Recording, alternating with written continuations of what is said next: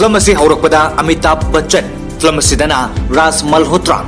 महाकना मयुमदगी गार्डन अमदा अयुकी वाकिंग थोलै अदुगा ममानबसिंगा ngaihak wari taunaraga mayumda halakpada mahaki nupi Hema Malini film असिदना पूजा मल्होत्रा ना चा लोंदुना मखोय अनि थकमिन्नरमी मखोय अनि यामना नुंगसिनना चा थकमिन्नरबा मतुंगदा राज ऑफिस चटनबा थौरांग तौदुना थोलै महाकी नुपी पूजाना राज बु थिंदोरक्तुना राज ऑफिस चटके राज यामना पुक्चल चावो मिसक अमनी महांगना ऑफिस अदुदा मयामगी मतेंगसु तौरमी असोमदना पूजा मचिलदा मुरुम मुरुम सोलमी राजना ऑफिस तगी फोन तौरक्ते हाइदुना राजदी ऑफिस ता थबक चिंदुना फोन तौरक्खिदमनी राज ऑफिस तगी मयुम हलकपदा पूजाना ngairami amasung mapuroiba राज बु ओकपीदुना चंगमिन्नरक्लमी अदुगा पूजाना हाइरि ngasidi ai nangonda warawi वही असी ताबदा राजनसु ऐसु नंगोंद वरवी हाइरपदा पूजाना करिगिनो हंगी राजना हाइरि ngasiगी नुमिद असि नंगना करमना काउरिबनो वही असी ताबदा पूजाना राजकी मखुत्ता नुंगसीन कोलदुना पुसिल्लगा महाकना सेम सादुना लेरिबा अदु उहले राजना तुंगलोमदगी खंगहौदना लिक अमा सिबिरमी राजकी मतौदु उबदा पूजा यामना हराउरमी अदुगा पूजाना नोकफेट तौरगा हाइरि ओ नंग ngasiगी नुमिद असे काउदी काउद पोइरेको राजना अमुक खुमलै होलिबा सोरसिबो करमना काउगनी नंग थेंगनद्रिङै नंग याउदना हिंगलकु पुन्सि अदुदि आर्थ याउदबु पुन्सिनि अदुबो नंगबो अइना फंगजखिबा नुमित अदुदगी अइगी थामोइगी मिहुल चोंबगी अहौबु नुमितनि ngasiसे नंगबु फंगजखिबा नुमित अदुनि करमना नुमित असे अइना काउगनी वही असि ताबदा पूजा यामना हराउना राजकी मथानुंगदा कोंदुना हाइरि अखोगी चही निफु निपाल सोबा लुहोंग नुमितके याइफब नुमितनि पूजागी वही असि ताबदा राजना हाइरि चही निफु निपाल कमदौना सुख्रिबनो खंगहौदे अइदि नंगसि मुन्ना फजना येंद्रि नंगसे कयादा फजरबनो अदो ngasi अखोई अनि कैंडल लाइट डिनर चसे तंजा अदुदा नाकंदगी राजकी मचानुपा मरी अमसुंग महाकी ममौ अमदे मसुसिंग लाक्तुन लेरमी अदुगा मखोई यामना नुंगसिनना फमिन्नरमी राज कुइना उरुद्रबा मचा ममौ अमदि मसुसिंग उबदा यामना हराउजकी अमसुंग मखोई पुमनमक राज के 48th वेडिंग एनिवर्सरी की सेलिब्रेशन दा सरुक याकी राज की ममानबा सिंगसु लाक्तुना सरुक याकी राज अमसुंग पूजा यामना नुंगसिनरमी नौरिबा पाखंग लैसाबिगी पुन्सी अमगुमना राज अमदि पूजा मखोई अनिगी नुंगसिनबा अदुदा ममानबा सिंगना राज अमदि पूजादा फागी तौनरमी असुमना एनिवर्सरी की थौरम अदो लोइसिलकपद फोन की रिंग लाक्तुना राजना फोन अदो थांगले अदुगा वारी साबा हौरै राजना वारी लोइद्रिङैदा फोन अदो सलमान खाना हाइबदि फिल्म असिदना आलोक राजना तौरकपनि हाइबसि खंखि राजना इसा आलोक हाइन फनबा अदो ताबदा पूजा फोन मनाक्ता हराउना चंगलै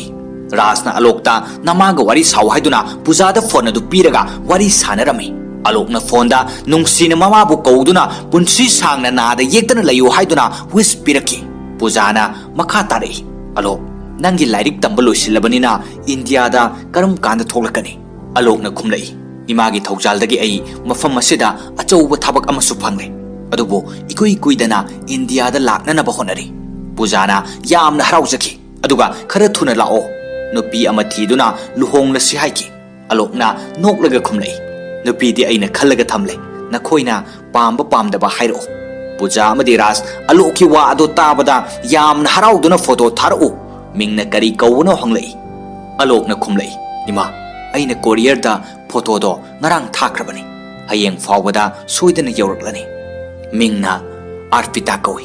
असुमना मखोइ नुंगसिना वारी सानदुना फोन अदो थमकी आलोकका अर्पितागा वारी सानदुना लाई आलोकना अर्पितादा हाइके इमा बाबादा थौना पुथोक्तुना नंगी मरमददी हाइख्रे अर्पिताना आलोकता नंगी इमा बाबाना याद्रबसु नंग अइका लुहोंगद्रा हाइना हंगलै आलोकना खुमलै अर्पिता मखोय अनिननी कना लैजद्रबा लमजा सरा अमबु थाक असि यौलखिबा मरमसिना अइगिदी मखोय असे मिन्ना उबा लाइनी मखोयदगी हेनबा कनासु लैते अदुना असेंगबदी करिगुंबा अइखोय अनिगी लुहोंबा असे मखोयनी याद्रबदी अइ लुहोंबा ngamloi aduga aigi punsi suppa luhongloi punsigi oina nangbu asum nungsiduna leigani wahai asi tabada arpitana alokpu hena nungsijaki ꯑꯁꯣꯝꯗꯅ ꯔꯥꯖ ꯑꯃꯗꯤ ꯄꯨꯖꯥ ꯃꯆꯥꯁꯤꯡ ꯂꯥꯛꯄꯒꯤ ꯍꯔꯥꯎꯔꯝꯕꯗꯣ ꯃꯆꯥꯁꯤꯡ ꯍꯟꯈꯤꯕꯗ ꯅꯨꯡꯉꯥꯏꯍꯧꯗꯦ ꯃꯌꯨꯝ ꯑꯗꯣ ꯄꯨꯝꯍꯥꯡ ꯍꯥꯡꯍꯧꯏ ꯄꯨꯖꯥ ꯑꯃꯗꯤ ꯔꯥꯖ ꯅꯨꯡꯉꯥꯏꯇꯅ ꯋꯥꯔꯤ ꯁꯥꯟꯅꯔꯝꯃꯤ ꯔꯥꯖꯅ ꯄꯨꯖꯥꯗ ꯃꯆꯥꯅꯨꯄꯥ ꯁꯨꯔꯖ ꯎꯗꯦ ꯀꯗꯥꯏ ꯆꯠꯈ꯭ꯔꯕꯅꯣ ꯍꯥꯏꯅ ꯍꯪꯂꯛꯄꯗ ꯄꯨꯖꯥꯅ ꯅꯥꯁꯣꯟ ꯄꯤꯛꯅ ꯈꯨꯝꯂꯛꯏ ꯁꯨꯔꯖꯀꯤ ꯒꯥꯔꯤ ꯑꯃ ꯂꯧꯒꯅꯤ ꯍꯥꯏꯔꯤ ꯑꯗꯨꯅ ꯂꯨꯄꯥ 50,000 ꯅꯪꯉꯣꯟꯗꯒꯤ ꯄꯥꯝꯃꯤ ꯍꯥꯏ ꯑꯗꯨꯕꯨ ꯏꯀꯥꯏꯗꯨꯅ ꯍꯥꯏꯕ ꯉꯝꯗ꯭ꯔ ꯃꯥꯜꯂꯦ ꯋꯥꯍꯩ ꯑꯁꯤ ꯇꯥꯕꯗ ꯔꯥꯖꯅ ꯃꯄꯥꯗ ꯄꯩꯁꯥ ꯍꯥꯏꯕ ꯏꯀꯥꯏꯔꯗꯤ ꯀꯝꯗꯧꯅꯤ ꯑꯁꯨꯝꯅ ꯍꯥꯏꯔꯝꯂꯒ ꯁꯨꯔꯖ ꯀꯧꯗꯨꯅ ꯆꯪꯂꯛꯂꯝꯃꯤ ꯁꯨꯔꯖꯁꯨ ꯃꯄꯥꯒꯤ ꯈꯣꯟꯖꯦꯜ ꯇꯥꯕꯗ ꯊꯣꯛꯂꯛꯇꯨꯅ ꯃꯄꯥ ꯃꯆꯥ ꯋꯥꯔꯤ ꯁꯥꯟꯅꯔꯝꯃꯤ ꯔꯥꯖꯅ ꯃꯆꯥ ꯁꯨꯔꯖꯇ ꯍꯥꯏꯈꯤ ꯃꯄꯥ ꯃꯆꯥꯒꯤ ꯃꯔꯛꯇ ꯍꯥꯏꯅꯤꯡꯕ ꯋꯥꯗꯣ ꯍꯥꯏꯅꯕ ꯃꯇꯝꯗ ꯀꯅꯥꯅ ꯀꯔꯤ ꯍꯥꯏꯒꯅꯤ ꯅꯪꯁꯦ ꯑꯩꯒꯤ ꯏꯆꯥꯅꯤ ꯑꯩꯈꯣꯏꯅ ꯍꯤꯡꯂꯤꯕꯁꯦ ꯏꯆꯥꯁꯤꯡꯒꯤꯗꯃꯛꯇꯅꯤ ꯑꯩꯈꯣꯏ ꯂꯩꯔꯤꯉꯩ ꯅꯈꯣꯏꯅ ꯋꯥꯈꯜ ꯋꯥꯕ ꯌꯥꯗꯦ ꯅꯪ ꯀꯔꯤꯁꯨ ꯈꯟꯗꯅ ꯗꯦꯜꯂꯤꯗ ꯆꯠꯂꯣ ꯑꯩ ꯄꯩꯁꯥꯗꯣ ꯁꯣꯏꯗꯅ ꯊꯥꯔꯛꯂꯒꯦ ꯃꯄꯥ ꯃꯆꯥ ꯁꯥꯟꯅꯔꯤꯕ ꯋꯥꯔꯤ ꯑꯗꯣ ꯄꯨꯖꯥꯁꯨ ꯃꯅꯥꯛꯇ ꯂꯦꯞꯇꯨꯅ ꯇꯥꯔꯝꯃꯤ ꯃꯊꯪꯒꯤ ꯁꯤꯟꯗ ꯔꯥꯖ ꯑꯣꯐꯤꯁꯇ ꯃꯃꯥꯟꯅꯕꯁꯤꯡꯒ ꯂꯣꯟ ꯂꯧꯕꯒꯤ ꯃꯇꯥꯡꯗ ꯋꯥꯔꯤ ꯁꯥꯟꯅꯔꯝꯃꯤ ꯃꯃꯥꯟꯅꯕꯅ ꯔꯥꯖꯇ ꯂꯨꯄꯥ 50,000 ꯂꯣꯟ ꯑꯁꯤ ꯂꯧꯈ꯭ꯔꯕꯗꯤ ꯅꯪꯒꯤ ꯑꯦꯀꯥꯎꯟꯇ ꯀꯔꯤꯁꯨ ꯂꯩꯍꯧꯔꯔꯣꯏ ꯅꯪꯅ ꯐ꯭ꯌꯨꯆꯔꯒꯤ ꯀꯔꯤꯁꯨ ꯈꯟꯗꯅ ꯐꯪꯂꯛꯄ ꯄꯩꯁꯥꯁꯤꯡ ꯂꯣꯏꯅ ꯁꯤꯖꯤꯟꯅꯈ꯭ꯔꯕꯗꯤ ꯔꯤꯇꯤꯌꯔꯃꯦꯟ ꯃꯇꯨꯡꯗ ꯀꯔꯝ ꯇꯧꯒꯅꯤ ꯑꯁꯨꯝꯅ ꯍꯥꯏꯔꯝꯃꯤ ꯔꯥꯖꯅ ꯃꯣꯃꯣ ꯅꯣꯛꯇꯨꯅ ꯈꯨꯝꯂꯛꯏ ꯁꯔ ꯏꯆꯥꯁꯤꯡꯒꯤ ꯃꯤꯅꯣꯛꯇ ꯄꯩꯁꯥꯗꯤ ꯀꯔꯤꯁꯨ ꯅꯠꯇꯦ ꯑꯩ ꯀꯔꯤꯁꯨ ꯈꯟꯗꯦꯗ ꯔꯤꯇꯤꯌꯔꯃꯦꯟ ꯃꯇꯨꯡꯒꯤ ꯏꯁꯣꯔꯅ ꯆꯥꯟꯕꯤꯗꯨꯅ ꯏꯆꯥꯅꯨꯄꯥ 4ꯅꯤ ꯑꯁꯨꯝꯅ ꯋꯥꯔꯤ ꯁꯥꯟꯅꯔꯝꯂꯒ ꯃꯌꯨꯝꯗ ꯍꯜꯂꯛꯈꯤ ꯔꯥꯖꯅ ꯃꯌꯨꯝꯒꯤ ꯒꯦꯠ ꯆꯪꯂꯛꯄꯗ ꯀꯣꯔꯤꯌꯔꯗꯒꯤ ꯑꯂꯣꯛꯅ ꯊꯥꯔꯛꯈꯤꯕ ꯐꯣꯇꯣ ꯑꯗꯣ ꯐꯪꯂꯗꯨꯅ ꯏꯃꯨꯡꯗ ꯆꯪꯂꯛꯈꯤ ꯑꯗꯨꯒ ꯔꯥꯖ ꯑꯃꯁꯨꯡ ꯄꯨꯖꯥ ꯐꯝꯃꯤꯟꯅꯗꯨꯅ ꯑꯂꯣꯛꯅ ꯊꯥꯔꯛꯄ ꯐꯣꯇೋ ꯑꯗꯨ ꯌꯦꯡꯂꯗꯨꯅ ꯄꯨꯖꯥꯅ ꯍꯥꯏꯔꯛꯏ ꯑꯂꯣꯛꯅ ꯊꯥꯛ ꯑꯁꯤꯗ ꯂꯩꯔꯤꯕꯁꯦ ꯅꯪꯒꯤ ꯃꯄꯥꯜꯅꯅꯤ ꯔꯥꯖꯅ ꯑꯃꯨꯛ ꯈꯨꯝꯂꯛꯏ ꯑꯩꯅ ꯅꯠꯇꯦ ꯃꯍꯥꯛ ꯑꯁꯦ ꯄꯤꯛꯂꯤꯉꯩꯗꯒꯤ ꯑꯆꯧꯕ ꯃꯤ ꯑꯃ ꯑꯣꯏꯒꯅꯤ ꯈꯜꯂꯤ ꯃꯗꯨꯅ ꯑꯩꯅ ꯃꯍꯥꯛꯄꯨ ꯂꯝꯕꯤ ꯇꯥꯛꯄꯤꯈꯤꯕꯇꯅꯤ ꯃꯇꯝꯗꯣ ꯅꯤꯡꯁꯤꯡꯂꯤꯕ꯭ꯔꯥ ꯑꯩꯈꯣꯏꯅ ꯑꯅꯥꯊ ꯑꯥश्रम ꯑꯃꯗ ꯆꯠꯂꯨꯕꯗ ꯊꯦꯡꯅꯔꯛꯄꯗꯣ ꯋꯥꯍꯩ ꯑꯁꯤ ꯍꯥꯏꯔꯒ ꯑꯂꯣꯛꯅ ꯄꯤꯛꯂꯤꯉꯩꯗ ꯃꯈꯣꯏꯒ ꯊꯦꯡꯅꯔꯛꯄꯒꯤ ꯋꯥꯔꯤ ꯑꯗꯣ ꯅꯤꯡꯁꯤꯡꯂꯛꯏ ꯁꯤꯟ ꯑꯁꯤꯗ ꯔꯥꯖ ꯑꯃꯗꯤ ꯄꯨꯖꯥꯅ ꯑꯅꯥꯊ ꯑꯥश्रम ꯑꯃꯗ ꯊꯣꯛꯂꯛꯄꯗ ꯒꯦꯠ ꯃꯄꯥꯟꯗꯒꯤ ꯑꯉꯥꯡ ꯑꯃꯅ ꯍꯥꯏꯔꯛꯏ ꯄꯨꯄꯨ ꯈꯣꯡꯎꯞ ꯀꯥꯞ ꯊꯥꯕꯤꯒꯦ ꯂꯨꯄꯥ ꯑꯃꯈꯛꯇ ꯌꯥꯝ ꯂꯪꯅ ꯀꯥꯞ ꯊꯥꯕꯤꯒꯦ ꯑꯂꯣꯛꯅ ꯄꯤꯛꯂꯤꯉꯩꯒꯤ ꯅꯨꯡꯁꯤꯕ ꯋꯥꯍꯩ ꯑꯗꯨ ꯇꯥꯕꯗ ꯔꯥꯖꯅ ꯄꯨꯖꯥꯗ ꯌꯦꯡꯂꯒ ꯅꯣꯛꯂꯝꯃꯤ ꯑꯗꯨꯒ ꯔꯥꯖꯅ ꯑꯉꯥꯡ ꯑꯗꯨꯒꯤ ꯃꯅꯥꯛꯇ ꯆꯪꯂꯒ ꯅꯥꯀꯟꯗ ꯂꯩꯔꯤꯕ ꯂꯥꯏꯔꯤꯛ ꯑꯁꯦ ꯀꯅꯥꯒꯤꯅꯣ ꯍꯪꯂꯝꯃꯤ ꯃꯗꯨꯗ ꯑꯉꯥꯡ ꯑꯗꯨꯅ ꯈꯨꯝꯂꯛꯏ ꯑꯩꯒꯤ ꯂꯥꯏꯔꯤꯛꯅꯤ ꯑꯩ ꯂꯥꯏꯔꯤꯛ ꯌꯥꯝꯅ ꯇꯝꯅꯤꯡꯉꯤ ꯃꯤꯅ ꯍꯥꯏꯅꯩ ꯑꯆꯧꯕ ꯃꯤ ꯑꯃ ꯑꯣꯏꯒꯦ ꯍꯥꯏꯔꯕꯗꯤ ꯂꯥꯏꯔꯤꯛ ꯌꯥꯝꯅ ꯄꯥꯒꯗꯕꯅꯤ ꯍꯥꯏ ꯑꯗꯨꯅ ꯑꯩꯁꯨ ꯂꯥꯏꯔꯤꯛ ꯇꯝꯅꯅꯕ ꯈꯣꯡꯎꯞ ꯀꯥꯞ ꯊꯥꯔꯤꯕꯅꯤ ꯔꯥꯖꯅ ꯑꯉꯥꯡ ꯑꯗꯨꯒꯤ ꯅꯨꯡꯁꯤꯕ ꯋꯥꯍꯩꯁꯤꯡ ꯇꯥꯔꯒ ꯑꯉꯥꯡ ꯑꯗꯨꯒꯤ ꯃꯅꯥꯛꯇ ꯐꯝꯊꯗꯨꯅ ꯃꯤꯡ ꯀꯔꯤ ꯀꯧꯕꯅꯣ ꯍꯥꯏꯅ ꯍꯪꯂꯝꯃꯤ ꯑꯉꯥꯡ ꯑꯗꯨꯅ ꯈꯨꯝꯂꯛꯏ ꯑꯅꯥꯊ ꯑꯥश्रम ꯃꯅꯨꯡꯗꯗꯤ ꯂꯣꯏꯅꯃꯛꯅ ꯑꯩꯕꯨ ꯑꯄꯤꯛꯄ ꯍꯥꯏꯅ ꯀꯧꯅꯩ ꯑꯗꯨꯕꯨ ꯑꯩꯅ ꯁ꯭ꯀꯨꯜ ꯆꯠꯂꯗꯤ ꯑꯩꯒꯤ ꯃꯤꯡ ꯑꯂꯣꯛ ꯍꯥꯏꯅ ꯏꯒꯅꯤ ꯋꯥꯍꯩ ꯑꯁꯤ ꯇꯥꯕꯗ ꯔꯥꯖꯅ ꯑꯂꯣꯛꯀꯤ ꯑꯥꯔꯊ ꯈꯪꯕ꯭ꯔꯥ ꯍꯪꯕꯗ ꯑꯉꯥꯡ ꯑꯗꯨꯅ ꯈꯨꯝꯂꯛꯏ ꯈꯪꯉꯤ ꯃꯦꯅꯦꯖꯔꯅ ꯍꯥꯏ ꯑꯂꯣꯛ ꯍꯥꯏꯕꯗꯤ ꯃꯉꯥꯜ ꯍꯥꯏꯕꯅꯤ ꯍꯥꯏꯅ ꯇꯟꯖꯥ ꯑꯗꯨꯗ ꯑꯅꯥꯊ ꯑꯥश्रमꯒꯤ ꯃꯦꯅꯦꯖꯔ ꯑꯗꯨ ꯆꯪꯂꯛꯏ ꯑꯗꯨꯒ ꯃꯦꯅꯦꯖꯔ ꯑꯗꯨꯗ ꯔꯥꯖꯅ ꯍꯥꯏꯈꯤ ꯉꯁꯤꯗꯒꯤ ꯑꯉꯥꯡ ꯑꯁꯤꯒꯤ ꯃꯤꯡ ꯑꯂꯣꯛ ꯍꯥꯏꯅ ꯀꯧꯕꯤꯌꯨ ꯑꯗꯨꯒ ꯔꯥꯖꯅ ꯅꯣꯟꯊꯗꯨꯅ ꯑꯉꯥꯡ ꯑꯗꯨꯗ ꯑꯃꯨꯛ ꯍꯥꯏꯔꯛꯏ ꯑꯩꯅ ꯁ꯭ꯀꯨꯜ ꯑꯃꯗ ꯅꯪꯒꯤ ꯃꯤꯡ ꯆꯟꯕꯤꯔꯅꯤ ꯅꯪ ꯂꯥꯏꯔꯤꯛ ꯀꯟꯅ ꯍꯣꯠꯅꯒꯗꯕꯅꯤ ꯅꯪꯅ ꯇꯝꯅꯤꯡꯂꯤꯈꯩ ꯇꯝꯃꯨ ꯋꯥꯍꯩ ꯑꯁꯤ ꯍꯥꯏꯔꯒ ꯑꯉꯥꯡ ꯑꯗꯨꯒꯤ ꯃꯈꯨꯠꯇꯒꯤ ꯀꯥꯞ ꯊꯥꯅꯅꯕ ꯕ꯭ꯔꯁ ꯑꯗꯨ ꯂꯧꯔꯒ ꯅꯥꯀꯟꯗ ꯍꯨꯟꯗꯣꯛꯂꯒ ꯃꯈꯥ ꯇꯥꯔꯛꯏ ꯉꯁꯤꯗꯒꯤ ꯅꯪ ꯃꯁꯤꯒꯤ ꯃꯊꯧ ꯇꯥꯗ꯭ꯔꯦ ꯑꯉꯥꯡ ꯑꯗꯨꯅ ꯔꯥꯖꯇ ꯊꯤꯟꯊꯕ ꯇꯧꯗꯅ ꯈꯨꯔꯨꯝꯃꯤ ꯑꯁꯨꯝ ꯇꯧꯗꯅ ꯔꯥꯖꯅ ꯑꯉꯥꯡ ꯑꯗꯣ ꯁꯦꯝꯕꯤꯔꯛꯈꯤꯕꯅꯤ ꯑꯁꯨꯝꯅ ꯍꯧꯈ꯭ꯔꯕ ꯅꯨꯡꯁꯤꯔꯕ ꯋꯥꯔꯤ ꯑꯁꯤ ꯔꯥꯖ ꯑꯃꯗꯤ ꯄꯨꯖꯥꯅ ꯅꯤꯡꯁꯤꯡꯂꯕ ꯃꯇꯨꯡ ꯔꯥꯖꯅ ꯄꯨꯖꯥꯗ ꯍꯥꯏꯔꯛꯏ ꯅꯨꯃꯤꯠ ꯑꯗꯨꯗ ꯑꯉꯥꯡ ꯑꯗꯨꯅ ꯈꯨꯔꯨꯝꯈꯤꯕꯗꯣ ꯈꯣꯡꯌꯥꯗ ꯅꯠꯇꯦ ꯑꯩꯈꯣꯏꯒꯤ ꯊꯃꯣꯏꯗꯅꯤ ꯋꯥꯍꯩ ꯑꯁꯤ ꯇꯥꯔꯒ ꯄꯨꯖꯥꯅ ꯍꯥꯏꯔꯛꯏ ꯑꯁꯦꯡꯕꯅꯤ ꯃꯍꯥꯛꯅ ꯈꯟꯖꯕ ꯑꯗꯨꯃꯛ ꯊꯨꯡꯉꯤ ꯃꯍꯥꯛꯀꯤ ꯍꯣꯠꯅꯕ ꯀꯟꯕ ꯑꯃꯁꯨꯡ ꯃꯍꯥꯛꯀꯤ ꯃꯇꯦꯡꯅ ꯃꯄꯥꯟ ꯂꯝꯗ ꯂꯥꯏꯔꯤꯛ ꯇꯝꯈ꯭ꯔꯤꯕꯅꯤ ꯇꯟꯖꯥ ꯑꯗꯨꯗ ꯐꯣꯟ ꯔꯤꯡ ꯂꯥꯛꯈꯤ ꯄꯨꯖꯥ ꯆꯦꯟꯁꯤꯟꯗꯨꯅ ꯐꯣꯟ ꯑꯗꯣ ꯄꯥꯏꯈꯠꯄꯗ ꯑꯂꯣꯛꯅ ꯃꯃꯥ ꯀꯧꯗꯨꯅ ꯏꯀꯥꯏ ꯈꯨꯝꯅꯔꯛꯏ ꯑꯗꯨꯒ ꯐꯣꯇꯣ ꯐꯪꯂꯕ꯭ꯔꯥ ꯍꯥꯏꯅ ꯍꯪꯂꯛꯏ ꯔꯥꯖꯅ ꯐꯪꯂꯦ ꯑꯐꯕ ꯊꯕꯛꯇ ꯊꯤꯟꯊꯕ ꯐꯠꯇꯦ ꯂꯨꯍꯣꯡꯂꯣ ꯍꯥꯏꯅ ꯍꯥꯏꯔꯝꯃꯤ ꯋꯥꯍꯩ ꯑꯁꯤ ꯇꯥꯕꯗ ꯑꯂꯣꯛꯅ ꯕꯕꯥ ꯍꯣꯏ ꯏꯃꯥ ꯍꯣꯏ ꯌꯥꯎꯗꯅ ꯑꯩꯅ ꯀꯔꯝꯅ ꯂꯨꯍꯣꯡꯒꯅꯤ ꯍꯥꯏꯅ ꯍꯥꯏꯔꯛꯏ ꯔꯥꯖꯅ ꯑꯩꯈꯣꯏ ꯃꯐꯝ ꯑꯗꯨꯗ ꯅꯪꯒꯤ ꯂꯨꯍꯣꯡꯕ ꯌꯥꯎꯔꯕꯅꯤ ꯍꯥꯏꯅ ꯈꯜꯂꯨ ꯃꯇꯝ ꯄꯨꯝꯕꯗ ꯑꯩꯈꯣꯏꯒꯤ ꯊꯧꯖꯥꯜ ꯅꯪꯒꯤꯅꯤ ꯑꯩꯈꯣꯏ ꯃꯐꯝ ꯑꯗꯨꯗ ꯂꯥꯛꯄ ꯉꯝꯅꯔꯣꯏꯗꯕꯅꯤꯅ ꯅꯪꯅ ꯏꯃꯧ ꯄꯨꯗꯨꯅ ꯌꯨꯝꯗ ꯂꯥꯛꯄꯗꯣ ꯑꯩꯈꯣꯏ ꯈꯧꯔꯥꯡꯅ ꯉꯥꯏꯔꯝꯂꯒꯦ ꯑꯁꯨꯝꯅ ꯍꯥꯏꯅꯔꯒ ꯐꯣꯟ ꯑꯗꯨ ꯊꯝꯈꯤ ꯃꯊꯪꯒꯤ ꯁꯤꯟꯗ ꯔꯥꯖ ꯑꯣꯐꯤꯁꯇ ꯂꯥꯛꯈꯤ ꯑꯣꯐꯤꯁ ꯑꯗꯨꯗ ꯃꯤ ꯑꯃ ꯐꯥꯎꯕ ꯎꯈꯤꯗꯦ ꯃꯗꯨꯗ ꯃꯍꯥꯛꯅ ꯈꯜꯂꯤ ngasi se suti sunate aduga mi amata laktaba jala asumna khanduna changlakpada thabak tawba mayam sing punsinduna Raj ki office ki aroiba numit ni haiduna celebrate tawrami pukning nungsirba tanja aduda Raj mai thongda momon noktuna mitta pirang irik cheladuna hairei jahi kunthra sure nakhoi mayamga thabak tawminarakpa nakhoi mayambu thadoktuna jatkadabase ai yamna nungaite adubo matamna purakpani ai jatkhrabasu atopa ama lakani asumna awa nungai linaraga Raj retirement oiki mathangi sinda Raj masa singi mafamda chithi irame holi da ipai chapun si haiduna chithi edu paraga Raj ki macha sanjuna mayamba amada phone tawduna baba gi chithi phanglabra yum chatkadra hanglami mayambana sanjuda khumlai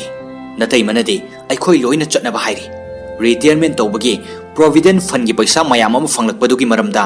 khanabana chumloidra aduga aikhoi punna holi su yaururasi asumna hairami asumna mathangi senda holi numit ki mayam punna holi celebration pangthok narami aduga celebration adu loiraga numidang punna chak chaminanaba thorang tawrami tanja aduda machanupa amana Rajda babana aikhoida karino haigani haibado asumna hanglami Rajna aina haidringaida nakhoida karigum ama hana hange asumna haibada masa sing aduna hangu hairami Rajna masa sing da hanglai aikhoidi isa singse matik chaba isa singni haina khale adubu nakhoina di aikhoise matik chaba mama mapa amani haina khandabra sanjuna kumlai malemda leiriba mama mapa singi maraktagi khwaidagi matik chaba mama mapa haibado babaga imagani aikhoise kayada laibak farabano nakhoibo aikhoigi ima baba oina phangjabase Rajna masa singi wa taraga makha tarai adudi wari makha tarase aikhoina chahi nifu muktagi tansilakpasing asi karamna niyom chumna sizinnagadage hairabadi punna khanagadabani adubu aikhoi loina leijarabasu mafam amada punna leiba ngamde haukiba khanghaude nakhoise asuk thuna chauduna nasana sagi lambida chatkibase adubu punna leiminnabagi nungaibase adumak lengdana lehogani aikhoidi punna leiminnabagi tanja ado ngaiduna leirakbani hausikti aisu retirement oire jahi nifudagi aikhoina firep logduna lakbani adubu ngasidi nakhoina firep ama lawro aikoi tongan tongana leibase pamde kanaga legani wahi sitabada masa sing amadi mamau sing ado amaga yengsinaduna wahi amata khumkide tanjaduda Rajna nakhoi khanaba mathau taragade khanaro aikoi mapanda leike asumna hairamlaga Raj pujaga mapanda thoglaki aduga manungda machin manau singdo wari sanaba horaki machin manau mari ado amada insidnanduna mama mapaga leiminnaninkhide asomdana mama mapa anina masa singi wa khanaba ado ngaiduna lerami amasung mama mapa anina khanarami isa singdo khanaramlani amana su aiga lege amana su aiga leminage haiduna adubo masa sing adunadi mama mapa aduga amatta leminaba pamlamde machin manau sing adu kuina khanaraba matungda asomna leplami babaga imaga tongan thamnarasi makhoi ani tongana leyu haiba yarakloi aduga makhoi ani punna leijage hairakpada haiduna silami masa singna khanaraba matungda mama mapagi manakta laktuna nungsiba saduna imana sanjuga leiminarani aduga babana kiranga leiminarani hairi wahi sitabada mama mapa anigi thamoida ningba kaike Rajka pujaga kada macha singi firep adubo yaninda duna wari sanaki makhoi ani lapnaba ngamloi haiduna Rajna pujada haike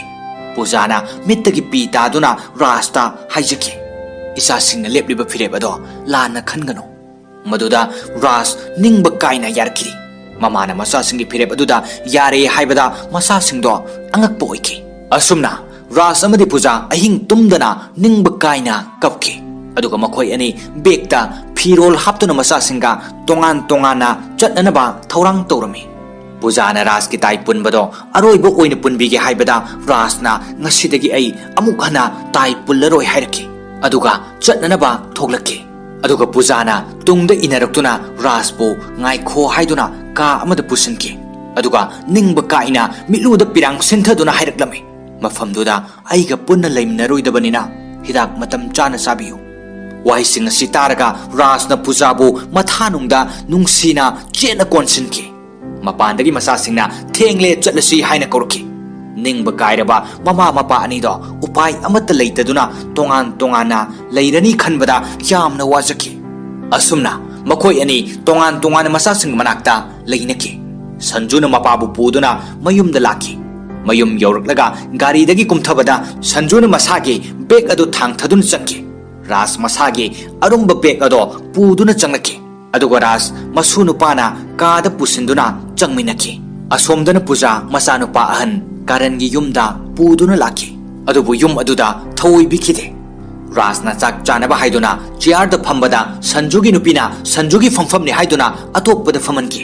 ꯑꯁꯨꯝꯅ ꯔꯥꯖꯄꯨꯁꯨ ꯌꯨꯝ ꯑꯗꯨꯗ ꯊꯧꯑꯣꯏꯕꯤꯈꯤꯗꯦ ꯔꯥꯖ ꯃꯄꯥꯟꯗ ꯊꯣꯛꯇꯨꯅ ꯄꯨꯖꯥꯗ phone ꯇꯧꯗꯨꯅ ꯋꯥꯔꯤ ꯁꯥꯟꯅꯔꯝꯃꯤ ꯑꯗꯨꯒ ꯑꯋꯥ ꯅꯨꯡꯉꯥꯏ ꯍꯪꯅꯔꯝꯃꯤ ꯄꯨꯖꯥꯅ ꯀꯔꯝ ꯇꯧꯔꯤ ꯍꯪꯂꯛꯄꯗ ꯔꯥꯖꯅ ꯉꯥꯏꯍꯥꯛ ꯂꯩꯔꯒ ꯈꯨꯝꯂꯛꯏ ꯅꯪꯒ ꯑꯩꯒ ꯂꯥꯞꯅꯔꯕ ꯄꯨꯟꯁꯤ ꯑꯁꯤꯕꯨ ꯄꯨꯟꯁꯤꯔꯥ ꯑꯁꯨꯝꯅ ꯃꯈꯣꯏ ꯑꯅꯤ ꯀꯞꯇꯨꯅ ꯋꯥꯔꯤ ꯁꯥꯔꯝꯂꯒ ꯐꯣꯟ ꯑꯗꯨ ꯊꯝꯗꯨꯅ ꯆꯠꯈꯤ ꯃꯊꯪꯒꯤ ꯁꯤꯟꯗ ꯀꯥꯔꯟꯅ ꯆꯥ ꯍꯪꯕꯗ ꯃꯥꯒꯤ ꯅꯨꯄꯤꯅ ꯈꯨꯝꯂꯛꯏ ꯏꯅꯦꯝꯄꯣꯛ ꯑꯁꯤ ꯂꯥꯛꯄꯗꯒꯤ ꯊꯕꯛ ꯁꯨꯕꯤ ꯅꯨꯄꯤ ꯑꯗꯣ ꯆꯦꯟꯈ꯭ꯔꯦ ꯋꯥꯍꯩ ꯑꯁꯤ ꯇꯥꯕꯗ ꯀꯥꯔꯟꯅ ꯏꯃꯥ ꯂꯥꯛꯂꯒ ꯊꯕꯛ ꯁꯨꯕꯤ ꯃꯥꯅ ꯆꯦꯟꯈ꯭ꯔꯤꯕꯗꯤ ꯀꯔꯤꯒꯤꯅꯣ ꯑꯁꯨꯝꯅ ꯍꯪꯕꯗ ꯃꯥꯒꯤ ꯅꯨꯄꯤꯅ ꯑꯃꯨꯛ ꯈꯨꯝꯂꯛꯏ ꯇꯨꯝꯐꯝ ꯂꯩꯇꯕꯗꯒꯤ ꯆꯠꯈ꯭ꯔꯤꯕꯅꯤ ꯑꯁꯨꯝꯅ ꯀꯥꯔꯟ ꯑꯃꯗꯤ ꯃꯍꯥꯛꯀꯤ ꯅꯨꯄꯤꯒ ꯂꯤꯅꯔꯤꯕ ꯋꯥꯔꯤꯁꯤꯡ ꯑꯁꯤ ꯃꯃꯥꯅ ꯆꯥ ꯂꯣꯟꯗꯨꯅ ꯄꯨꯊꯣꯔꯛꯄꯗ ꯇꯥꯔꯝꯃꯤ ꯑꯗꯨꯕꯨ ꯆꯤꯟꯕꯥꯟꯗ ꯃꯣꯃꯣ ꯅꯣꯛꯇꯨꯅ ꯆꯥꯗꯣ ꯄꯨꯊꯣꯛꯇꯨꯅ ꯄꯤꯔꯝꯃꯤ ꯑꯁꯨꯝꯅ ꯑꯋꯥꯕ ꯀꯌꯥꯁꯤ ꯈꯥꯡꯗꯨꯅ ꯄꯨꯖꯥ ꯂꯩꯔꯝꯃꯤ ꯑꯁꯣꯝꯗ ꯁꯟꯖꯨ ꯑꯃꯁꯨꯡ ꯃꯍꯥꯛꯀꯤ ꯅꯨꯄꯤ ꯑꯗꯨꯁꯨ ꯊꯕꯛ ꯆꯠꯄ ꯅꯪꯗ꯭ꯔꯦ ꯍꯥꯏꯗꯨꯅ ꯂꯥꯎꯅꯔꯝꯃꯤ ꯔꯥꯖꯅ ꯃꯈꯣꯏꯒꯤ ꯃꯇꯧꯁꯤꯡ ꯑꯗꯨ ꯎꯔꯒ ꯍꯥꯏꯉꯝ ꯇꯧꯉꯝꯗꯅ ꯈꯪꯗꯕ ꯁꯥꯗꯨꯅ ꯂꯩꯈꯤ ꯑꯁꯨꯝꯅ ꯃꯃꯥꯁꯨ ꯃꯄꯥꯁꯨ ꯃꯆꯥꯁꯤꯡꯅ ꯊꯧꯁꯥꯕꯤꯈꯤꯗꯦ ꯅꯤꯡꯕ ꯀꯥꯏꯅ ꯑꯍꯤꯡ ꯈꯨꯗꯤꯡ ꯆꯥꯛꯅ ꯀꯞꯇꯨꯅ ꯂꯦꯟꯈꯤ ꯄꯨꯖꯥꯅ ꯔꯥꯖꯇ ꯆꯤꯊꯤ ꯑꯃ ꯏꯗꯨꯅ ꯄꯤꯔꯛꯈꯤ ꯆꯤꯊꯤ ꯑꯗꯣ ꯄꯥꯗꯨꯅ ꯔꯥꯖ ꯃꯃꯤꯠꯇ ꯃꯄꯤ ꯇꯥꯈꯤ ꯅꯥꯏꯇꯣꯝ ꯇꯥꯔꯕ ꯔꯥꯖꯅ ꯃꯥꯒꯤ ꯍꯧꯈ꯭ꯔꯕ ꯄꯨꯟꯁꯤꯒꯤ ꯋꯥꯔꯤꯕꯨ ꯅꯤꯡꯁꯤꯡꯗꯨꯅ ꯂꯥꯏꯔꯤꯛ ꯑꯃ ꯏꯒꯦ ꯍꯥꯏꯅ ꯈꯟꯈꯤ ꯑꯗꯨꯒ ꯂꯥꯏꯔꯤꯛ ꯑꯗꯨꯒꯤ ꯃꯃꯤꯡ ꯚꯒꯕꯥꯟ ꯍꯥꯏꯅ ꯊꯣꯟꯈꯤ ꯃꯊꯪꯒꯤ ꯁꯤꯟꯗ ꯄꯨꯖꯥꯅ ꯀꯥꯔꯟꯒꯤ ꯌꯨꯝꯗ ꯃꯁꯨ ꯅꯨꯄꯤ ꯑꯗꯨꯒꯤ ꯂꯤꯆꯠ ꯑꯗꯣ ꯄꯥꯝꯂꯝꯗꯦ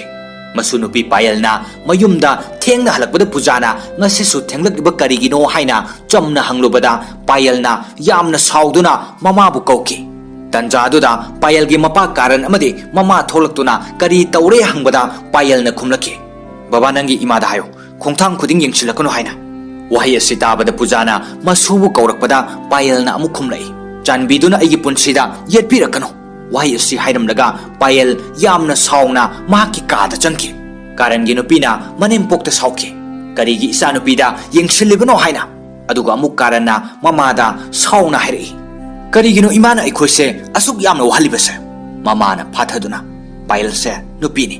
ꯈꯔ ꯆꯦꯛꯁꯤꯟꯕ ꯐꯩ ꯑꯁꯨꯝꯅ ꯍꯥꯏꯔꯛꯄꯗ ꯀꯥꯔꯟꯒꯤ ꯅꯨꯄꯤꯅ ꯈꯨꯝꯂꯛꯏ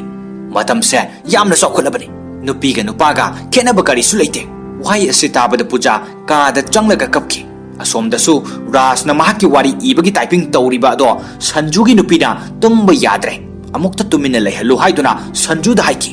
ꯁꯟꯖꯨ ꯇꯨꯝꯂꯝꯕꯗꯒꯤ ꯊꯣꯛꯂꯛꯇꯨꯅ ꯃꯄꯥꯗ ꯑꯁꯨꯛ ꯊꯦꯡꯂꯕ ꯐꯥꯎꯕ ꯇꯨꯝꯗꯅ ꯂꯩꯔꯤꯕꯁꯦ ꯀꯔꯤꯒꯤꯅꯣ ꯍꯥꯏꯅ ꯍꯪꯂꯝꯃꯤ ꯃꯄꯥꯅ ꯉꯁꯤꯁꯦ ꯇꯨꯝꯕ ꯌꯥꯗꯦ ꯍꯥꯏꯅ ꯍꯥꯏꯕꯗ ꯁꯟꯖꯨꯅ ꯍꯥꯏꯔꯛꯏ ꯑꯍꯜ ꯑꯣꯏꯔꯛꯄ ꯍꯥꯏꯕꯁꯤꯗꯤ ꯇꯨꯝꯕ ꯌꯥꯔꯛꯇꯕ ꯃꯁꯥꯅ ꯇꯥꯕꯅꯤ ꯕꯕꯥꯅ ꯇꯨꯝꯕ ꯌꯥꯗ꯭ꯔꯒ ꯑꯩꯈꯣꯏꯗ ꯗꯤꯁꯇꯔꯕ ꯇꯧꯔꯤꯕ ꯀꯔꯤꯒꯤꯅꯣ ꯑꯁꯨꯝꯅ ꯍꯥꯏꯔꯝꯂꯒ ꯁꯟꯖꯨ ꯆꯪꯈꯤ ꯋꯥꯍꯩꯁꯤꯡ ꯑꯁꯤ ꯇꯥꯔꯒ ꯔꯥꯖ ꯆꯤꯟꯕꯥꯟꯗꯒꯤ ꯋꯥꯍꯩ ꯑꯃꯠꯇ ꯍꯥꯏꯗꯣꯛꯇꯅ ꯅꯤꯡꯕ ꯀꯥꯏꯅ ꯂꯩꯍꯧꯈꯤ ꯃꯊꯪꯒꯤ ꯅꯨꯃꯤꯠꯇ ꯁꯟꯖꯨ ꯑꯃꯗꯤ ꯃꯍꯥꯛꯀꯤ ꯅꯨꯄꯤꯒ ꯕ꯭ꯔꯦꯛꯐꯥꯁꯠ ꯇꯧꯅꯕ ꯐꯝꯃꯤꯟꯅꯔꯤꯉꯩꯗ ꯄꯣꯁꯃꯦꯟ ꯂꯥꯛꯇꯨꯅ ꯕꯦꯜ ꯈꯤꯡꯂꯛꯄꯗ ꯔꯥꯖꯅ ꯆꯦꯟꯊꯣꯛꯇꯨꯅ ꯄꯨꯖꯥꯅ ꯄꯤꯔꯛꯄ ꯆꯤꯊꯤꯅꯤ ꯍꯥꯏꯅ ꯂꯧꯔꯝꯃꯤ ꯇꯟꯖꯥꯗꯨꯗ ꯁꯟꯖꯨꯒꯤ ꯃꯆꯥꯅꯨꯄꯥ ꯑꯉꯥꯡ ꯑꯗꯨꯅ ꯕꯣꯕꯣꯛꯀꯤ ꯆꯤꯊꯤꯅꯤ ꯍꯥꯏꯗꯨꯅ ꯍꯔꯥꯎꯅ ꯆꯦꯜꯂꯛꯄꯗ ꯃꯄꯨꯒꯤ ꯑꯅꯣꯛ ꯑꯗꯣ ꯃꯈꯥꯗ ꯇꯥꯗꯨꯅ ꯒ꯭ꯂꯥꯁ ꯀꯥꯏꯔꯝꯃꯤ ꯁꯟꯖꯨꯅ ꯑꯣꯐꯤꯁ ꯆꯠꯂꯝꯗꯥꯏꯗ ꯑꯅꯣꯛ ꯑꯗꯣ ꯁꯦꯝꯅꯕ ꯍꯥꯏꯔꯨꯕꯗ ꯍꯟꯗꯛ ꯊꯥ ꯑꯁꯤꯗꯤ ꯌꯥꯔꯔꯣꯏ ꯃꯊꯪꯒꯤ ꯊꯥꯗ ꯁꯣꯏꯗꯅ ꯁꯦꯝꯂꯒꯦ ꯍꯥꯏꯔꯝꯃꯤ ꯑꯗꯨꯒ ꯑꯣꯐꯤꯁꯇ ꯆꯠꯈꯤ ꯔꯥꯖ ꯃꯆꯥꯒꯤ ꯋꯥꯗꯣ ꯇꯥꯔꯒ ꯇꯨꯃꯤꯟꯅ ꯂꯦꯞꯇꯨꯅ ꯂꯩꯍꯧꯈꯤ ꯔꯥꯖ ꯅꯤꯡꯕ ꯀꯥꯏꯈꯤ ꯄꯨꯖꯥꯅ ꯄꯤꯔꯛꯄ ꯆꯤꯊꯤ ꯑꯗꯣ ꯄꯥꯅꯤꯡꯕꯅ ꯂꯥꯡꯇꯛꯅꯔꯨꯗꯨꯅ ꯔꯥꯖꯅ ꯅꯧꯅ ꯈꯪꯅꯕ ꯃꯃꯥꯟꯅꯕ ꯑꯃꯒꯤ ꯂꯥꯏꯕ꯭ꯔꯦꯔꯤꯗ ꯆꯪꯂꯛꯇꯨꯅ ꯆꯤꯊꯤ ꯑꯗꯣ ꯄꯥꯕꯤꯅꯕ ꯍꯥꯏꯖꯈꯤ ꯔꯥꯖꯀꯤ ꯃꯃꯥꯟꯅꯕꯒꯤ ꯅꯨꯄꯤꯗ ꯆꯤꯊꯤ ꯑꯗꯣ ꯄꯤꯗꯨꯅ ꯃꯈꯣꯏ ꯑꯍꯨꯝ ꯐꯝꯃꯤꯟꯅꯗꯨꯅ ꯄꯥꯕ ꯍꯧꯔꯛꯂꯝꯃꯤ ꯄꯨꯖꯥꯅ ꯆꯤꯊꯤ ꯑꯗꯨꯗ ꯏꯔꯛꯄ ꯋꯥꯍꯩꯁꯤꯡ ꯑꯗꯣ ꯄꯥꯔꯨꯕꯗ ꯔꯥꯖꯀꯤ ꯃꯃꯥꯟꯅꯕ ꯑꯗꯨꯒꯤ ꯅꯨꯄꯤꯗꯣ ꯀꯞꯈꯤ ꯑꯃꯁꯨꯡ ꯄꯨꯖꯥꯒꯤ ꯑꯆꯥꯛꯄ ꯋꯥꯍꯩꯁꯤꯡ ꯑꯗꯨꯅ ꯔꯥꯖꯄꯨꯁꯨ ꯃꯤꯠꯂꯨꯒꯤ ꯄꯤꯔꯥꯡ ꯈꯥꯝꯕ ꯉꯝꯈꯤꯗꯦ ꯄꯨꯖꯥꯒꯤ ꯍꯧꯈ꯭ꯔꯕ ꯋꯥꯔꯤꯁꯤꯡ ꯑꯗꯣ ꯆꯤꯊꯤ ꯑꯗꯨꯗ ꯏꯔꯝꯃꯤ ꯃꯇꯝ ꯑꯗꯨꯗ ꯆꯤꯊꯤ ꯄꯥꯔꯤꯕꯤ ꯅꯨꯄꯤ ꯑꯗꯣ ꯃꯈꯥ ꯄꯥꯕ ꯉꯝꯈꯤꯗꯦ ꯑꯗꯨꯒ ꯔꯥꯖꯇ ꯑꯅꯣꯛ ꯑꯗꯣ ꯁꯦꯝꯂꯨꯔꯒ ꯄꯥꯔꯣ ꯍꯥꯏꯅ ꯍꯥꯏꯔꯝꯂꯒ ꯀꯞꯇꯨꯅ ꯊꯣꯛꯈꯤ ꯅꯤꯡꯕ ꯀꯥꯏꯔꯕ ꯔꯥꯖꯀꯤ ꯊꯃꯣꯏꯒꯤ ꯑꯁꯦꯡꯕ ꯅꯨꯡꯁꯤꯕ ꯑꯗꯨꯅ ꯔꯥꯖ ꯈꯥꯝꯕ ꯉꯝꯈꯤꯗꯦ अदुगा राजना चिठी अदो पुदुना हलक्लगा पानन भोनकी अदुबो माकी अनोक अदो याउद्रबना चिठी अदुदा इरिबा मयिकसिंग अदो करीमत उबा फंकिदे तंजा अदुदा मसुनुपा अदुना अनोक अदो सेमलुदुना पुरक्लगा मपुदा उपसिन बिरमे राजना ngakladuna nangdi kadaidagi paisana semluribano haina hanglei मसुनुपा अदुना खुमलei पुपु aigi khongup leinanaba paisani aigi khongup asidi karisu tawdre aduga boboki chithi ngasi pagadabane wai asi hairamlaga masunupa ado chenthokki rasna masugi wado taraga nokladuna chithi do amuk paba hurklame chithi ado paringaida masunupa do mamana fubagi makhol tarakpadage hogatuna thoglei aduga kaidongnarage haina rasna hanglakpada mamau nupi aduna khumlei angang mana machin thiduna magi khongup leinanaba paisaduna anok semdokre matung tarakpada supabungi karino amo walakpa matamda yumgi pocha yongadori masigi angang ase wai asi haiduna masado phuduna kada pusinki rasna mamogi ayakpa wai sing ado tabada nungsiraba masu ado khamdokpa ngamhodana leihoki mathangi sinda pujagi masu nupi payalna party ama chatpagi tholakpada pujana hai payal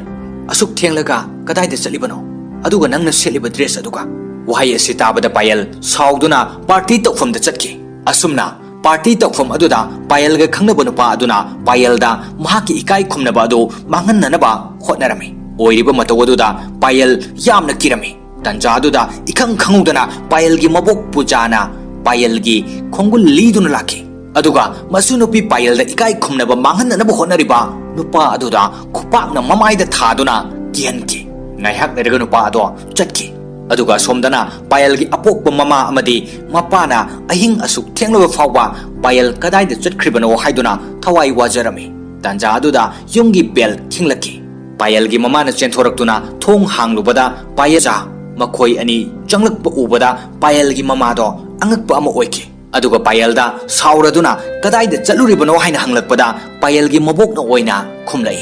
ngasi valentine day gi mayam langnabado aisu yengba chalubani payal di ngasai na yumda halasi haijabani adubo aina khamdun thengdokre wahai ase tabada payal gi mamaga mapagana pujada yamna sauna nganglami thamoida akanba machin tumba posak amana thenbagumna payal gi mapana mabu hek poksabi mama pujada nganglami akanba wahai singa do tabada payal na khangba ngamlaktraduna mabokpu makhut samduna pusinki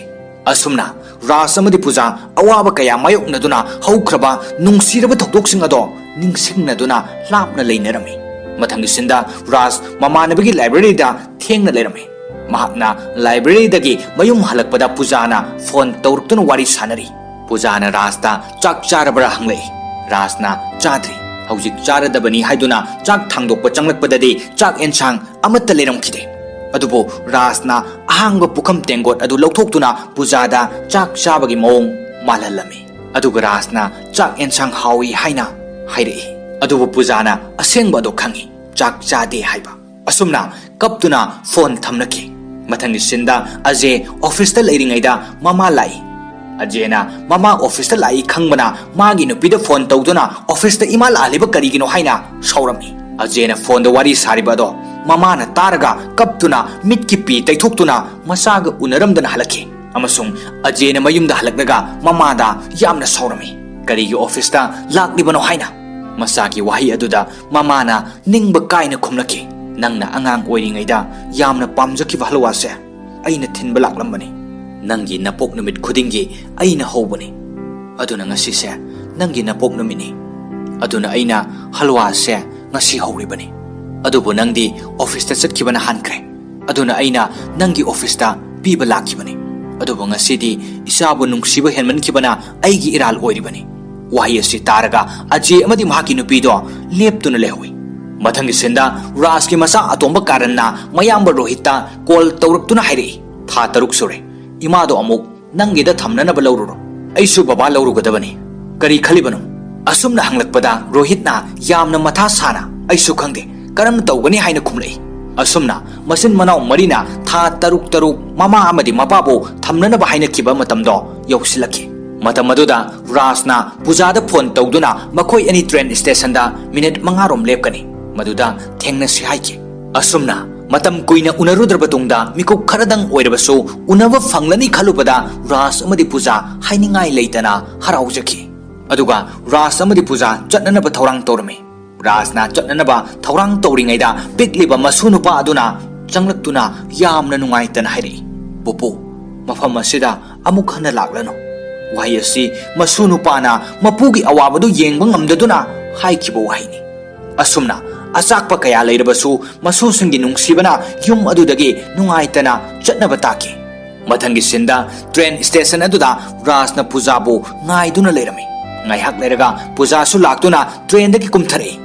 Aduga matam kuina unarudraba matungda thengnaba aduda leiriba mayamado amatta udana Ras amadi Puja mathanungda chetna konsinduna kuina unarudrabagi awabado pothajarami. Aduga Rasna hairi.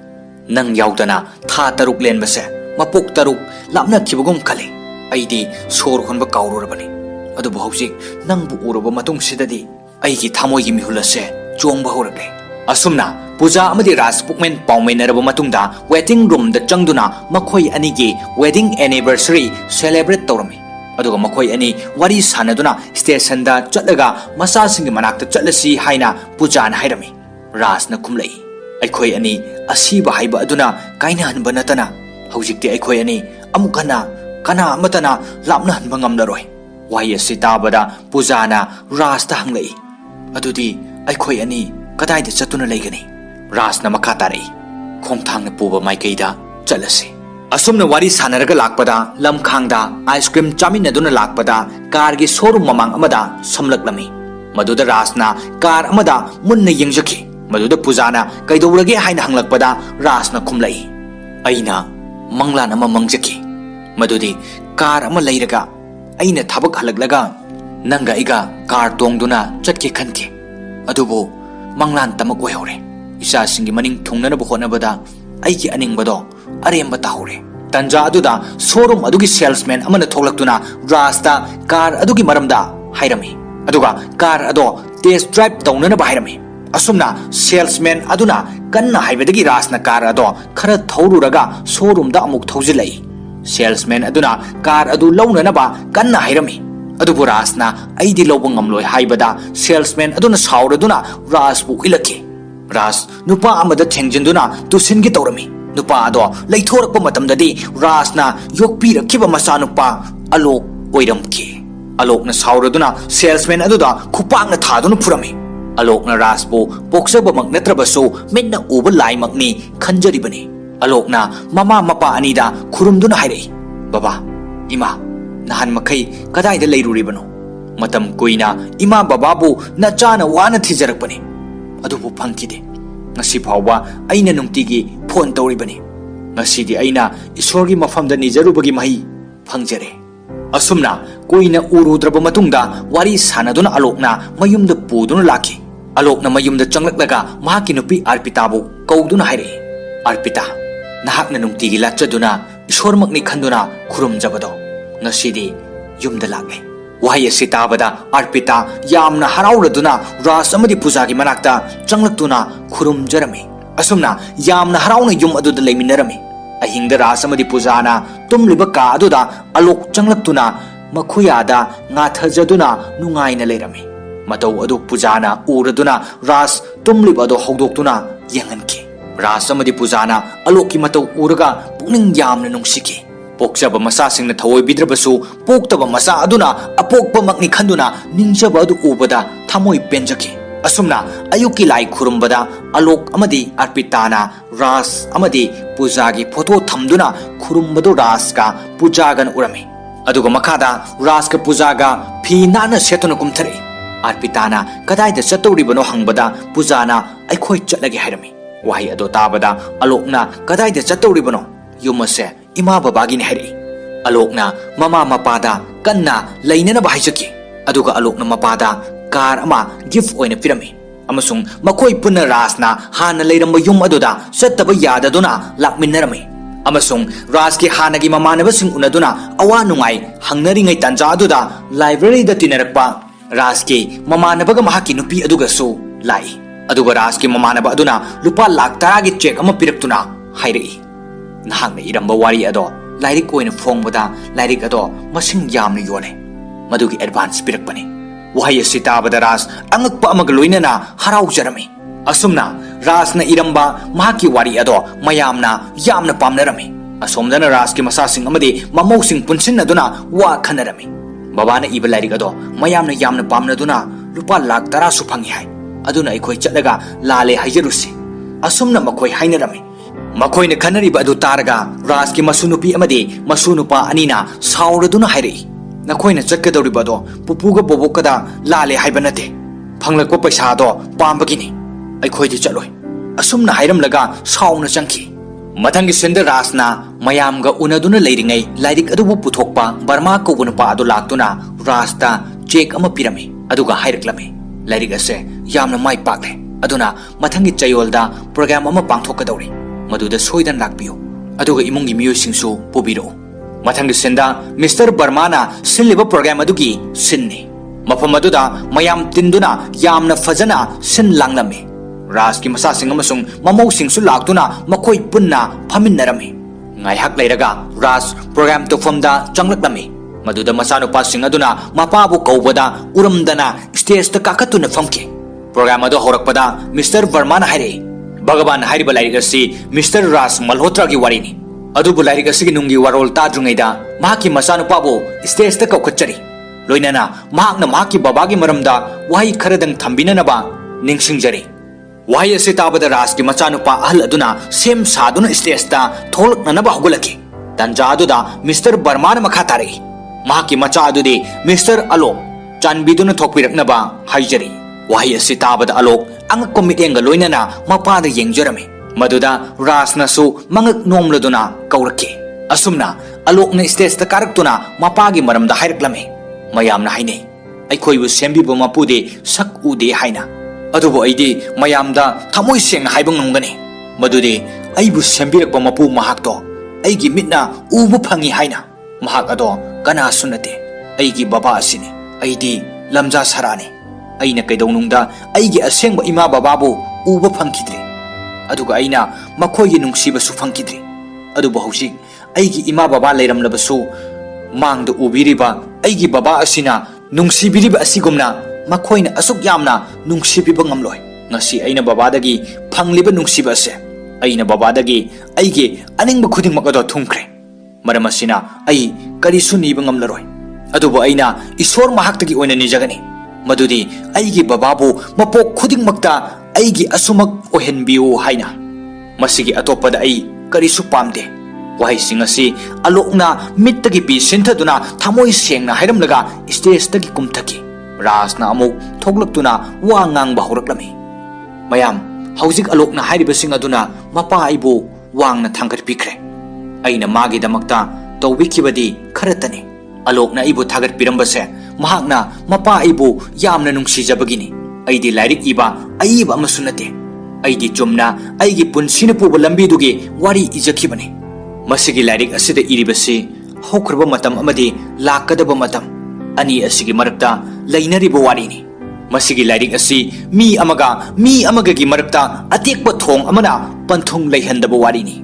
ꯃꯁꯤꯒꯤ ꯂꯥꯏꯔꯤꯛ ꯑꯁꯤ ꯁꯣꯟꯊꯔꯛꯂꯕ ꯂꯦꯡꯖꯨꯝꯗ ꯏꯆꯥꯁꯤꯡꯅ ꯇꯣꯡꯗꯨꯅ ꯁꯥꯟꯅꯕꯒꯤ ꯋꯥꯔꯤꯅꯤ ꯍꯧꯖꯤꯛꯀꯤ ꯃꯇꯝ ꯑꯁꯦ ꯑꯉꯛꯄꯅꯤ ꯑꯋꯥꯡꯕꯗ ꯀꯥꯅꯤꯡꯉꯤ ꯍꯥꯏꯗꯨꯅ ꯀꯩꯔꯥꯛ ꯊꯥꯔꯒ ꯃꯐꯝꯗꯨ ꯌꯧꯔꯒ ꯀꯩꯔꯥꯛ ꯑꯗꯨꯒꯤ ꯃꯒꯨꯟ ꯈꯪꯗꯅ ꯑꯇꯦꯛ ꯑꯀꯥꯏ ꯃꯔꯛꯇ ꯊꯝꯅꯔꯤ ꯃꯄꯥ ꯑꯃ ꯍꯥꯏꯕꯁꯦ ꯑꯆꯧꯕ ꯎꯒꯤ ꯃꯔꯥꯅꯤ ꯑꯗꯨꯒ ꯏꯆꯥꯁꯤꯡꯅ ꯆꯥꯎꯔꯕ ꯎ ꯑꯗꯨꯒꯤ ꯃꯁꯥꯁꯤꯡꯅꯤ ꯍꯥꯏꯅ ꯍꯨꯝꯅ ꯄꯥꯜꯂꯤꯕ ꯃꯁꯥ ꯃꯔꯤꯡꯁꯤꯡ ꯑꯗꯣ ꯎ ꯑꯗꯨꯒꯤ ꯃꯔꯥꯒꯤ ꯃꯄꯥꯜꯅꯅꯤ ꯍꯥꯏꯕꯁꯦ ꯈꯪꯕꯤꯗꯦ ꯀꯔꯤꯒꯨꯝꯕ ꯎ ꯑꯗꯨꯒꯤ ꯃꯔꯥ ꯑꯗꯣ ꯁꯤꯊꯔꯛꯂꯕꯗꯤ ꯍꯥꯏꯅ ꯍꯨꯝꯅ ꯃꯅꯤꯡ ꯇꯝꯅ ꯂꯣꯡꯂꯤꯕ ꯃꯁꯥ ꯃꯔꯤꯡꯁꯤꯡ ꯑꯗꯣ ꯅꯣꯡꯃꯗꯤ ꯂꯩꯃꯥꯏꯗ ꯀꯦꯟꯗꯨꯅ ꯃꯥꯡꯈꯤꯒꯅꯤ ꯍꯥꯏꯕ ꯀꯅꯥꯅꯁꯨ ꯈꯟꯅꯗꯦ ꯑꯁꯨꯝꯅ ꯄꯨꯟꯁꯤ ꯑꯁꯦ ꯌꯥꯝꯅ ꯂꯥꯏꯅ ꯀꯩꯔꯥꯛ ꯊꯥꯔꯒ ꯆꯠꯄ ꯌꯥꯗꯦ ꯃꯄꯥ ꯑꯃꯅ ꯃꯆꯥꯁꯤꯡꯒꯤꯗꯃꯛꯇ ꯑꯋꯥ ꯑꯅꯥ ꯈꯪꯗꯅ ꯇꯥꯜꯂꯛꯄ ꯈꯨꯗꯤꯡꯃꯛ ꯑꯗꯣ ꯃꯤꯀꯨꯞ ꯑꯃꯠꯇ ꯈꯟꯊꯗꯅ ꯁꯤꯖꯤꯟꯅꯕ ꯉꯝꯂꯒ ꯃꯆꯥꯁꯤꯡ ꯑꯗꯨꯅꯗꯤ ꯃꯄꯥꯒꯤ ꯅꯨꯡꯉꯥꯏꯕ ꯃꯆꯦꯠ ꯑꯃ ꯄꯤꯕ ꯉꯝꯗ꯭ꯔꯤꯕ ꯀꯔꯤꯒꯤꯅꯣ ꯏꯁꯣꯔꯅ ꯑꯩꯈꯣꯏꯕꯨ ꯅꯨꯡꯁꯤ ꯆꯥꯟꯅꯅ ꯂꯩꯃꯤꯟꯅꯧ ꯍꯥꯏꯗꯨꯅ ꯑꯩꯈꯣꯏꯕꯨ ꯁꯦꯝꯕꯤꯔꯛꯄꯅꯤ ꯑꯗꯨꯒ ꯑꯩꯈꯣꯏꯅ ꯀꯔꯤꯒꯤ ꯅꯨꯡꯁꯤꯕ ꯃꯁꯛ ꯈꯪꯗ꯭ꯔꯤꯕꯅꯣ ꯀꯔꯤꯒꯤꯗꯃꯛꯇ ꯑꯩꯈꯣꯏꯅ ꯅꯨꯡꯁꯤꯅꯅ ꯂꯩꯕ ꯉꯝꯗ꯭ꯔꯤꯕꯅꯣ ꯃꯆꯥꯁꯤꯡꯅ ꯃꯄꯥꯕꯨ ꯅꯨꯡꯁꯤꯕ ꯉꯝꯗ꯭ꯔꯤꯕꯁꯦ ꯃꯈꯣꯏꯒꯤꯁꯨ ꯃꯇꯝ ꯑꯃ ꯂꯥꯛꯈꯤꯒꯅꯤ ꯃꯈꯣꯏꯁꯨ ꯍꯅꯨꯕ ꯑꯍꯜꯒꯤ ꯃꯇꯝ ꯍꯥꯏꯕꯗꯣ ꯁꯣꯏꯗꯅ ꯂꯥꯛꯈꯤꯒꯅꯤ ꯍꯥꯏꯕꯁꯦ ꯃꯈꯣꯏꯅ ꯈꯪꯗ꯭ꯔꯤꯕ ꯀꯔꯤꯒꯤꯅꯣ ꯑꯁꯨꯝꯅ ꯔꯥꯖꯅ ꯅꯤꯡꯕ ꯀꯥꯏꯕꯒꯤ ꯋꯥꯔꯤ ꯀꯌꯥ ꯂꯤꯔꯕ ꯃꯇꯨꯡꯗ ꯔꯥꯖꯅ ꯄꯨꯖꯥꯗ ꯌꯦꯡꯂꯗꯨꯅ ꯃꯃꯤꯠꯇꯒꯤ ꯃꯄꯤ ꯁꯤꯟꯊꯗꯨꯅ ꯃꯈꯥ ꯇꯥꯔꯛꯏ ꯄꯨꯖꯥ ꯑꯩꯅ ꯅꯪꯕꯨ ꯊꯃꯣꯏ ꯁꯦꯡꯅ ꯅꯨꯡꯁꯤ ꯅꯪꯕꯨ ꯑꯩꯒꯤ ꯄꯨꯟꯁꯤꯒꯤ ꯈꯣꯡꯂꯣꯏ ꯑꯃ ꯑꯣꯏꯅ ꯐꯪꯖꯕꯁꯦ ꯑꯩꯒꯤ ꯈ꯭ꯋꯥꯏꯗꯒꯤ ꯂꯥꯏꯕꯛ ꯐꯕꯅꯤ ꯅꯪ ꯂꯩꯔꯝꯕꯅ ꯑꯩꯁꯨ ꯂꯩꯔꯤꯕꯅꯤ ꯑꯩ ꯃꯁꯤ ꯍꯥꯏꯔꯒ ꯂꯣꯏꯁꯤꯜꯂꯒꯦ ꯑꯁꯨꯝꯅ ꯋꯥꯔꯤꯁꯤꯡ ꯑꯁꯤ ꯍꯥꯏꯔꯝꯂꯒ ꯔꯥꯖꯅ ꯄꯨꯖꯥꯕꯨ ꯃꯈꯨꯠ ꯁꯝꯗꯨꯅ ꯊꯣꯛꯂꯛꯈꯤ ꯇꯥꯟꯖꯥ ꯑꯗꯨꯗ ꯃꯆꯥꯁꯤꯡꯅ ꯃꯄꯥꯗ ꯂꯥꯜꯂꯦ ꯍꯥꯏꯖꯈꯤ ꯑꯗꯨꯕꯨ ꯃꯄꯥꯅ ꯍꯥꯏꯔꯛꯏ ꯃꯆꯥꯁꯤꯡꯅ ꯃꯄꯥꯕꯨ ꯅꯨꯡꯁꯤꯕ ꯉꯝꯗ꯭ꯔꯕꯗ ꯑꯩꯅ ꯀꯩꯗꯧꯅꯨꯡꯗ ꯉꯥꯛꯄꯤꯕ ꯉꯝꯂꯣꯏ ꯑꯁꯨꯝꯅ ꯍꯥꯏꯔꯒ ꯊꯣꯛꯈꯤ ꯃꯆꯥꯁꯤꯡꯅ ꯃꯃꯥꯗ ꯑꯃꯨꯛ ꯂꯥꯟꯈ꯭ꯔꯦ ꯉꯥꯛꯄꯤꯌꯨ ꯍꯥꯏꯕꯗ ꯃꯃꯥꯅ ꯍꯥꯏꯔꯛꯏ ꯃꯆꯥꯁꯤꯡꯅ ꯂꯥꯟꯈꯤꯕ ꯁꯣꯏꯈꯤꯕꯒꯤ ꯑꯣꯏꯅꯗꯤ ꯑꯩꯅ ꯉꯥꯛꯄꯤꯕ ꯉꯝꯒꯅꯤ ꯑꯗꯨꯕꯨ ꯑꯩꯒꯤ ꯅꯨꯄꯥꯗ ꯂꯥꯟꯈꯤꯕ ꯑꯗꯨꯒꯤꯗꯤ ꯑꯩꯅ ꯉꯥꯛꯄꯤꯕ ꯉꯝꯂꯣꯏ ꯋꯥꯍꯩ ꯑꯁꯤ ꯍꯥꯏꯔꯝꯂꯒ ꯄꯨꯖꯥꯁꯨ ꯔꯥꯖꯀꯤ ꯃꯇꯨꯡ ꯏꯟꯅꯗꯨꯅ ꯂꯥꯛꯈꯤ ꯇꯥꯟꯖꯥ ꯑꯗꯨꯗ ꯃꯁꯨ ꯅꯨꯄꯤ ꯑꯃꯗꯤ ꯃꯁꯨ ꯅꯨꯄꯥ ꯑꯅꯤꯅ ꯃꯄꯨꯒꯤ ꯃꯅꯥꯛꯇ ꯆꯦꯟꯁꯤꯜꯂꯛꯇꯨꯅ ꯀꯣꯟꯈꯤ ꯔꯥꯖ ꯃꯁꯨꯁꯤꯡꯒꯤ ꯅꯨꯡꯁꯤꯕꯅ ꯃꯁꯨꯁꯤꯡ ꯑꯗꯨꯕꯨ ꯅꯨꯡꯁꯤꯅ ꯀꯣꯟꯕꯤꯈꯤ ꯑꯗꯨꯒ ꯅꯨꯡꯁꯤꯔꯕ ꯐꯤꯂꯝ ꯑꯁꯤꯒꯤ ꯋꯥꯔꯤ ꯄꯔꯤꯡ ꯑꯁꯤꯁꯨ ꯃꯇꯥꯡ ꯑꯁꯤꯗ ꯂꯣꯏꯁꯤꯟꯈꯤ ꯑꯁꯨꯝꯅ ꯐꯤꯂꯝ ꯑꯁꯤꯅ ꯎꯠꯂꯤ ꯃꯗꯨꯗꯤ ꯅꯨꯡꯁꯤꯕ ꯑꯁꯤ ꯃꯄꯥꯜ ꯅꯥꯏꯗꯦ ꯃꯐꯝ ꯃꯇꯝ ꯂꯩꯇꯦ ꯅꯨꯡꯁꯤꯕꯒꯤ ꯃꯇꯝ ꯈꯨꯗꯤꯡꯃꯛꯇ ꯃꯆꯥ ꯑꯣꯏꯕꯁꯤꯡꯅ ꯑꯍꯜ ꯑꯣꯏꯕ ꯃꯃꯥ ꯃꯄꯥꯁꯤꯡꯕꯨ ꯅꯨꯡꯁꯤꯅ ꯊꯝꯁꯤ ꯃꯇꯝ ꯄꯨꯝꯕꯗ ꯑꯩꯈꯣꯏ ꯈꯨꯗꯤꯡꯃꯛ ꯅꯨꯡꯁꯤꯅꯅ ꯑꯃꯠꯇ ꯑꯣꯏꯅ ꯂꯩꯃꯤꯟꯅꯁꯤ ꯍꯥꯏꯔꯤ ꯐꯤꯂꯝ ꯑꯁꯤ ꯍꯧꯔꯛꯄꯗ ꯑꯃꯤꯇꯥꯕ ꯕꯆꯆꯟ ꯐꯤꯂꯝ ꯑꯁꯤꯗꯅ ꯔꯥꯖ ꯃꯜꯍꯣꯇ꯭ꯔꯥ ꯃꯍꯥꯛꯅ ꯃꯌꯨꯝꯗꯒꯤ ꯒꯥꯔꯗꯦꯟ ꯑꯃꯗ ꯑꯌꯨꯛꯀꯤ ꯋꯥꯜꯀꯤꯡ ꯊꯣꯛꯂꯛꯏ ꯑꯗꯨꯒ ꯃꯃꯥꯟꯅꯕꯁꯤꯡꯒ ꯉꯥꯏꯍꯥꯛ ꯋꯥꯔꯤ ꯇꯧꯅꯔꯒ ꯃꯌꯨꯝꯗ ꯍꯜꯂꯛꯄꯗ ꯃꯍꯥꯛꯀꯤ ꯅꯨꯄꯤ ꯍꯦꯃꯥ ꯃꯥꯂꯤꯅꯤ ꯐꯤꯂꯝ ꯑꯁꯤꯗꯅ ꯄꯨꯖꯥ ꯃꯜꯍꯣꯇ꯭ꯔꯥꯅ ꯆꯥ ꯂꯣꯟꯗꯨꯅ ꯃꯈꯣꯏ ꯑꯅꯤ ꯊꯛꯃꯤꯟꯅꯔꯝꯃꯤ ꯃꯈꯣꯏ ꯑꯅꯤ ꯌꯥꯝꯅ ꯅꯨꯡꯁꯤꯅꯅ ꯆꯥ ꯊꯛꯃꯤꯟꯅꯔꯕ ꯃꯇꯨꯡꯗ ꯔꯥꯖ ꯑꯣꯐꯤꯁ ꯆꯠꯅꯅꯕ ꯊꯧꯔꯥꯡ ꯇꯧꯗꯨꯅ ꯊꯣꯛꯂꯛꯏ ꯃꯍꯥꯛꯀꯤ ꯅꯨꯄꯤ ꯄꯨꯖꯥꯅ ꯔꯥꯖꯕꯨ ꯊꯤꯟꯗꯣꯔꯛꯇꯨꯅ ꯔꯥꯖ ꯑꯣꯐꯤꯁ ꯆꯠꯈꯤ ꯔꯥꯖ ꯌꯥꯝꯅ ꯄꯨꯛꯆꯦꯜ ꯆꯥꯎꯕ ꯃꯤꯁꯛ ꯑꯃꯅꯤ ꯃꯍꯥꯛꯅ ꯑꯣꯐꯤꯁ ꯑꯗꯨꯗ ꯃꯌꯥꯝꯒꯤ ꯃꯇꯦꯡꯁꯨ ꯇꯧꯔꯝꯃꯤ ꯑꯁꯣꯝꯗꯅ ꯄꯨꯖꯥ ꯃꯆꯤꯜꯗ ꯃꯨꯔꯨꯝ ꯃꯨꯔꯨꯝ ꯁꯣꯜꯂꯝꯃꯤ ꯔꯥꯖꯅ ꯑꯣꯐꯤꯁꯇꯒꯤ ꯐꯣꯟ ꯇꯧꯔꯛꯇꯦ ꯍꯥꯏꯗꯨꯅ ꯔꯥꯖꯗꯤ ꯑꯣꯐꯤꯁꯇ ꯊꯕꯛ ꯆꯤꯟꯗꯨꯅ ꯐꯣꯟ ꯇꯧꯔꯛꯈꯤꯗꯕꯅꯤ ꯔꯥꯖ ꯑꯣꯐꯤꯁꯇꯒꯤ ꯃꯌꯨꯝ ꯍꯜꯂꯛꯄꯗ ꯄꯨꯖꯥꯅ ꯉꯥꯏꯔꯝꯃꯤ ꯑꯃꯁꯨꯡ ꯃꯄꯨꯔꯣꯏꯕ ꯔꯥꯖꯕꯨ ꯑꯣꯛꯄꯤꯗꯨꯅ ꯆꯪꯃꯤꯟꯅꯔꯛꯂꯝꯃꯤ ꯑꯗꯨꯒ ꯄꯨꯖꯥꯅ ꯍꯥꯏꯔꯛꯏ ꯉꯁꯤꯗꯤ ꯑꯩ ꯅꯪꯉꯣꯟꯗ ꯋꯥꯔꯧꯏ ꯋꯥꯍꯩ ꯑꯁꯤ ꯇꯥꯕꯗ ꯔꯥꯖꯅꯁꯨ ꯑꯩꯁꯨ ꯅꯪꯉꯣꯟꯗ ꯋꯥꯔꯧꯏ ꯍꯥꯏꯔꯛꯄꯗ ꯄꯨꯖꯥꯅ ꯀꯔꯤꯒꯤꯅꯣ ꯍꯪꯉꯤ ꯔꯥꯖꯅ ꯍꯥꯏꯔꯛꯏ ꯉꯁꯤꯒꯤ ꯅꯨꯃꯤꯠ ꯑꯁꯤ ꯅꯪꯅ ꯀꯔꯝꯅ ꯀꯥꯎꯔꯤꯕꯅꯣ ꯋꯥꯍꯩ ꯑꯁꯤ ꯇꯥꯕꯗ ꯄꯨꯖꯥꯅ ꯔꯥꯖꯀꯤ ꯃꯈꯨꯠꯇ ꯅꯨꯡꯁꯤꯅ ꯀꯣꯜꯂꯗꯨꯅ ꯄꯨꯁꯤꯜꯂꯒ ꯃꯍꯥꯛꯅ ꯁꯦꯝ ꯁꯥꯗꯨꯅ ꯂꯩꯔꯤꯕ ꯑꯗꯨ ꯎꯍꯜꯂꯤ ꯔꯥꯖꯅ ꯇꯨꯡꯂꯣꯝꯗꯒꯤ ꯈꯪꯍꯧꯗꯅ ꯂꯤꯛ ꯑꯃ ꯁꯤꯕꯤꯔꯝꯃꯤ ꯔꯥꯖꯀꯤ ꯃꯇꯧꯗꯨ ꯎꯕꯗ ꯄꯨꯖꯥ ꯌꯥꯝꯅ ꯍꯔꯥꯎꯔꯝꯃꯤ ꯑꯗꯨꯒ ꯄꯨꯖꯥꯅ ꯅꯣꯛꯐꯦꯠ ꯇꯧꯔꯒ ꯍꯥꯏꯔꯛꯏ ꯑꯣ ꯅꯪ ꯉꯁꯤꯒꯤ ꯅꯨꯃꯤꯠ ꯑꯁꯦ ꯀꯥꯎꯗꯤ ꯀꯥꯎꯗꯕ ꯑꯣꯏꯔꯦꯀꯣ ꯔꯥꯖꯅ ꯑꯃꯨꯛ ꯈꯨꯝꯂꯛꯏ ꯍꯣꯜꯂꯤꯕ ꯁꯣꯔ ꯑꯁꯤꯕꯨ ꯀꯔꯝꯅ ꯀꯥꯎꯒꯅꯤ ꯅꯪꯒ ꯊꯦꯡꯅꯗ꯭ꯔꯤꯉꯩ ꯅꯪ ꯌꯥꯎꯗꯅ ꯍꯤꯡꯂꯛꯄ ꯄꯨꯟꯁꯤ ꯑꯗꯨꯗꯤ ꯑꯥꯔꯊ ꯌꯥꯎꯗꯕ ꯄꯨꯟꯁꯤꯅꯤ ꯑꯗꯨꯕꯨ ꯅꯪꯕꯨ ꯑꯩꯅ ꯐꯪꯖꯈꯤꯕ ꯅꯨꯃꯤꯠ ꯑꯗꯨꯗꯒꯤ ꯑꯩꯒꯤ ꯊꯃꯣꯏꯒꯤ ꯃꯤꯍꯨꯜ ꯆꯣꯡꯕꯒꯤ ꯑꯍꯧꯕ ꯅꯨꯃꯤꯠꯅꯤ ꯉꯁꯤꯁꯦ ꯅꯪꯕꯨ ꯐꯪꯖꯈꯤꯕ ꯅꯨꯃꯤꯠ ꯑꯗꯨꯅꯤ ꯀꯔꯝꯅ ꯅꯨꯃꯤꯠ ꯑꯁꯤ ꯑꯩꯅ ꯀꯥꯎꯒꯅꯤ ꯋꯥꯍꯩ ꯑꯁꯤ ꯇꯥꯕꯗ ꯄꯨꯖꯥ ꯌꯥꯝꯅ ꯍꯔꯥꯎꯅ ꯔꯥꯖꯀꯤ ꯃꯊꯥꯅꯨꯡꯗ ꯀꯣꯟꯗꯨꯅ ꯍꯥꯏꯔꯛꯏ ꯑꯩꯈꯣꯏꯒꯤ ꯆꯍꯤ 94 ꯁꯨꯕ ꯂꯨꯍꯣꯡꯕ ꯅꯨꯃꯤꯠꯀꯤ ꯌꯥꯏꯐꯕ ꯅꯨꯃꯤꯠꯅꯤ ꯄꯨꯖꯥꯒꯤ ꯋꯥꯍꯩ ꯑꯁꯤ ꯇꯥꯕꯗ ꯔꯥꯖꯅ ꯍꯥꯏꯔꯛꯏ ꯆꯍꯤ 94 ꯀꯝꯗꯧꯅ ꯁꯨꯈ꯭ꯔꯤꯕꯅꯣ ꯈꯪꯍꯧꯗꯦ ꯑꯩꯗꯤ ꯅꯪꯁꯤ ꯃꯨꯟꯅ ꯐꯖꯅ ꯌꯦꯡꯗ꯭ꯔꯤ ꯅꯪꯁꯦ ꯀꯌꯥꯗ ꯐꯖꯔꯕꯅꯣ ꯑꯗꯣ ꯉꯁꯤ ꯑꯩꯈꯣꯏ ꯑꯅꯤ ꯀꯦꯟꯗꯜ ꯂꯥꯏꯠ ꯗꯤꯅꯔ ꯆꯠꯁꯤ ꯇꯥꯟꯖꯥ ꯑꯗꯨꯗ ꯅꯥꯀꯟꯗꯒꯤ ꯔꯥꯖꯀꯤ ꯃꯆꯥꯅꯨꯄꯥ 3 ꯑꯃꯁꯨꯡ ꯃꯍꯥꯛꯀꯤ ꯃꯃꯧ ꯑꯃꯗꯤ ꯃꯁꯨꯁꯤꯡ ꯂꯥꯛꯇꯨꯅ ꯂꯩꯔꯝꯃꯤ ꯑꯗꯨꯒ ꯃꯈꯣꯏ ꯌꯥꯝꯅ ꯅꯨꯡꯁꯤꯅꯅ ꯐꯝꯃꯤꯟꯅꯔꯝꯃꯤ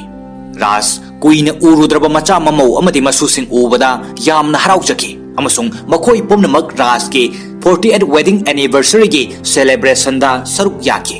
Rajki mamanabasingsu laktuna saruk yaki Raj amasung Puja yamna nungsinarami nauriba pakhang leisabigi punsi amagumna Raj amadi Puja makhoi anigi nungsinaba aduda mamanabasingna Raj amadi Pujada fagi taunarami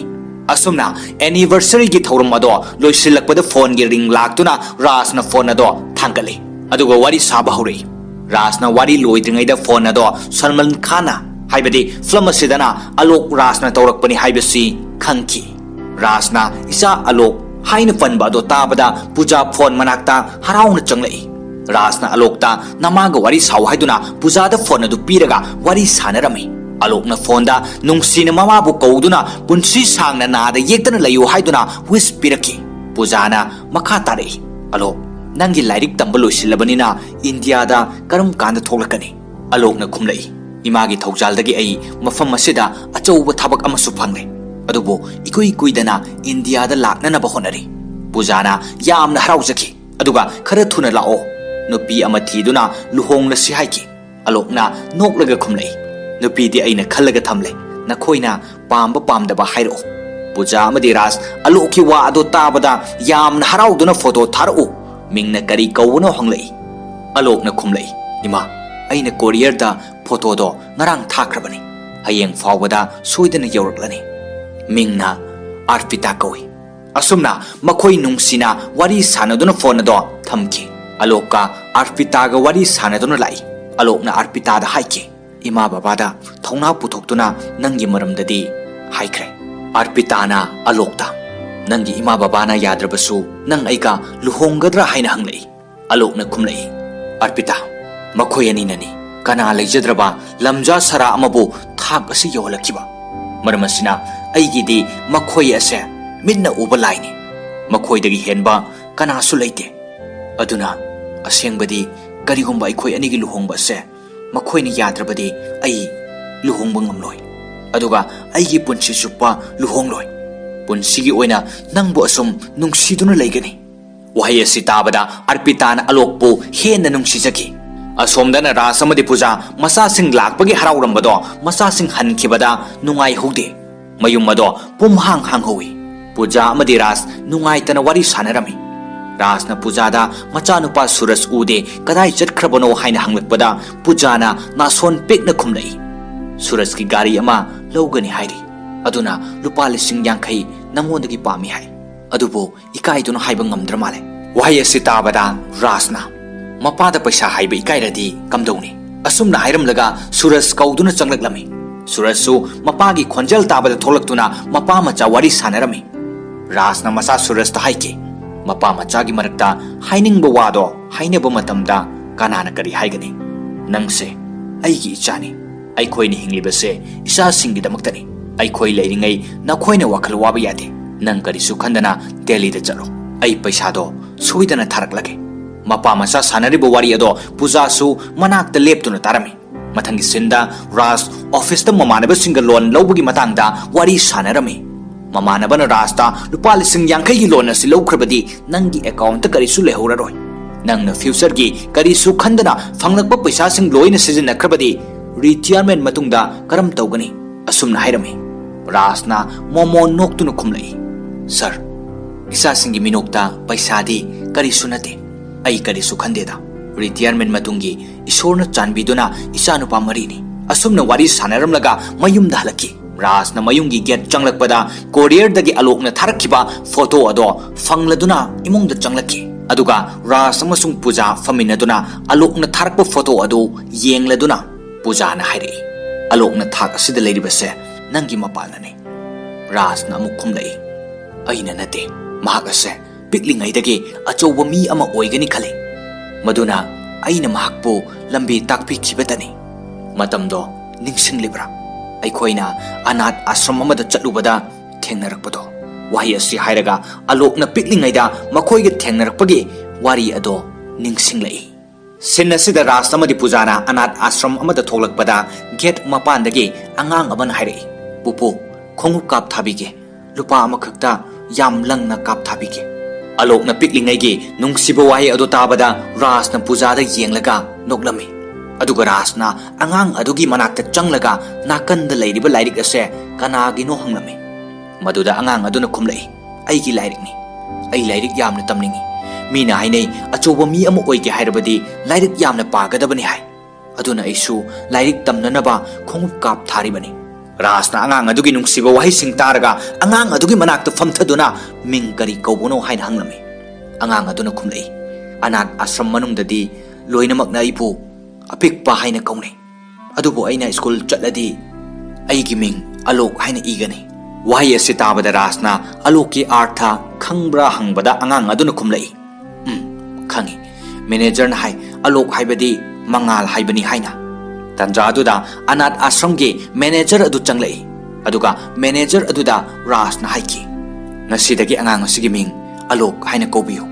aduga Raj na non thaduna angang aduda amuk hairi aina school amada nangi ming chanbirani nang lairik kanno honagadabani nangna tamninglikhai tammo wahai asi hairaga angang adugi makhutagi kap thananaba brush adu lawraga nakanda hundoklaga makha tarai ngasidagi nang masigi mathok tadre angang aduna rasta thinthaba tawdana khurumi asum tawdana rasna angang ado sembirakkhibani asumna haukraba nungsiraba wari asi ras amadi pujana ningsinglaba matung rasna pujada hairi numit aduda angang aduna khurumkibado khongyada nate aikhoiki thamoidani wahai asi taraga pujana hairi asengmani mahakna khanjaba adumak thungni mahaki hotnaba kanba masung mahaki matengna mapalamda lairik tamkhribani tanjaduda phone ring laki puja sensinduna phone ado paikhatpada alokna mama kauduna ikai khumnari aduga photo phanglabra haina hanglei rasna phangle afaba thabakta thinthaba phate luhonglo haina hairami wahai asi tabada alokna baba hoi ima hoi yaudana aina karamna luhongani haina hairi rasna aikhoi mafam aduda nangi luhongba yaurabani haina khalu matam pumbada aikhoi gi thaujal nangini aikhoi mafam aduda lakpa ngamnaroidabanina nangna imau puduna yumda lakpado aikhoi khaurangna ngairamlage asumna hainaraga phone adu thamki mathangi senda ras office ta laki office aduda mi ama fabu ukide maduda mahakna khali ngasise suti sunate aduga mi amata laktaba jala asumna khanduna changlakpada thabak tawba mayam sing punsinduna ras ki office ki aroiba numit ni haiduna celebrate tawrami pukning nungsirba tanja aduda ras mai thongda momon noktuna mitta pirang irik cheladuna hairi jahi kunthra sure nakhoi mayamga thabak tawminarakpa nakhoi mayambu thadoktuna jatkadabase ai yamna nungaite adubo matamna purakpani ai jatkhrabasu atopa ama lakani asumna awa nungai linaraga ras retirement oiki mathangi sinda ras masa singi mafamda chithi irame holi da ipai chapun si haiduna chithi edu paraga ras ki macha sanjuna mayamba amada phone tawduna baba gi chithi phanglabra yum chatkadra hanglami mayambana sanjuda khumlai natai manadi aikhoi loina chatnaba hairi retirement tawbagi provident fund gi paisa mayam ama phanglakpadugi maramda khanabana chumloidra aduga aikhoi punna holi su yaururasi asumna hairami asumna mathangi senda holi numit ki mayam punna holi celebration pangthoknarami aduga celebration adu loiraga numidang punna chak chaminanaba thorang tawrami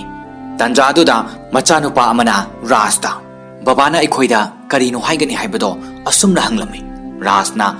aina haidringaida nakhoida karigum ama hana hange asumna haibada masa sing aduna hangu hairami rasna masa sing da hanglai aikhoidi isa singse matik chaba isa singni haina khale adubu nakhoina di aikhoise matik chaba mama mapa amani haina khandabra sanjuna khumlai malemda leiriba mama mapa singi maraktagi khwaidagi matik chaba mama mapa haibado babaga imagani aikhoise kayada laibak farabano nakhoibo aikhoigi ima baba oina phangjabase rasna masa singi wa taraga makha tarai adudi wari makha tarase aikhoina chahini fumuktagi tansilakpasing asi karamna niyom chumna sizinnagadage hairabadi punna khanagadabani adubu aikhoi loina leijarabasu mafam amada punna leiba ngamde haukiba khanghaude nakhoise asuk thuna chauduna nasana sagi lambida chatkibase adubu punna leiminabagi nungaibase adumak lengdana lehogani aikhoidi punna leiminabagi tanja ado ngaiduna leirakbani hausikti aisu retirement oire jahi nifudagi aikhoina firep logduna lakbani adubu ngasidi nakhoina firep ama lawro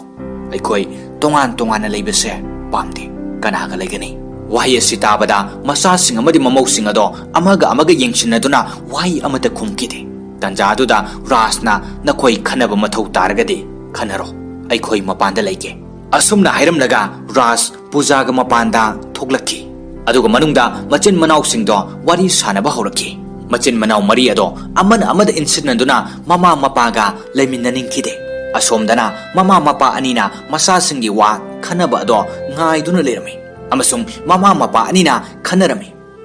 isa singdo khanaramlani amanasu aiga lege amanasu aiga leiminage haiduna adubo masa sing adunadi mama mapa aduga amatta leiminaba pamlamde machin manau sing adu kuina khanaraba matungda asomna leplami babaga imaga tongan thapnarasi makhoi ani tongana leyu haiba yarakloi aduga makhoi ani punna leijage hairakpada haiduna silami ꯃꯆꯥꯁꯤꯡꯅ ꯈꯟꯅꯔꯕ ꯃꯇꯨꯡꯗ ꯃꯃꯥ ꯃꯄꯥꯒꯤ ꯃꯅꯥꯛꯇ ꯂꯥꯛꯇꯨꯅ ꯅꯨꯡꯁꯤꯕ ꯁꯥꯗꯨꯅ ꯏꯃꯥꯅ ꯁꯟꯖꯨꯒ ꯂꯩꯃꯤꯟꯅꯔꯅꯤ ꯑꯗꯨꯒ ꯕꯕꯥꯅ ꯀꯤꯔꯟꯒ ꯂꯩꯃꯤꯟꯅꯔꯅꯤ ꯍꯥꯏꯔꯛꯏ꯫ ꯋꯥꯍꯩ ꯑꯁꯤ ꯇꯥꯕꯗ ꯃꯃꯥ ꯃꯄꯥ ꯑꯅꯤꯒꯤ ꯊꯃꯣꯏꯗ ꯅꯤꯡꯕ ꯀꯥꯏꯈꯤ꯫ ꯔꯥꯖꯀ ꯄꯨꯖꯥꯒ ꯀꯥꯗ ꯃꯆꯥꯁꯤꯡꯒꯤ ꯐꯤꯔꯦꯞ ꯑꯗꯨꯕꯨ ꯌꯥꯅꯤꯡꯗꯗꯨꯅ ꯋꯥꯔꯤ ꯁꯥꯅꯈꯤ꯫ ꯃꯈꯣꯏ ꯑꯅꯤ ꯂꯥꯞꯅꯕ ꯉꯝꯂꯣꯏ ꯍꯥꯏꯗꯨꯅ ꯔꯥꯖꯅ ꯄꯨꯖꯥꯗ ꯍꯥꯏꯈꯤ꯫ ꯄꯨꯖꯥꯅ ꯃꯤꯠꯇꯒꯤ ꯄꯤ ꯇꯥꯗꯨꯅ ꯔꯥꯖꯇ ꯍꯥꯏꯖꯈꯤ, ꯏꯆꯥꯁꯤꯡꯅ ꯂꯦꯞꯂꯤꯕ ꯐꯤꯔꯦꯞ ꯑꯗꯣ ꯂꯥꯟꯅ ꯈꯟꯒꯅꯨ꯫ ꯃꯗꯨꯗ ꯔꯥꯖ ꯅꯤꯡꯕ ꯀꯥꯏꯅ ꯌꯥꯔꯛꯈꯤ꯫ ꯃꯃꯥꯅ ꯃꯆꯥꯁꯤꯡꯒꯤ ꯐꯤꯔꯦꯞ ꯑꯗꯨꯗ ꯌꯥꯔꯦ ꯍꯥꯏꯕꯗ ꯃꯆꯥꯁꯤꯡꯗꯣ ꯑꯉꯛꯄ ꯑꯣꯏꯈꯤ꯫ ꯑꯁꯨꯝꯅ ꯔꯥꯖ ꯑꯃꯗꯤ ꯄꯨꯖꯥ ꯑꯍꯤꯡ ꯇꯨꯝꯗꯅ ꯅꯤꯡꯕ ꯀꯥꯏꯅ ꯀꯞꯈꯤ꯫ ꯑꯗꯨꯒ ꯃꯈꯣꯏ ꯑꯅꯤ ꯕꯦꯛꯇ ꯐꯤꯔꯣꯜ ꯍꯥꯞꯇꯨꯅ ꯃꯆꯥꯁꯤꯡꯒ ꯇꯣꯉꯥꯟ ꯇꯣꯉꯥꯟꯅ ꯆꯠꯅꯅꯕ ꯊꯧꯔꯥꯡ ꯇꯧꯔꯝꯃꯤ꯫ ꯄꯨꯖꯥꯅ ꯔꯥꯖꯀꯤ ꯇꯥꯏ ꯄꯨꯟꯕꯗꯣ ꯑꯔꯣꯏꯕ ꯑꯣꯏꯅ ꯄꯨꯟꯕꯤꯒꯦ ꯍꯥꯏꯕꯗ ꯔꯥꯖꯅ ꯉꯁꯤꯗꯒꯤ ꯑꯩ ꯑꯃꯨꯛ ꯍꯟꯅ ꯇꯥꯏ ꯄꯨꯜꯂꯔꯣꯏ ꯍꯥꯏꯔꯛꯈꯤ꯫ ꯑꯗꯨꯒ ꯆꯠꯅꯅꯕ ꯊꯣꯛꯂꯛꯈꯤ꯫ ꯑꯗꯨꯒ ꯄꯨꯖꯥꯅ ꯇꯨꯡꯗ ꯏꯅꯔꯛꯇꯨꯅ ꯔꯥꯖꯄꯨ ꯉꯥꯏꯈꯣ ꯍꯥꯏꯗꯨꯅ ꯀꯥ ꯑꯃꯗ ꯄꯨꯁꯤꯟꯈꯤ꯫ ꯑꯗꯨꯒ ꯅꯤꯡꯕ ꯀꯥꯏꯅ ꯃꯤꯠꯂꯨꯗ ꯄꯤꯔꯥꯡ ꯁꯤꯟꯊꯗꯨꯅ ꯍꯥꯏꯔꯛꯂꯝꯃꯤ, ꯃꯐꯝꯗꯨꯗ ꯑꯩꯒ ꯄꯨꯟꯅ ꯂꯩꯃꯤꯟꯅꯔꯣꯏꯗꯕꯅꯤꯅ ꯍꯤꯗꯥꯛ ꯃꯇꯝ ꯆꯥꯅ ꯆꯥꯕꯤꯌꯨ꯫ ꯋꯥꯍꯩꯁꯤꯡ ꯑꯁꯤ ꯇꯥꯔꯒ ꯔꯥꯖꯅ ꯄꯨꯖꯥꯕꯨ ꯃꯊꯥꯅꯨꯡꯗ ꯅꯨꯡꯁꯤꯅ ꯆꯦꯠꯅ ꯀꯣꯟꯁꯤꯟꯈꯤ꯫ ꯃꯄꯥꯟꯗꯒꯤ ꯃꯆꯥꯁꯤꯡꯅ ꯊꯦꯡꯂꯦ ꯆꯠꯂꯁꯤ ꯍꯥꯏꯅ ꯀꯧꯔꯛꯈꯤ꯫ ꯅꯤꯡꯕ ꯀꯥꯏꯔꯕ ꯃꯃꯥ ꯃꯄꯥ ꯑꯅꯤꯗꯣ ꯎꯄꯥꯏ ꯑꯃꯠꯇ ꯂꯩꯇꯗꯨꯅ ꯇꯣꯉꯥꯟ ꯇꯣꯉꯥꯟꯅ ꯂꯩꯔꯅꯤ ꯈꯟꯕꯗ ꯌꯥꯝꯅ ꯋꯥꯖꯈꯤ꯫ ꯑꯁꯨꯝꯅ ꯃꯈꯣꯏ ꯑꯅꯤ ꯇꯣꯉꯥꯟ ꯇꯣꯉꯥꯟꯅ ꯃꯆꯥꯁꯤꯡ ꯃꯅꯥꯛꯇ ꯂꯩꯅꯈꯤ꯫ ꯁꯟꯖꯨꯅ ꯃꯄꯥꯕꯨ ꯄꯨꯗꯨꯅ ꯃꯌꯨꯝꯗ ꯂꯥꯛꯈꯤ꯫ ꯃꯌꯨꯝ ꯌꯧꯔꯛꯂꯒ ꯒꯥꯔꯤꯗꯒꯤ ꯀꯨꯝꯊꯕꯗ ꯁꯟꯖꯨꯅ ꯃꯁꯥꯒꯤ ꯕꯦꯛ ꯑꯗꯨ ꯊꯥꯡꯊꯗꯨꯅ ꯆꯠꯈꯤ꯫ ꯔꯥꯖ ꯃꯁꯥꯒꯤ ꯑꯔꯨꯝꯕ ꯕꯦꯛ ꯑꯗꯣ ꯄꯨꯗꯨꯅ ꯆꯪꯂꯛꯈꯤ꯫ ꯑꯗꯨꯒ ꯔꯥꯖ ꯃꯁꯨ ꯅꯨꯄꯥꯅ ꯀꯥꯗ ꯄꯨꯁꯤꯟꯗꯨꯅ ꯆꯪꯃꯤꯟꯅꯈꯤ꯫ ꯑꯁꯣꯝꯗꯅ ꯄꯨꯖꯥ ꯃꯆꯥꯅꯨꯄꯥ ꯑꯍꯟ ꯀꯥꯔꯟꯒꯤ ꯌꯨꯝꯗ ꯄꯨꯗꯨꯅ ꯂꯥꯛꯈꯤ꯫ ꯑꯗꯨꯕꯨ ꯌꯨꯝ ꯑꯗꯨꯗ ꯊꯧꯑꯣꯏꯕꯤꯈꯤꯗꯦ꯫ ꯔꯥꯖꯅ ꯆꯥꯛ ꯆꯥꯅꯕ ꯍꯥꯏꯗꯨꯅ ꯆꯤꯌꯥꯔꯗ ꯐꯝꯕꯗ ꯁꯟꯖꯨꯒꯤ ꯅꯨꯄꯤꯅ ꯁꯟꯖꯨꯒꯤ ꯐꯝꯐꯝꯅꯤ ꯍꯥꯏꯗꯨꯅ ꯑꯇꯣꯞꯄꯗ ꯐꯝꯍꯟꯈꯤ꯫ ꯑꯁꯨꯝꯅ ꯔꯥꯖꯄꯨꯁꯨ ꯌꯨꯝ ꯑꯗꯨꯗ ꯊꯧꯑꯣꯏꯕꯤꯈꯤꯗꯦ꯫ ꯔꯥꯖ ꯃꯄꯥꯟꯗ ꯊꯣꯛꯇꯨꯅ ꯄꯨꯖꯥꯗ ꯐꯣꯟ ꯇꯧꯗꯨꯅ ꯋꯥꯔꯤ ꯁꯥꯅꯔꯝꯃꯤ꯫ ꯑꯗꯨꯒ ꯑꯋꯥ ꯅꯨꯡꯉꯥꯏ ꯍꯪꯅꯔꯝꯃꯤ꯫ ꯄꯨꯖꯥꯅ ꯀꯔꯝ ꯇꯧꯔꯤ ꯍꯪꯂꯛꯄꯗ ꯔꯥꯖꯅ ꯉꯥꯏꯍꯥꯛ ꯂꯩꯔꯒ ꯈꯨꯝꯂꯛꯏ, ꯅꯪꯒ ꯑꯩꯒ ꯂꯥꯞꯅꯔꯕ ꯄꯨꯟꯁꯤ ꯑꯁꯤꯕꯨ ꯄꯨꯟꯁꯤꯔꯥ? ꯑꯁꯨꯝꯅ ꯃꯈꯣꯏ ꯑꯅꯤ ꯀꯞꯇꯨꯅ ꯋꯥꯔꯤ ꯁꯥꯔꯝꯂꯒ ꯐꯣꯟ ꯑꯗꯨ ꯊꯝꯗꯨꯅ ꯆꯠꯈꯤ꯫ ꯃꯊꯪꯒꯤ ꯁꯤꯟꯗ ꯀꯥꯔꯟꯅ ꯆꯥ ꯍꯪꯕꯗ ꯃꯥꯒꯤ ꯅꯨꯄꯤꯅ ꯈꯨꯝꯂꯛꯏ, ꯏꯅꯦꯝꯄꯣꯛ ꯑꯁꯤ ꯂꯥꯛꯄꯗꯒꯤ ꯊꯕꯛ ꯁꯨꯕꯤ ꯅꯨꯄꯤ ꯑꯗꯣ ꯆꯦꯟꯈ꯭ꯔꯦ꯫ ꯋꯥꯍꯩ ꯑꯁꯤ ꯇꯥꯕꯗ ꯀꯥꯔꯟꯅ ꯏꯃꯥ ꯂꯥꯛꯂꯒ ꯊꯕꯛ ꯁꯨꯕꯤ ꯃꯥꯅ ꯆꯦꯟꯈ꯭ꯔꯤꯕꯗꯤ ꯀꯔꯤꯒꯤꯅꯣ? ꯑꯁꯨꯝꯅ ꯍꯪꯕꯗ ꯃꯥꯒꯤ ꯅꯨꯄꯤꯅ ꯑꯃꯨꯛ ꯈꯨꯝꯂꯛꯏ, ꯇꯨꯝꯐꯝ ꯂꯩꯇꯕꯗꯒꯤ ꯆꯠꯈ꯭ꯔꯤꯕꯅꯤ꯫ ꯑꯁꯨꯝꯅ ꯀꯥꯔꯟ ꯑꯃꯗꯤ ꯃꯍꯥꯛꯀꯤ ꯅꯨꯄꯤꯒ ꯂꯤꯅꯔꯤꯕ ꯋꯥꯔꯤꯁꯤꯡ ꯑꯁꯤ ꯃꯃꯥꯅ ꯆꯥ ꯂꯣꯟꯗꯨꯅ ꯄꯨꯊꯣꯔꯛꯄꯗ ꯇꯥꯔꯝꯃꯤ꯫ ꯑꯗꯨꯕꯨ ꯆꯤꯟꯕꯥꯟꯗ ꯃꯣꯃꯣ ꯅꯣꯛꯇꯨꯅ ꯆꯥꯗꯣ ꯄꯨꯊꯣꯛꯇꯨꯅ ꯄꯤꯔꯝꯃꯤ꯫ ꯑꯁꯨꯝꯅ ꯑꯋꯥꯕ ꯀꯌꯥꯁꯤ ꯈꯥꯡꯗꯨꯅ ꯄꯨꯖꯥ ꯂꯩꯔꯝꯃꯤ꯫ ꯑꯁꯣꯝꯗ ꯁꯟꯖꯨ ꯑꯃꯁꯨꯡ ꯃꯍꯥꯛꯀꯤ ꯅꯨꯄꯤ ꯑꯗꯨꯁꯨ ꯊꯕꯛ ꯆꯠꯄ ꯅꯪꯗ꯭ꯔꯦ ꯍꯥꯏꯗꯨꯅ ꯂꯥꯎꯅꯔꯝꯃꯤ꯫ ꯔꯥꯖꯅ ꯃꯈꯣꯏꯒꯤ ꯃꯇꯧꯁꯤꯡ ꯑꯗꯨ ꯎꯔꯒ ꯍꯥꯏꯉꯝ ꯇꯧꯉꯝꯗꯅ ꯈꯪꯗꯕ ꯁꯥꯗꯨꯅ ꯂꯩꯈꯤ꯫ ꯑꯁꯨꯝꯅ ꯃꯃꯥꯁꯨ ꯃꯄꯥꯁꯨ ꯃꯆꯥꯁꯤꯡꯅ ꯊꯧꯁꯥꯕꯤꯈꯤꯗꯦ꯫ ꯅꯤꯡꯕ ꯀꯥꯏꯅ ꯑꯍꯤꯡ ꯈꯨꯗꯤꯡ ꯆꯥꯛꯅ ꯀꯞꯇꯨꯅ ꯂꯦꯟꯈꯤ꯫ ꯄꯨꯖꯥꯅ ꯔꯥꯖꯇ ꯆꯤꯊꯤ ꯑꯃ ꯏꯗꯨꯅ ꯄꯤꯔꯛꯈꯤ꯫ ꯆꯤꯊꯤ ꯑꯗꯣ ꯄꯥꯗꯨꯅ ꯔꯥꯖ ꯃꯃꯤꯠꯇ ꯃꯄꯤ ꯇꯥꯈꯤ꯫ ꯅꯥꯏꯇꯣꯝ ꯇꯥꯔꯕ ꯔꯥꯖꯅ ꯃꯥꯒꯤ ꯍꯧꯈ꯭ꯔꯕ ꯄꯨꯟꯁꯤꯒꯤ ꯋꯥꯔꯤꯕꯨ ꯅꯤꯡꯁꯤꯡꯗꯨꯅ ꯂꯥꯏꯔꯤꯛ ꯑꯃ ꯏꯒꯦ ꯍꯥꯏꯅ ꯈꯟꯈꯤ꯫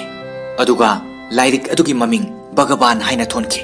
ꯃꯊꯪꯒꯤ ꯁꯤꯟꯗ ꯄꯨꯖꯥꯅ ꯀꯥꯔꯟꯒꯤ ꯌꯨꯝꯗ ꯃꯁꯨ ꯅꯨꯄꯤ ꯑꯗꯨꯒꯤ ꯂꯤꯆꯠ ꯑꯗꯣ ꯄꯥꯝꯂꯝꯗꯦ꯫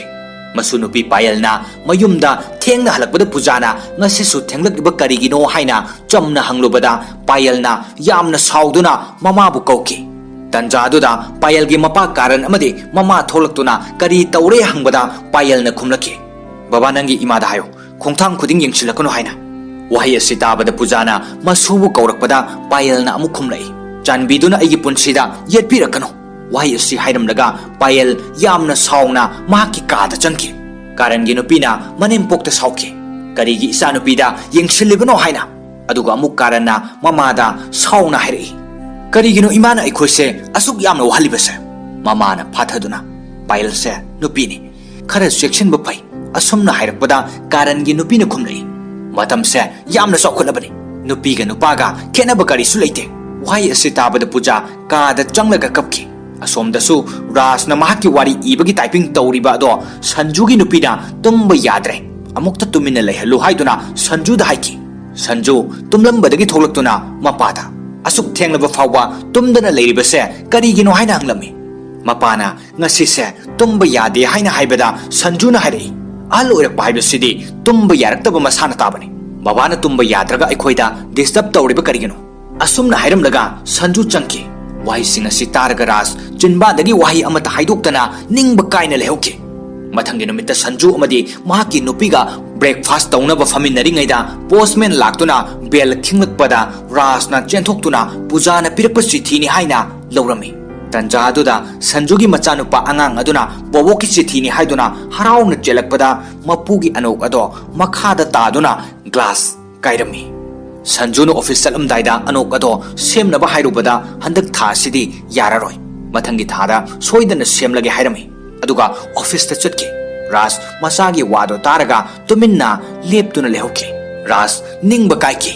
pujana pirakpa chithi ado paningbana langtak naruduna rasna nauna khangnaba mamanaba amagi library do changlaktuna chithi ado pabina bhaijaki ras ki mamanaba gi nupida chithi ado piduna makhoi ahum phaminna paba horaklami pujana chithi aduda irakpa wahai sing ado parubada ras ki mamanaba adugi nupido kapki amasung pujagi asakpa wahai sing aduna ras pusu mitlugi pirang khamba ngamkhide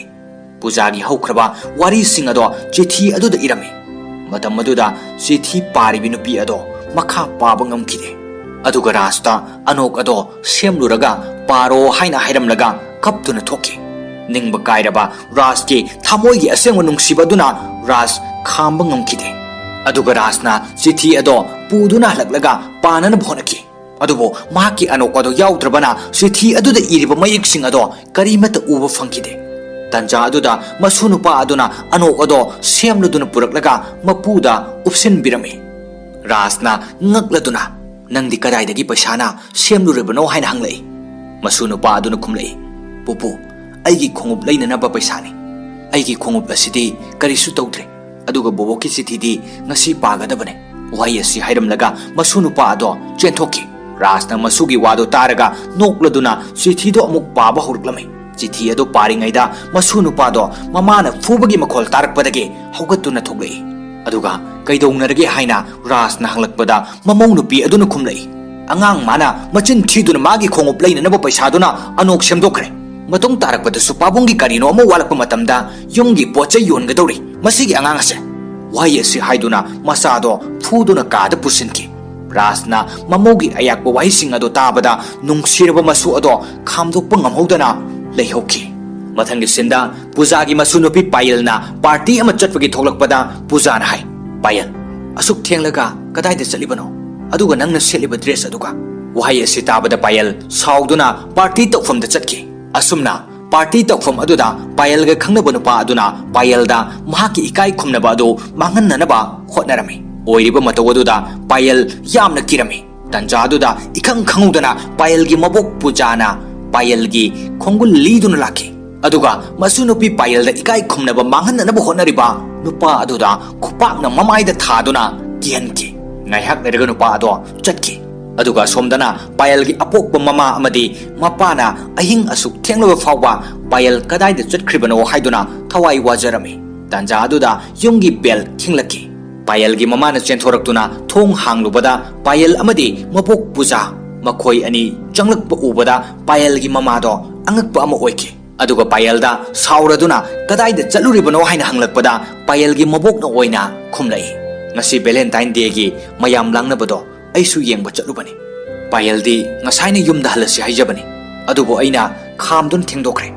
wahi ase tabada payalgi mamaga mapagana pujada yamna sauna nganglami thamoida akanba machintumba posak amana thenbagumna payalgi mapana mabu hek poksabi mama pujada nganglami akanba wahi singado tabada payalna khangba ngamlaktraduna mabokpu makhut samduna pusinki asumna rasamadi puja awaba kaya mayoknaduna haukraba nungsiraba thokdoksing ado ningsingnaduna lapna leinarami mathangi sinda ras mamanabagi library da thengna lerami mahakna library dagi mayum halakpada pujana phone tawruktuna wari sanari pujana rasta chak charabra hanglei rasna chadri haujik charadabani haiduna chak thangdokpa changlakpadadi chak ensang amatta leramkhide adubo rasna ahangba pukham tengot adu lokthokuna pujada chak chabagi mong malhalami aduga rasna chak ensang hawi haina hairei adubo pujana asengba do khangi chak chade haiba asumna kaptuna phone thamnaki ꯃꯊꯪꯒꯤ ꯁꯤꯟꯗ ꯑꯖꯦ ꯑꯣꯐꯤꯁꯇ ꯂꯩꯔꯤꯉꯩꯗ ꯃꯃꯥ ꯂꯥꯛꯏ ꯑꯖꯦꯅ ꯃꯃꯥ ꯑꯣꯐꯤꯁꯇ ꯂꯥꯛꯏ ꯈꯪꯕꯅ ꯃꯥꯒꯤ ꯅꯨꯄꯤꯗ ꯐꯣꯟ ꯇꯧꯗꯨꯅ ꯑꯣꯐꯤꯁꯇ ꯏꯃꯥ ꯂꯥꯛꯍꯜꯂꯤꯕ ꯀꯔꯤꯒꯤꯅꯣ ꯍꯥꯏꯅ ꯁꯥꯎꯔꯝꯃꯤ ꯑꯖꯦꯅ ꯐꯣꯟꯗ ꯋꯥꯔꯤ ꯁꯥꯔꯤꯕ ꯑꯗꯣ ꯃꯃꯥꯅ ꯇꯥꯔꯒ ꯀꯞꯇꯨꯅ ꯃꯤꯠꯀꯤ ꯄꯤ ꯇꯩꯊꯣꯛꯇꯨꯅ ꯃꯆꯥꯒ ꯎꯅꯔꯝꯗꯅ ꯍꯜꯂꯛꯈꯤ ꯑꯃꯁꯨꯡ ꯑꯖꯦꯅ ꯃꯌꯨꯝꯗ ꯍꯜꯂꯛꯂꯒ ꯃꯃꯥꯗ ꯌꯥꯝꯅ ꯁꯥꯎꯔꯝꯃꯤ ꯀꯔꯤꯒꯤ ꯑꯣꯐꯤꯁꯇ ꯂꯥꯛꯂꯤꯕꯅꯣ ꯍꯥꯏꯅ ꯃꯆꯥꯒꯤ ꯋꯥꯍꯩ ꯑꯗꯨꯗ ꯃꯃꯥꯅ ꯅꯤꯡꯕ ꯀꯥꯏꯅ ꯈꯨꯝꯂꯛꯈꯤ ꯅꯪꯅ ꯑꯉꯥꯡ ꯑꯣꯏꯔꯤꯉꯩꯗ ꯌꯥꯝꯅ ꯄꯥꯝꯖꯈꯤꯕ ꯍꯜꯋꯥꯁꯦ ꯑꯩꯅ ꯊꯤꯟꯕ ꯂꯥꯛꯂꯝꯕꯅꯤ ꯅꯪꯒꯤ ꯅꯄꯣꯛ ꯅꯨꯃꯤꯠ ꯈꯨꯗꯤꯡꯒꯤ ꯑꯩꯅ ꯍꯧꯕꯅꯤ ꯑꯗꯨꯅ ꯉꯁꯤꯁꯦ ꯅꯪꯒꯤ ꯅꯄꯣꯛ ꯅꯨꯃꯤꯠꯅꯤ ꯑꯗꯨꯅ ꯑꯩꯅ ꯍꯜꯋꯥꯁꯦ ꯉꯁꯤ ꯍꯧꯔꯤꯕꯅꯤ ꯑꯗꯨꯕꯨ ꯅꯪꯗꯤ ꯑꯣꯐꯤꯁꯇ ꯆꯠꯈꯤꯕꯅ ꯍꯥꯟꯈ꯭ꯔꯦ ꯑꯗꯨꯅ ꯑꯩꯅ ꯅꯪꯒꯤ ꯑꯣꯐꯤꯁꯇ ꯄꯤꯕ ꯂꯥꯛꯈꯤꯕꯅꯤ ꯑꯗꯨꯕꯨ ꯉꯁꯤꯗꯤ ꯏꯆꯥꯕꯨ ꯅꯨꯡꯁꯤꯕ ꯍꯦꯟꯃꯟꯈꯤꯕꯅ ꯑꯩꯒꯤ ꯏꯔꯥꯜ ꯑꯣꯏꯔꯤꯕꯅꯤ ꯋꯥꯍꯩ ꯑꯁꯤ ꯇꯥꯔꯒ ꯑꯖꯦ ꯑꯃꯗꯤ ꯃꯍꯥꯛꯀꯤ ꯅꯨꯄꯤꯗꯣ ꯂꯦꯞꯇꯨꯅ ꯂꯩꯍꯧꯏ ꯃꯊꯪꯒꯤ ꯁꯤꯟꯗ ꯔꯥꯖꯀꯤ ꯃꯆꯥ ꯑꯇꯣꯝꯕ ꯀꯥꯔꯟꯅ ꯃꯌꯥꯝꯕ ꯔꯣꯍꯤꯠꯇ ꯀꯣꯜ ꯇꯧꯔꯛꯇꯨꯅ ꯍꯥꯏꯔꯛꯏ ꯊꯥ 6 ꯁꯨꯔꯦ ꯏꯃꯥꯗꯣ ꯑꯃꯨꯛ ꯅꯪꯒꯤꯗ ꯊꯝꯅꯅꯕ ꯂꯧꯔꯨꯔꯣ ꯑꯩꯁꯨ ꯕꯕꯥ ꯂꯧꯔꯨꯒꯗꯕꯅꯤ ꯀꯔꯤ ꯈꯜꯂꯤꯕꯅꯣ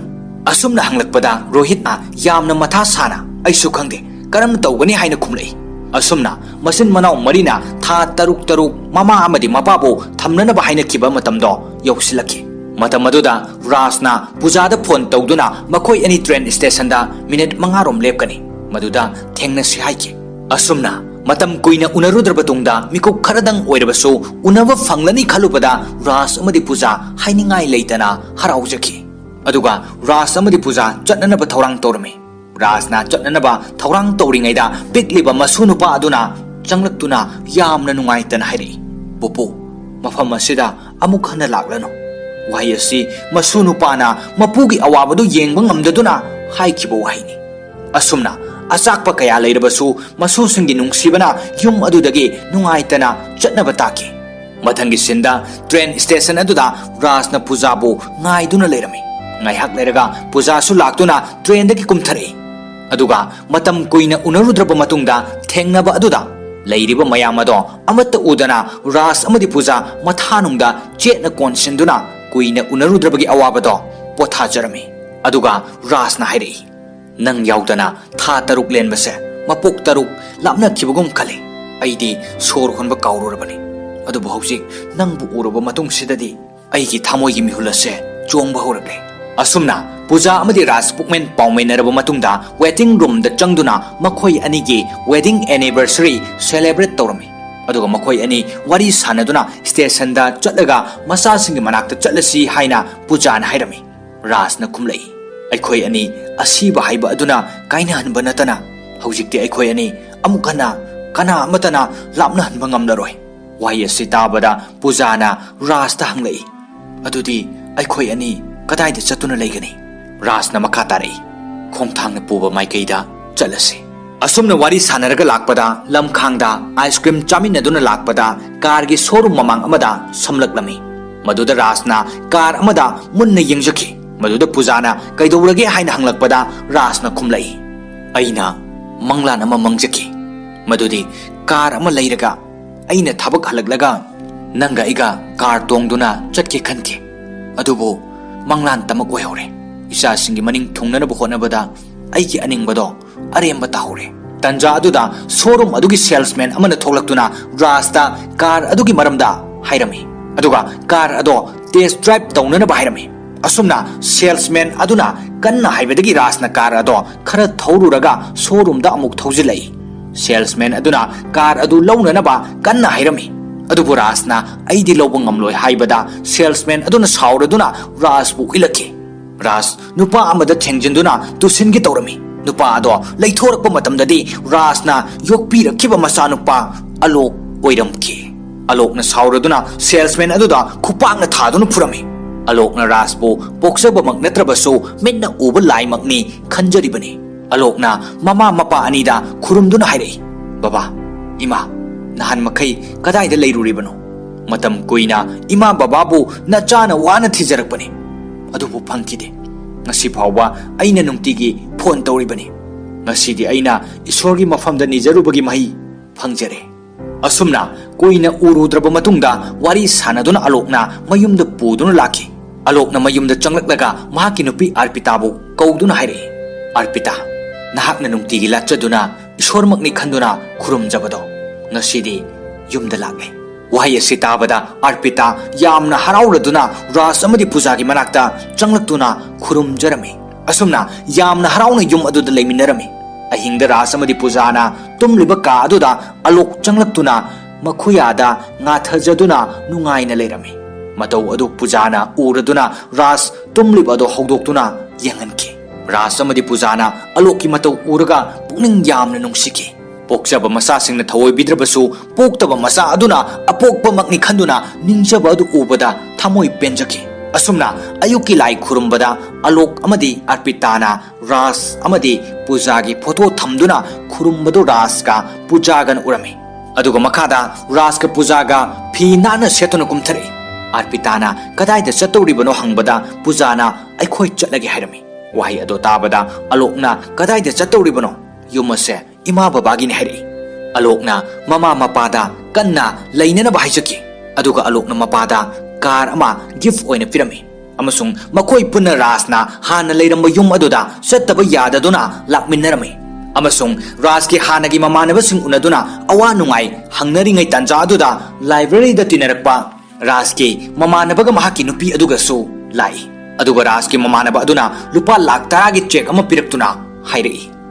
ꯅꯍꯥꯛꯅ ꯏꯔꯝꯕ ꯋꯥꯔꯤ ꯑꯗꯣ ꯂꯥꯏꯔꯤꯛ ꯑꯣꯏꯅ ꯐꯣꯡꯕꯗ ꯂꯥꯏꯔꯤꯛ ꯑꯗꯣ ꯃꯁꯤꯡ ꯌꯥꯝꯅ ꯌꯣꯜꯂꯦ ꯃꯗꯨꯒꯤ ꯑꯦꯗꯚꯥꯟꯁ ꯄꯤꯔꯛꯄꯅꯤ ꯋꯥꯍꯩ ꯑꯁꯤ ꯇꯥꯕꯗ ꯔꯥꯖ ꯑꯉꯛꯄ ꯑꯃꯒ ꯂꯣꯏꯅꯅ ꯍꯔꯥꯎꯖꯔꯝꯃꯤ ꯑꯁꯨꯝꯅ ꯔꯥꯖꯅ ꯏꯔꯝꯕ ꯃꯍꯥꯛꯀꯤ ꯋꯥꯔꯤ ꯑꯗꯣ ꯃꯌꯥꯝꯅ ꯌꯥꯝꯅ ꯄꯥꯝꯅꯔꯝꯃꯤ ꯑꯁꯣꯝꯗꯅ ꯔꯥꯖꯀꯤ ꯃꯆꯥꯁꯤꯡ ꯑꯃꯗꯤ ꯃꯃꯧꯁꯤꯡ ꯄꯨꯟꯁꯤꯟꯅꯗꯨꯅ ꯋꯥ ꯈꯟꯅꯔꯝꯃꯤ ꯕꯕꯥꯅ ꯏꯕ ꯂꯥꯏꯔꯤꯛ ꯑꯗꯣ ꯃꯌꯥꯝꯅ ꯌꯥꯝꯅ ꯄꯥꯝꯅꯗꯨꯅ ꯂꯨꯄꯥ ꯂꯥꯛ 10ꯁꯨ ꯐꯪꯏ ꯍꯥꯏ ꯑꯗꯨꯅ ꯑꯩꯈꯣꯏ ꯆꯠꯂꯒ ꯂꯥꯜꯂꯦ ꯍꯥꯏꯖꯔꯨꯁꯤ ꯑꯁꯨꯝꯅ ꯃꯈꯣꯏ ꯍꯥꯏꯅꯔꯝꯃꯤ ꯃꯈꯣꯏꯅ ꯈꯟꯅꯔꯤꯕ ꯑꯗꯨ ꯇꯥꯔꯒ ꯔꯥꯖꯀꯤ ꯃꯁꯨꯅꯨꯄꯤ ꯑꯃꯗꯤ ꯃꯁꯨꯅꯨꯄꯥ ꯑꯅꯤꯅ ꯁꯥꯎꯔꯗꯨꯅ ꯍꯥꯏꯔꯛꯏ ꯅꯈꯣꯏꯅ ꯆꯠꯀꯗꯧꯔꯤꯕ ꯑꯗꯣ ꯄꯨꯄꯨꯒ ꯕꯣꯕꯣꯛꯀꯗ ꯂꯥꯜꯂꯦ ꯍꯥꯏꯕ ꯅꯠꯇꯦ ꯐꯪꯂꯛꯄ ꯄꯩꯁꯥꯗꯣ ꯄꯥꯝꯕꯒꯤꯅꯤ ꯑꯩꯈꯣꯏꯗꯤ ꯆꯠꯂꯣꯏ ꯑꯁꯨꯝꯅ ꯍꯥꯏꯔꯝꯂꯒ ꯁꯥꯎꯅ ꯆꯪꯈꯤ ꯃꯊꯪꯒꯤ ꯁꯤꯟꯗ ꯔꯥꯖꯅ ꯃꯌꯥꯝꯒ ꯎꯅꯗꯨꯅ ꯂꯩꯔꯤꯉꯩ ꯂꯥꯏꯔꯤꯛ ꯑꯗꯨꯕꯨ ꯄꯨꯊꯣꯛꯄ ꯕꯔꯃꯥ ꯀꯧꯕ ꯅꯨꯄꯥ ꯑꯗꯨ ꯂꯥꯛꯇꯨꯅ ꯔꯥꯖꯇ ꯆꯦꯛ ꯑꯃ ꯄꯤꯔꯝꯃꯤ ꯑꯗꯨꯒ ꯍꯥꯏꯔꯛꯂꯝꯃꯤ ꯂꯥꯏꯔꯤꯛ ꯑꯁꯦ ꯌꯥꯝꯅ ꯃꯥꯏ ꯄꯥꯛꯂꯦ ꯑꯗꯨꯅ ꯃꯊꯪꯒꯤ ꯆꯌꯣꯜꯗ ꯄ꯭ꯔꯣꯒ꯭ꯔꯥꯝ ꯑꯃ ꯄꯥꯡꯊꯣꯛꯀꯗꯧꯔꯤ ꯃꯗꯨꯗ ꯁꯣꯏꯗꯅ ꯂꯥꯛꯄꯤꯌꯨ ꯑꯗꯨꯒ ꯏꯃꯨꯡꯒꯤ ꯃꯤꯑꯣꯏꯁꯤꯡꯁꯨ ꯄꯨꯕꯤꯔꯛꯎ ꯃꯊꯪꯒꯤ ꯁꯤꯟꯗ ꯃꯤꯁꯇꯔ ꯕꯔꯃꯥꯅ ꯁꯤꯜꯂꯤꯕ ꯄ꯭ꯔꯣꯒ꯭ꯔꯥꯝ ꯑꯗꯨꯒꯤ ꯁꯤꯟꯅꯤ ꯃꯐꯝ ꯑꯗꯨꯗ ꯃꯌꯥꯝ ꯇꯤꯟꯗꯨꯅ ꯌꯥꯝꯅ ꯐꯖꯅ ꯁꯤꯟ ꯂꯥꯡꯂꯝꯃꯤ ꯔꯥꯖꯀꯤ ꯃꯆꯥꯁꯤꯡ ꯑꯃꯁꯨꯡ ꯃꯃꯧꯁꯤꯡꯁꯨ ꯂꯥꯛꯇꯨꯅ ꯃꯈꯣꯏ ꯄꯨꯟꯅ ꯐꯝꯃꯤꯟꯅꯔꯝꯃꯤ ꯉꯥꯏꯍꯥꯛ ꯂꯩꯔꯒ ꯔꯥꯖ ꯄ꯭ꯔꯣꯒ꯭ꯔꯥꯝ ꯇꯧꯐꯝꯗ ꯆꯪꯂꯛꯂꯝꯃꯤ ꯃꯗꯨꯗ ꯃꯆꯥꯅꯨꯄꯥꯁꯤꯡ ꯑꯗꯨꯅ ꯃꯄꯥꯕꯨ ꯀꯧꯕꯗ ꯎꯔꯝꯗꯅ ꯁ꯭ꯇꯦꯖꯇ ꯀꯥꯈꯠꯇꯨꯅ ꯐꯝꯈꯤ ꯄ꯭ꯔꯣꯒ꯭ꯔꯥꯝ ꯑꯗꯨ ꯍꯧꯔꯛꯄꯗ ꯃꯤꯁꯇꯔ ꯕꯔꯃꯥꯅ ꯍꯥꯏꯔꯛꯏ ꯚꯒꯕꯥꯟ ꯍꯥꯏꯔꯤꯕ ꯂꯥꯏꯔꯤꯛ ꯑꯁꯤ ꯃꯤꯁꯇꯔ ꯔꯥꯖ ꯃꯜꯍꯣꯇ꯭ꯔꯥꯒꯤ ꯋꯥꯔꯤꯅꯤ ꯑꯗꯨꯕꯨ ꯂꯥꯏꯔꯤꯛ ꯑꯁꯤꯒꯤ ꯅꯨꯡꯒꯤ ꯋꯥꯔꯣꯜ ꯇꯥꯗ꯭ꯔꯤꯉꯩꯗ ꯃꯍꯥꯛꯀꯤ ꯃꯆꯥꯅꯨꯄꯥꯕꯨ ꯁ꯭ꯇꯦꯖꯇ ꯀꯧꯈꯠꯆꯔꯤ ꯂꯣꯏꯅꯅ ꯃꯍꯥꯛꯅ ꯃꯍꯥꯛꯀꯤ ꯕꯕꯥꯒꯤ ꯃꯔꯝꯗ ꯋꯥꯍꯩ ꯈꯔꯗꯪ ꯊꯝꯕꯤꯅꯅꯕ ꯅꯤꯡꯁꯤꯡꯖꯔꯤ ꯋꯥꯍꯩ ꯑꯁꯤ ꯇꯥꯕꯗ ꯔꯥꯖꯀꯤ ꯃꯆꯥꯅꯨꯄꯥ ꯑꯍꯜ ꯑꯗꯨꯅ ꯁꯦꯝ ꯁꯥꯗꯨꯅ ꯁ꯭ꯇꯦꯖꯇ ꯊꯣꯛꯂꯛꯅꯅꯕ ꯍꯧꯒꯠꯂꯛꯈꯤ ꯇꯟꯖꯥ ꯑꯗꯨꯗ ꯃꯤꯁꯇꯔ ꯕꯔꯃꯥꯅ ꯃꯈꯥ ꯇꯥꯔꯛꯏ ꯃꯍꯥꯛꯀꯤ ꯃꯆꯥ ꯑꯗꯨꯗꯤ ꯃꯤꯁꯇꯔ ꯑꯂꯣꯛ ꯆꯥꯟꯕꯤꯗꯨꯅ ꯊꯣꯛꯄꯤꯔꯛꯅꯕ ꯍꯥꯏꯖꯔꯤ ꯋꯥꯍꯩ ꯑꯁꯤ ꯇꯥꯕꯗ ꯑꯂꯣꯛ ꯑꯉꯛꯄ ꯃꯤꯠꯌꯦꯡꯒ ꯂꯣꯏꯅꯅ ꯃꯄꯥꯗ ꯌꯦꯡꯖꯔꯝꯃꯤ ꯃꯗꯨꯗ ꯔꯥꯖꯅꯁꯨ ꯃꯉꯛ ꯅꯣꯝꯂꯗꯨꯅ ꯀꯧꯔꯛꯈꯤ ꯑꯁꯨꯝꯅ ꯑꯂꯣꯛꯅ ꯁ꯭ꯇꯦꯖꯇ ꯀꯥꯔꯛꯇꯨꯅ ꯃꯄꯥꯒꯤ ꯃꯔꯝꯗ ꯍꯥꯏꯔꯛꯂꯝꯃꯤ ꯃꯌꯥꯝꯅ ꯍꯥꯏꯅꯩ ꯑꯩꯈꯣꯏꯕꯨ ꯁꯦꯝꯕꯤꯕ ꯃꯄꯨꯗꯤ ꯁꯛ ꯎꯗꯦ ꯍꯥꯏꯅ ꯑꯗꯨꯕꯨ ꯑꯩꯗꯤ ꯃꯌꯥꯝꯗ ꯊꯃꯣꯏ ꯁꯦꯡꯅ ꯍꯥꯏꯕ ꯉꯝꯒꯅꯤ ꯃꯗꯨꯗꯤ ꯑꯩꯕꯨ ꯁꯦꯝꯕꯤꯔꯛꯄ ꯃꯄꯨ ꯃꯍꯥꯛꯇꯣ ꯑꯩꯒꯤ ꯃꯤꯠꯅ ꯎꯕ ꯐꯪꯏ ꯍꯥꯏꯅ ꯃꯍꯥꯛ ꯑꯗꯣ ꯀꯅꯥꯁꯨ ꯅꯠꯇꯦ ꯑꯩꯒꯤ ꯕꯕꯥ ꯑꯁꯤꯅꯤ ꯑꯩꯗꯤ ꯂꯝꯖꯥ ꯁꯔꯥꯅꯤ ꯑꯩꯅ ꯀꯩꯗꯧꯅꯨꯡꯗ ꯑꯩꯒꯤ ꯑꯁꯦꯡꯕ ꯏꯃꯥ ꯕꯕꯥꯕꯨ ꯎꯕ ꯐꯪꯈꯤꯗ꯭ꯔꯤ ꯑꯗꯨꯒ ꯑꯩꯅ ꯃꯈꯣꯏꯒꯤ ꯅꯨꯡꯁꯤꯕꯁꯨ ꯐꯪꯈꯤꯗ꯭ꯔꯤ ꯑꯗꯨꯕꯨ ꯍꯧꯖꯤꯛ ꯑꯩꯒꯤ ꯏꯃꯥ ꯕꯕꯥ ꯂꯩꯔꯝꯂꯕꯁꯨ ꯃꯥꯡꯗ ꯎꯕꯤꯔꯤꯕ ꯑꯩꯒꯤ ꯕꯕꯥ ꯑꯁꯤꯅ ꯅꯨꯡꯁꯤꯕꯤꯔꯤꯕ ꯑꯁꯤꯒꯨꯝꯅ ꯃꯈꯣꯏꯅ ꯑꯁꯨꯛ ꯌꯥꯝꯅ ꯅꯨꯡꯁꯤꯕꯤꯕ ꯉꯝꯂꯣꯏ ꯉꯁꯤ ꯑꯩꯅ ꯕꯕꯥꯗꯒꯤ ꯐꯪꯂꯤꯕ ꯅꯨꯡꯁꯤꯕ ꯑꯁꯦ ꯑꯩꯅ ꯕꯕꯥꯗꯒꯤ ꯑꯩꯒꯤ ꯑꯅꯤꯡꯕ ꯈꯨꯗꯤꯡꯃꯛ ꯑꯗꯣ ꯊꯨꯡꯈ꯭ꯔꯦ ꯃꯔꯝ ꯑꯁꯤꯅ ꯑꯩ ꯀꯔꯤꯁꯨ ꯅꯤꯕ ꯉꯝꯂꯔꯣꯏ ꯑꯗꯨꯕꯨ ꯑꯩꯅ ꯏꯁꯣꯔ ꯃꯍꯥꯛꯇꯒꯤ ꯑꯣꯏꯅ ꯅꯤꯖꯒꯅꯤ ꯃꯗꯨꯗꯤ ꯑꯩꯒꯤ ꯕꯕꯥꯕꯨ ꯃꯄꯣꯛ ꯈꯨꯗꯤꯡꯃꯛꯇ ꯑꯩꯒꯤ ꯑꯁꯨꯃꯛ ꯑꯣꯏꯍꯟꯕꯤꯌꯨ ꯍꯥꯏꯅ ꯃꯁꯤꯒꯤ ꯑꯇꯣꯞꯄꯗ ꯑꯩ ꯀꯔꯤꯁꯨ ꯄꯥꯝꯗꯦ ꯋꯥꯍꯩꯁꯤꯡ ꯑꯁꯤ ꯑꯂꯣꯛꯅ ꯃꯤꯠꯇꯒꯤ ꯄꯤ ꯁꯤꯟꯊꯗꯨꯅ ꯊꯃꯣꯏ ꯁꯦꯡꯅ ꯍꯥꯏꯔꯝꯂꯒ ꯁ꯭ꯇꯦꯖꯇꯒꯤ ꯀꯨꯝꯊꯈꯤ ꯔꯥꯖꯅ ꯑꯃꯨꯛ ꯊꯣꯛꯂꯛꯇꯨꯅ ꯋꯥ ꯉꯥꯡꯕ ꯍꯧꯔꯛꯂꯝꯃꯤ ꯃꯌꯥꯝ ꯍꯧꯖꯤꯛ ꯑꯂꯣꯛꯅ ꯍꯥꯏꯔꯤꯕꯁꯤꯡ ꯑꯗꯨꯅ ꯃꯄꯥ ꯑꯩꯕꯨ ꯋꯥꯡꯅ ꯊꯥꯡꯒꯠꯄꯤꯈ꯭ꯔꯦ ꯑꯩꯅ ꯃꯥꯒꯤꯗꯃꯛꯇ ꯇꯧꯕꯤꯈꯤꯕꯗꯤ ꯈꯔꯇꯅꯤ ꯑꯂꯣꯛꯅ ꯑꯩꯕꯨ ꯊꯥꯒꯠꯄꯤꯔꯝꯕꯁꯦ ꯃꯍꯥꯛꯅ ꯃꯄꯥ ꯑꯩꯕꯨ ꯌꯥꯝꯅ ꯅꯨꯡꯁꯤꯖꯕꯒꯤꯅꯤ ꯑꯩꯗꯤ ꯂꯥꯏꯔꯤꯛ ꯏꯕ ꯑꯏꯕ ꯑꯃꯁꯨ ꯅꯠꯇꯦ ꯑꯩꯗꯤ ꯆꯨꯝꯅ ꯑꯩꯒꯤ ꯄꯨꯟꯁꯤꯅ ꯄꯨꯕ ꯂꯝꯕꯤꯗꯨꯒꯤ ꯋꯥꯔꯤ ꯏꯖꯈꯤꯕꯅꯤ ꯃꯁꯤꯒꯤ ꯂꯥꯏꯔꯤꯛ ꯑꯁꯤꯗ ꯏꯔꯤꯕꯁꯤ ꯍꯧꯈ꯭ꯔꯕ ꯃꯇꯝ ꯑꯃꯗꯤ ꯂꯥꯛꯀꯗꯕ ꯃꯇꯝ ꯑꯅꯤ ꯑꯁꯤꯒꯤ ꯃꯔꯛꯇ ꯂꯩꯅꯔꯤꯕ ꯋꯥꯔꯤꯅꯤ ꯃꯁꯤꯒꯤ ꯂꯥꯏꯔꯤꯛ ꯑꯁꯤ ꯃꯤ ꯑꯃꯒꯒꯤ ꯃꯔꯛꯇ ꯑꯇꯦꯛꯄ ꯊꯣꯡ ꯑꯃꯅ ꯄꯟꯊꯨꯡ ꯂꯩꯍꯟꯗꯕ ꯋꯥꯔꯤꯅꯤ ꯃꯁꯤꯒꯤ ꯂꯥꯏꯔꯤꯛ ꯑꯁꯤ ꯁꯣꯟꯊꯔꯛꯂꯕ ꯂꯦꯡꯖꯨꯝꯗ ꯏꯆꯥꯁꯤꯡꯅ ꯇꯣꯡꯗꯨꯅ ꯁꯥꯟꯅꯕꯒꯤ ꯋꯥꯔꯤꯅꯤ ꯍꯧꯖꯤꯛꯀꯤ ꯃꯇꯝ ꯑꯁꯦ ꯑꯉꯛꯄꯅꯤ ꯑꯋꯥꯡꯕꯗ ꯀꯥꯅꯤꯡꯉꯤ ꯍꯥꯏꯗꯨꯅ ꯀꯩꯔꯥꯛ ꯊꯥꯔꯒ ꯃꯐꯝꯗꯨ ꯌꯧꯔꯒ ꯀꯩꯔꯥꯛ ꯑꯗꯨꯒꯤ ꯃꯒꯨꯟ ꯈꯪꯗꯅ ꯑꯇꯦꯛ ꯑꯀꯥꯏ ꯃꯔꯛꯇ ꯊꯝꯅꯔꯤ ꯃꯄꯥ ꯑꯃ ꯍꯥꯏꯕꯁꯦ ꯑꯆꯧꯕ ꯎꯒꯤ ꯃꯔꯥꯅꯤ ꯑꯗꯨꯒ ꯏꯆꯥꯁꯤꯡꯅ ꯆꯥꯎꯔꯕ ꯎ ꯑꯗꯨꯒꯤ ꯃꯁꯥꯁꯤꯡꯅꯤ ꯍꯥꯏꯅ ꯍꯨꯝꯅ ꯄꯥꯜꯂꯤꯕ ꯃꯁꯥ ꯃꯔꯤꯡꯁꯤꯡ ꯑꯗꯣ ꯎ ꯑꯗꯨꯒꯤ ꯃꯔꯥꯒꯤ ꯃꯄꯥꯜꯅꯅꯤ ꯍꯥꯏꯕꯁꯦ ꯈꯪꯕꯤꯗꯦ ꯀꯔꯤꯒꯨꯝꯕ ꯎ ꯑꯗꯨꯒꯤ ꯃꯔꯥ ꯑꯗꯣ ꯁꯤꯊꯔꯛꯂꯕꯗꯤ ꯍꯥꯏꯅ ꯍꯨꯝꯅ ꯃꯅꯤꯡ ꯇꯝꯅ ꯂꯣꯡꯂꯤꯕ ꯃꯁꯥ ꯃꯔꯤꯡꯁꯤꯡ ꯑꯗꯣ ꯅꯣꯡꯃꯗꯤ ꯂꯩꯃꯥꯏꯗ ꯀꯦꯟꯗꯨꯅ ꯃꯥꯡꯈꯤꯒꯅꯤ ꯍꯥꯏꯕ ꯀꯅꯥꯅꯁꯨ ꯈꯟꯅꯗꯦ ꯑꯁꯨꯝꯅ ꯄꯨꯟꯁꯤ ꯑꯁꯦ ꯌꯥꯝꯅ ꯂꯥꯏꯅ ꯀꯩꯔꯥꯛ ꯊꯥꯔꯒ ꯆꯠꯄ ꯌꯥꯗꯦ ꯃꯄꯥ ꯑꯃꯅ ꯃꯆꯥꯁꯤꯡꯒꯤꯗꯃꯛꯇ ꯑꯋꯥ ꯑꯅꯥ ꯈꯪꯗꯅ ꯇꯥꯜꯂꯛꯄ ꯈꯨꯗꯤꯡꯃꯛ ꯑꯗꯣ ꯃꯤꯀꯨꯞ ꯑꯃꯠꯇ ꯈꯟꯊꯗꯅ ꯁꯤꯖꯤꯟꯅꯕ ꯉꯝꯂꯒ ꯃꯆꯥꯁꯤꯡ ꯑꯗꯨꯅꯗꯤ ꯃꯄꯥꯒꯤ ꯅꯨꯡꯉꯥꯏꯕ ꯃꯆꯦꯠ ꯑꯃ ꯄꯤꯕ ꯉꯝꯗ꯭ꯔꯤꯕ ꯀꯔꯤꯒꯤꯅꯣ ꯏꯁꯣꯔꯅ ꯑꯩꯈꯣꯏꯕꯨ ꯅꯨꯡꯁꯤ ꯆꯥꯟꯅꯅ ꯂꯩꯃꯤꯟꯅꯧ ꯍꯥꯏꯗꯨꯅ ꯑꯩꯈꯣꯏꯕꯨ ꯁꯦꯝꯕꯤꯔꯛꯄꯅꯤ ꯑꯗꯨꯒ ꯑꯩꯈꯣꯏꯅ ꯀꯔꯤꯒꯤ ꯅꯨꯡꯁꯤꯕ ꯃꯁꯛ ꯈꯪꯗ꯭ꯔꯤꯕꯅꯣ ꯀꯔꯤꯒꯤꯗꯃꯛꯇ ꯑꯩꯈꯣꯏꯅ ꯅꯨꯡꯁꯤꯅꯅ ꯂꯩꯕ ꯉꯝꯗ꯭ꯔꯤꯕꯅꯣ ꯃꯆꯥꯁꯤꯡꯅ ꯃꯄꯥꯕꯨ ꯅꯨꯡꯁꯤꯕ ꯉꯝꯗ꯭ꯔꯤꯕꯁꯦ ꯃꯈꯣꯏꯒꯤꯁꯨ ꯃꯇꯝ ꯑꯃ ꯂꯥꯛꯈꯤꯒꯅꯤ ꯃꯈꯣꯏꯁꯨ ꯍꯅꯨꯕ ꯑꯍꯜꯒꯤ ꯃꯇꯝ ꯍꯥꯏꯕꯗꯣ ꯁꯣꯏꯗꯅ ꯂꯥꯛꯈꯤꯒꯅꯤ ꯍꯥꯏꯕꯁꯦ ꯃꯈꯣꯏꯅ ꯈꯪꯗ꯭ꯔꯤꯕ ꯀꯔꯤꯒꯤꯅꯣ ꯑꯁꯨꯝꯅ ꯔꯥꯖꯅ ꯅꯤꯡꯕ ꯀꯥꯏꯕꯒꯤ ꯋꯥꯔꯤ ꯀꯌꯥ ꯂꯤꯔꯕ ꯃꯇꯨꯡꯗ ꯔꯥꯖꯅ ꯄꯨꯖꯥꯗ ꯌꯦꯡꯂꯗꯨꯅ ꯃꯃꯤꯠꯇꯒꯤ ꯃꯄꯤ ꯁꯤꯟꯊꯗꯨꯅ ꯃꯈꯥ ꯇꯥꯔꯛꯏ ꯄꯨꯖꯥ ꯑꯩꯅ ꯅꯪꯕꯨ ꯊꯃꯣꯏ ꯁꯦꯡꯅ ꯅꯨꯡꯁꯤ ꯅꯪꯕꯨ ꯑꯩꯒꯤ ꯄꯨꯟꯁꯤꯒꯤ ꯈꯣꯡꯂꯣꯏ ꯑꯃ ꯑꯣꯏꯅ ꯐꯪꯖꯕꯁꯦ ꯑꯩꯒꯤ ꯈ꯭ꯋꯥꯏꯗꯒꯤ ꯂꯥꯏꯕꯛ ꯐꯕꯅꯤ ꯅꯪ ꯂꯩꯔꯝꯕꯅ ꯑꯩꯁꯨ ꯂꯩꯔꯤꯕꯅꯤ ꯑꯩ ꯃꯁꯤ ꯍꯥꯏꯔꯒ ꯂꯣꯏꯁꯤꯜꯂꯒꯦ ꯑꯁꯨꯝꯅ ꯋꯥꯔꯤꯁꯤꯡ ꯑꯁꯤ ꯍꯥꯏꯔꯝꯂꯒ ꯔꯥꯖꯅ ꯄꯨꯖꯥꯕꯨ ꯃꯈꯨꯠ ꯁꯝꯗꯨꯅ ꯊꯣꯛꯂꯛꯈꯤ ꯇꯥꯟꯖꯥ ꯑꯗꯨꯗ ꯃꯆꯥꯁꯤꯡꯅ ꯃꯄꯥꯗ ꯂꯥꯜꯂꯦ ꯍꯥꯏꯖꯈꯤ ꯑꯗꯨꯕꯨ ꯃꯄꯥꯅ ꯍꯥꯏꯔꯛꯏ ꯃꯆꯥꯁꯤꯡꯅ ꯃꯄꯥꯕꯨ ꯅꯨꯡꯁꯤꯕ ꯉꯝꯗ꯭ꯔꯕꯗ ꯑꯩꯅ ꯀꯩꯗꯧꯅꯨꯡꯗ ꯉꯥꯛꯄꯤꯕ ꯉꯝꯂꯣꯏ ꯑꯁꯨꯝꯅ ꯍꯥꯏꯔꯒ ꯊꯣꯛꯈꯤ ꯃꯆꯥꯁꯤꯡꯅ ꯃꯃꯥꯗ ꯑꯃꯨꯛ ꯂꯥꯟꯈ꯭ꯔꯦ ꯉꯥꯛꯄꯤꯌꯨ ꯍꯥꯏꯕꯗ ꯃꯃꯥꯅ ꯍꯥꯏꯔꯛꯏ ꯃꯆꯥꯁꯤꯡꯅ ꯂꯥꯟꯈꯤꯕ ꯁꯣꯏꯈꯤꯕꯒꯤ ꯑꯣꯏꯅꯗꯤ ꯑꯩꯅ ꯉꯥꯛꯄꯤꯕ ꯉꯝꯒꯅꯤ ꯑꯗꯨꯕꯨ ꯑꯩꯒꯤ ꯅꯨꯄꯥꯗ ꯂꯥꯟꯈꯤꯕ ꯑꯗꯨꯒꯤꯗꯤ ꯑꯩꯅ ꯉꯥꯛꯄꯤꯕ ꯉꯝꯂꯣꯏ ꯋꯥꯍꯩ ꯑꯁꯤ ꯍꯥꯏꯔꯝꯂꯒ ꯄꯨꯖꯥꯁꯨ ꯔꯥꯖꯀꯤ ꯃꯇꯨꯡ ꯏꯟꯅꯗꯨꯅ ꯂꯥꯛꯈꯤ ꯇꯥꯟꯖꯥ ꯑꯗꯨꯗ ꯃꯁꯨ ꯅꯨꯄꯤ ꯑꯃꯗꯤ ꯃꯁꯨ ꯅꯨꯄꯥ ꯑꯅꯤꯅ ꯃꯄꯨꯒꯤ ꯃꯅꯥꯛꯇ ꯆꯦꯟꯁꯤꯜꯂꯛꯇꯨꯅ ꯀꯣꯟꯈꯤ ꯔꯥꯖ ꯃꯁꯨꯁꯤꯡꯒꯤ ꯅꯨꯡꯁꯤꯕꯅ ꯃꯁꯨꯁꯤꯡ ꯑꯗꯨꯕꯨ ꯅꯨꯡꯁꯤꯅ ꯀꯣꯟꯕꯤꯈꯤ ꯑꯗꯨꯒ ꯅꯨꯡꯁꯤꯔꯕ ꯐꯤल्म ꯑꯁꯤꯒꯤ ꯋꯥꯔꯤ ꯄꯔꯤꯡ ꯑꯁꯤꯁꯨ ꯃꯇꯥꯡ ꯑꯁꯤꯗ ꯂꯣꯏꯁꯤꯟꯈꯤ ꯑꯁꯨꯝꯅ ꯐꯤल्म ꯑꯁꯤꯅ ꯎꯠꯂꯤ ꯃꯗꯨꯗꯤ ꯅꯨꯡꯁꯤꯕ ꯑꯁꯦ ꯃꯄꯥꯜ ꯅꯥꯏꯗꯦ ꯃꯐꯝ ꯃꯇꯝ ꯂꯩꯇꯦ ꯅꯨꯡꯁꯤꯕꯒꯤ ꯃꯇꯝ ꯈꯨꯗꯤꯡꯃꯛꯇ ꯃꯆꯥ ꯑꯣꯏꯕꯁꯤꯡꯅ ꯑꯍꯜ ꯑꯣꯏꯕ ꯃꯃꯥ ꯃꯄꯥꯁꯤꯡꯕꯨ ꯅꯨꯡꯁꯤꯅ ꯊꯝꯁꯤ ꯃꯇꯝ ꯄꯨꯝꯕꯗ ꯑꯩꯈꯣꯏ ꯈꯨꯗꯤꯡꯃꯛ ꯅꯨꯡꯁꯤꯅꯅ ꯑꯃꯠꯇ ꯑꯣꯏꯅ ꯂꯩꯃꯤꯟꯅꯁꯤ ꯍꯥꯏꯔꯤ ꯐꯤल्म ꯑꯁꯤ ꯍꯧꯔꯛꯄꯗ ꯑꯃꯤꯇꯥꯕ ꯕच्चन ꯐꯤल्म ꯑꯁꯤꯗꯅ ꯔꯥꯖ ꯃꯜꯍꯣꯇ꯭ꯔꯥ ꯃꯍꯥꯛꯅ ꯃꯌꯨꯝꯗꯒꯤ ꯒꯥꯔꯗꯦꯟ ꯑꯃꯗ ꯑꯌꯨꯛꯀꯤ ꯋꯥꯜꯀꯤꯡ ꯊꯣꯛꯂꯛꯏ ꯑꯗꯨꯒ ꯃꯃꯥꯟꯅꯕꯁꯤꯡꯒ ꯉꯥꯏꯍꯥꯛ ꯋꯥꯔꯤ ꯇꯧꯅꯔꯒ ꯃꯌꯨꯝꯗ ꯍꯜꯂꯛꯄꯗ ꯃꯍꯥꯛꯀꯤ ꯅꯨꯄꯤ ꯍꯦꯃꯥ ꯃꯥꯂꯤꯅꯤ ꯐꯤल्म ꯑꯁꯤꯗꯅ ꯄꯨꯖꯥ ꯃꯜꯍꯣꯇ꯭ꯔꯥꯅ ꯆꯥ ꯂꯣꯟꯗꯨꯅ ꯃꯈꯣꯏ ꯑꯅꯤ ꯊꯛꯃꯤꯟꯅꯔꯝꯃꯤ ꯃꯈꯣꯏ ꯑꯅꯤ ꯌꯥꯝꯅ ꯅꯨꯡꯁꯤꯅꯅ ꯆꯥ ꯊꯛꯃꯤꯟꯅꯔꯕ ꯃꯇꯨꯡꯗ ꯔꯥꯖ ꯑꯣꯐꯤꯁ ꯆꯠꯅꯅꯕ ꯊꯧꯔꯥꯡ ꯇꯧꯗꯨꯅ ꯊꯣꯛꯂꯛꯏ ꯃꯍꯥꯛꯀꯤ ꯅꯨꯄꯤ ꯄꯨꯖꯥꯅ ꯔꯥꯖꯕꯨ ꯊꯤꯟꯗꯣꯔꯛꯇꯨꯅ ꯔꯥꯖ ꯑꯣꯐꯤꯁ ꯆꯠꯈꯤ ꯔꯥꯖ ꯌꯥꯝꯅ ꯄꯨꯛꯆꯦꯜ ꯆꯥꯎꯕ ꯃꯤꯁꯛ ꯑꯃꯅꯤ ꯃꯍꯥꯛꯅ ꯑꯣꯐꯤꯁ ꯑꯗꯨꯗ ꯃꯌꯥꯝꯒꯤ ꯃꯇꯦꯡꯁꯨ ꯇꯧꯔꯝꯃꯤ ꯑꯁꯣꯝꯗꯅ ꯄꯨꯖꯥ ꯃꯆꯤꯜꯗ ꯃꯨꯔꯨꯝ ꯃꯨꯔꯨꯝ ꯁꯣꯜꯂꯝꯃꯤ ꯔꯥꯖꯅ ꯑꯣꯐꯤꯁꯇꯒꯤ ꯐꯣꯟ ꯇꯧꯔꯛꯇꯦ ꯍꯥꯏꯗꯨꯅ ꯔꯥꯖꯗꯤ ꯑꯣꯐꯤꯁꯇ ꯊꯕꯛ ꯆꯤꯟꯗꯨꯅ ꯐꯣꯟ ꯇꯧꯔꯛꯈꯤꯗꯕꯅꯤ ꯔꯥꯖ ꯑꯣꯐꯤꯁꯇꯒꯤ ꯃꯌꯨꯝ ꯍꯜꯂꯛꯄꯗ ꯄꯨꯖꯥꯅ ꯉꯥꯏꯔꯝꯃꯤ ꯑꯃꯁꯨꯡ ꯃꯄꯨꯔꯣꯏꯕ ꯔꯥꯖꯕꯨ ꯑꯣꯛꯄꯤꯗꯨꯅ ꯆꯪꯃꯤꯟꯅꯔꯛꯂꯝꯃꯤ ꯑꯗꯨꯒ ꯄꯨꯖꯥꯅ ꯍꯥꯏꯔꯛꯏ ꯉꯁꯤꯗꯤ ꯑꯩ ꯅꯪꯉꯣꯟꯗ ꯋꯥꯔꯧꯏ ꯋꯥꯍꯩ ꯑꯁꯤ ꯇꯥꯕꯗ ꯔꯥꯖꯅꯁꯨ ꯑꯩꯁꯨ ꯅꯪꯉꯣꯟꯗ ꯋꯥꯔꯧꯏ ꯍꯥꯏꯔꯛꯄꯗ ꯄꯨꯖꯥꯅ ꯀꯔꯤꯒꯤꯅꯣ ꯍꯪꯉꯤ ꯔꯥꯖꯅ ꯍꯥꯏꯔꯛꯏ ꯉꯁꯤꯒꯤ ꯅꯨꯃꯤꯠ ꯑꯁꯤ ꯅꯪꯅ ꯀꯔꯝꯅ ꯀꯥꯎꯔꯤꯕꯅꯣ ꯋꯥꯍꯩ ꯑꯁꯤ ꯇꯥꯕꯗ ꯄꯨꯖꯥꯅ ꯔꯥꯖꯀꯤ ꯃꯈꯨꯠꯇ ꯅꯨꯡꯁꯤꯅ ꯀꯣꯜꯂꯗꯨꯅ ꯄꯨꯁꯤꯜꯂꯒ ꯃꯍꯥꯛꯅ ꯁꯦꯝ ꯁꯥꯗꯨꯅ ꯂꯩꯔꯤꯕ ꯑꯗꯨ ꯎꯍꯜꯂꯤ ꯔꯥꯖꯅ ꯇꯨꯡꯂꯣꯝꯗꯒꯤ ꯈꯪꯍꯧꯗꯅ ꯂꯤꯛ ꯑꯃ ꯁꯤꯕꯤꯔꯝꯃꯤ ꯔꯥꯖꯀꯤ ꯃꯇꯧꯗꯨ ꯎꯕꯗ ꯄꯨꯖꯥ ꯌꯥꯝꯅ ꯍꯔꯥꯎꯔꯝꯃꯤ ꯑꯗꯨꯒ ꯄꯨꯖꯥꯅ ꯅꯣꯛꯐꯦꯠ ꯇꯧꯔꯒ ꯍꯥꯏꯔꯛꯏ ꯑꯣ ꯅꯪ ꯉꯁꯤꯒꯤ ꯅꯨꯃꯤꯠ ꯑꯁꯦ ꯀꯥꯎꯗꯤ ꯀꯥꯎꯗꯕ ꯑꯣꯏꯔꯦꯀꯣ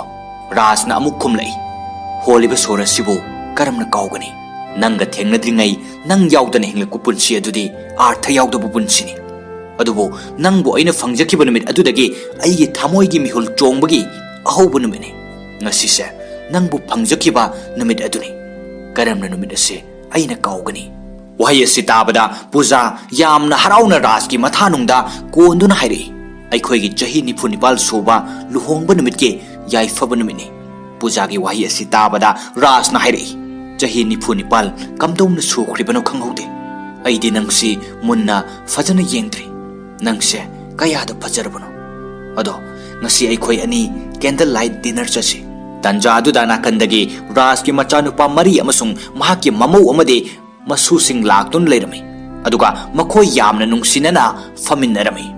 ꯔꯥꯖ ꯀꯨꯏꯅ ꯎꯔꯨꯗ꯭ꯔꯕ ꯃꯆꯥ ꯃꯃꯧ ꯑꯃꯗꯤ ꯃꯁꯨꯁꯤꯡ ꯎꯕꯗ ꯌꯥꯝꯅ ꯍꯔꯥꯎꯖꯈꯤ ꯑꯃꯁꯨꯡ ꯃꯈꯣꯏ ꯄꯨꯝꯅꯃꯛ ꯔꯥꯖꯀꯤ 48th ꯋꯦꯗꯤꯡ ꯑꯦꯅꯤꯚꯔꯁꯔꯤꯒꯤ ꯁꯦꯂꯦꯕ꯭ꯔꯦꯁꯟꯗ ꯁꯔꯨꯛ ꯌꯥꯈꯤ꯫ ꯔꯥꯖꯀꯤ ꯃꯃꯥꯟꯅꯕꯁꯤꯡꯁꯨ ꯂꯥꯛꯇꯨꯅ ꯁꯔꯨꯛ ꯌꯥꯈꯤ꯫ ꯔꯥꯖ ꯑꯃꯁꯨꯡ ꯄꯨꯖꯥ ꯌꯥꯝꯅ ꯅꯨꯡꯁꯤꯅꯔꯝꯃꯤ, ꯅꯧꯔꯤꯕ ꯄꯥꯈꯪ ꯂꯩꯁꯥꯕꯤꯒꯤ ꯄꯨꯟꯁꯤ ꯑꯃꯒꯨꯝꯅ꯫ ꯔꯥꯖ ꯑꯃꯗꯤ ꯄꯨꯖꯥ ꯃꯈꯣꯏ ꯑꯅꯤꯒꯤ ꯅꯨꯡꯁꯤꯅꯕ ꯑꯗꯨꯗ ꯃꯃꯥꯟꯅꯕꯁꯤꯡꯅ ꯔꯥꯖ ꯑꯃꯗꯤ ꯄꯨꯖꯥꯗ ꯐꯥꯒꯤ ꯇꯧꯅꯔꯝꯃꯤ꯫ ꯑꯁꯨꯝꯅ ꯑꯦꯅꯤꯚꯔꯁꯔꯤꯒꯤ ꯊꯧꯔꯝ ꯑꯗꯣ ꯂꯣꯏꯁꯤꯜꯂꯛꯄꯗ ꯐꯣꯟꯒꯤ ꯔꯤꯡ ꯂꯥꯛꯇꯨꯅ ꯔꯥꯖꯅ ꯐꯣꯟ ꯑꯗꯣ ꯊꯥꯡꯒꯠꯂꯤ ꯑꯗꯨꯒ ꯋꯥꯔꯤ ꯁꯥꯕ ꯍꯧꯔꯛꯏ꯫ ꯔꯥꯖꯅ ꯋꯥꯔꯤ ꯂꯣꯏꯗ꯭ꯔꯤꯉꯩꯗ ꯐꯣꯟ ꯑꯗꯣ ꯁꯜꯃꯥꯟ ꯈꯥꯟꯅ, ꯍꯥꯏꯕꯗꯤ ꯐꯤꯂꯝ ꯑꯁꯤꯗꯅ ꯑꯂꯣꯛ ꯔꯥꯖꯅ ꯇꯧꯔꯛꯄꯅꯤ ꯍꯥꯏꯕꯁꯤ ꯈꯪꯈꯤ꯫ ꯔꯥꯖꯅ ꯏꯆꯥ ꯑꯂꯣꯛ ꯍꯥꯏꯅ ꯄꯟꯕ ꯑꯗꯣ ꯇꯥꯕꯗ ꯄꯨꯖꯥ ꯐꯣꯟ ꯃꯅꯥꯛꯇ ꯍꯔꯥꯎꯅ ꯆꯪꯂꯛꯏ꯫ ꯔꯥꯖꯅ ꯑꯂꯣꯛꯇ ꯅꯃꯥꯒ ꯋꯥꯔꯤ ꯁꯥꯎ ꯍꯥꯏꯗꯨꯅ ꯄꯨꯖꯥꯗ ꯐꯣꯟ ꯑꯗꯨ ꯄꯤꯔꯒ ꯋꯥꯔꯤ ꯁꯥꯅꯔꯝꯃꯤ꯫ ꯑꯂꯣꯛꯅ ꯐꯣꯟꯗ ꯅꯨꯡꯁꯤꯅ ꯃꯃꯥꯕꯨ ꯀꯧꯗꯨꯅ ꯄꯨꯟꯁꯤ ꯁꯥꯡꯅ ꯅꯥꯗ ꯌꯦꯛꯇꯅ ꯂꯩꯌꯨ ꯍꯥꯏꯗꯨꯅ ꯋꯤꯁ ꯄꯤꯔꯛꯈꯤ꯫ ꯄꯨꯖꯥꯅ ꯃꯈꯥ ꯇꯥꯔꯛꯏ, ꯑꯂꯣꯛ ꯅꯪꯒꯤ ꯂꯥꯏꯔꯤꯛ ꯇꯝꯕ ꯂꯣꯏꯁꯤꯜꯂꯕꯅꯤꯅ ꯏꯟꯗꯤꯌꯥꯗ ꯀꯔꯝ ꯀꯥꯟꯗ ꯊꯣꯛꯂꯛꯀꯅꯤ? ꯑꯂꯣꯛꯅ ꯈꯨꯝꯂꯛꯏ, ꯏꯃꯥꯒꯤ ꯊꯧꯖꯥꯜꯗꯒꯤ ꯑꯩ ꯃꯐꯝ ꯑꯁꯤꯗ ꯑꯆꯧꯕ ꯊꯕꯛ ꯑꯃꯁꯨ ꯐꯪꯂꯦ, ꯑꯗꯨꯕꯨ ꯏꯀꯨꯏ ꯀꯨꯏꯗꯅ ꯏꯟꯗꯤꯌꯥꯗ ꯂꯥꯛꯅꯅꯕ ꯍꯣꯠꯅꯔꯤ꯫ ꯄꯨꯖꯥꯅ ꯌꯥꯝꯅ ꯍꯔꯥꯎꯖꯈꯤ ꯑꯗꯨꯒ ꯈꯔ ꯊꯨꯅ ꯂꯥꯛꯑꯣ, ꯅꯨꯄꯤ ꯑꯃ ꯊꯤꯗꯨꯅ ꯂꯨꯍꯣꯡꯂꯁꯤ ꯍꯥꯏꯈꯤ꯫ ꯑꯂꯣꯛꯅ ꯅꯣꯛꯂꯒ ꯈꯨꯝꯂꯛꯏ, ꯅꯨꯄꯤꯗꯤ ꯑꯩꯅ ꯈꯜꯂꯒ ꯊꯝꯂꯦ, ꯅꯈꯣꯏꯅ ꯄꯥꯝꯕ ꯄꯥꯝꯗꯕ ꯍꯥꯏꯔꯛꯑꯣ꯫ ꯄꯨꯖꯥ ꯑꯃꯗꯤ ꯔꯥꯖ ꯑꯂꯣꯛꯀꯤ ꯋꯥ ꯑꯗꯨ ꯇꯥꯕꯗ ꯌꯥꯝꯅ ꯍꯔꯥꯎꯗꯨꯅ ꯐꯣꯇꯣ ꯊꯥꯔꯛꯎ, ꯃꯤꯡꯅ ꯀꯔꯤ ꯀꯧꯕꯅꯣ ꯍꯪꯂꯛꯏ꯫ ꯑꯂꯣꯛꯅ ꯈꯨꯝꯂꯛꯏ, ꯏꯃꯥ ꯑꯩꯅ ꯀꯣꯔꯤꯌꯔꯗ ꯐꯣꯇꯣꯗꯣ ꯉꯔꯥꯡ ꯊꯥꯈ꯭ꯔꯕꯅꯤ, ꯍꯌꯦꯡ ꯐꯥꯎꯕꯗ ꯁꯣꯏꯗꯅ ꯌꯧꯔꯛꯂꯅꯤ,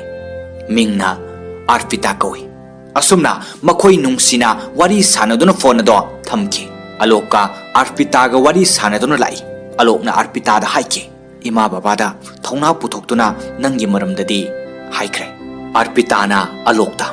ꯅꯪꯒꯤ ꯏꯃꯥ ꯕꯕꯥꯅ ꯌꯥꯗ꯭ꯔꯕꯁꯨ ꯅꯪ ꯑꯩꯒ ꯂꯨꯍꯣꯡꯒꯗ꯭ꯔꯥ ꯍꯥꯏꯅ ꯍꯪꯂꯛꯏ꯫ ꯑꯂꯣꯛꯅ ꯈꯨꯝꯂꯛꯏ, ꯑꯔꯄꯤꯇꯥ ꯃꯈꯣꯏ ꯑꯅꯤꯅꯅꯤ ꯀꯅꯥ ꯂꯩꯖꯗ꯭ꯔꯕ ꯂꯝꯖꯥ ꯁꯔꯥ ꯑꯃꯕꯨ ꯊꯥꯛ ꯑꯁꯤ ꯌꯧꯍꯜꯂꯛꯈꯤꯕ꯫ ꯃꯔꯝ ꯑꯁꯤꯅ ꯑꯩꯒꯤꯗꯤ ꯃꯈꯣꯏ ꯑꯁꯦ ꯃꯤꯠꯅ ꯎꯕ ꯂꯥꯏꯅꯤ, ꯃꯈꯣꯏꯗꯒꯤ ꯍꯦꯟꯕ ꯀꯅꯥꯁꯨ ꯂꯩꯇꯦ꯫ ꯑꯗꯨꯅ ꯑꯁꯦꯡꯕꯗꯤ ꯀꯔꯤꯒꯨꯝꯕ ꯑꯩꯈꯣꯏ ꯑꯅꯤꯒꯤ ꯂꯨꯍꯣꯡꯕ ꯑꯁꯦ ꯃꯈꯣꯏꯅ ꯌꯥꯗ꯭ꯔꯕꯗꯤ ꯑꯩ ꯂꯨꯍꯣꯡꯕ ꯉꯝꯂꯣꯏ, ꯑꯗꯨꯒ ꯑꯩꯒꯤ ꯄꯨꯟꯁꯤ ꯆꯨꯞꯄ ꯂꯨꯍꯣꯡꯂꯣꯏ, ꯄꯨꯟꯁꯤꯒꯤ ꯑꯣꯏꯅ ꯅꯪꯕꯨ ꯑꯁꯨꯝ ꯅꯨꯡꯁꯤꯗꯨꯅ ꯂꯩꯒꯅꯤ꯫ ꯋꯥꯍꯩ ꯑꯁꯤ ꯇꯥꯕꯗ ꯑꯔꯄꯤꯇꯥꯅ ꯑꯂꯣꯛꯄꯨ ꯍꯦꯟꯅ ꯅꯨꯡꯁꯤꯖꯈꯤ꯫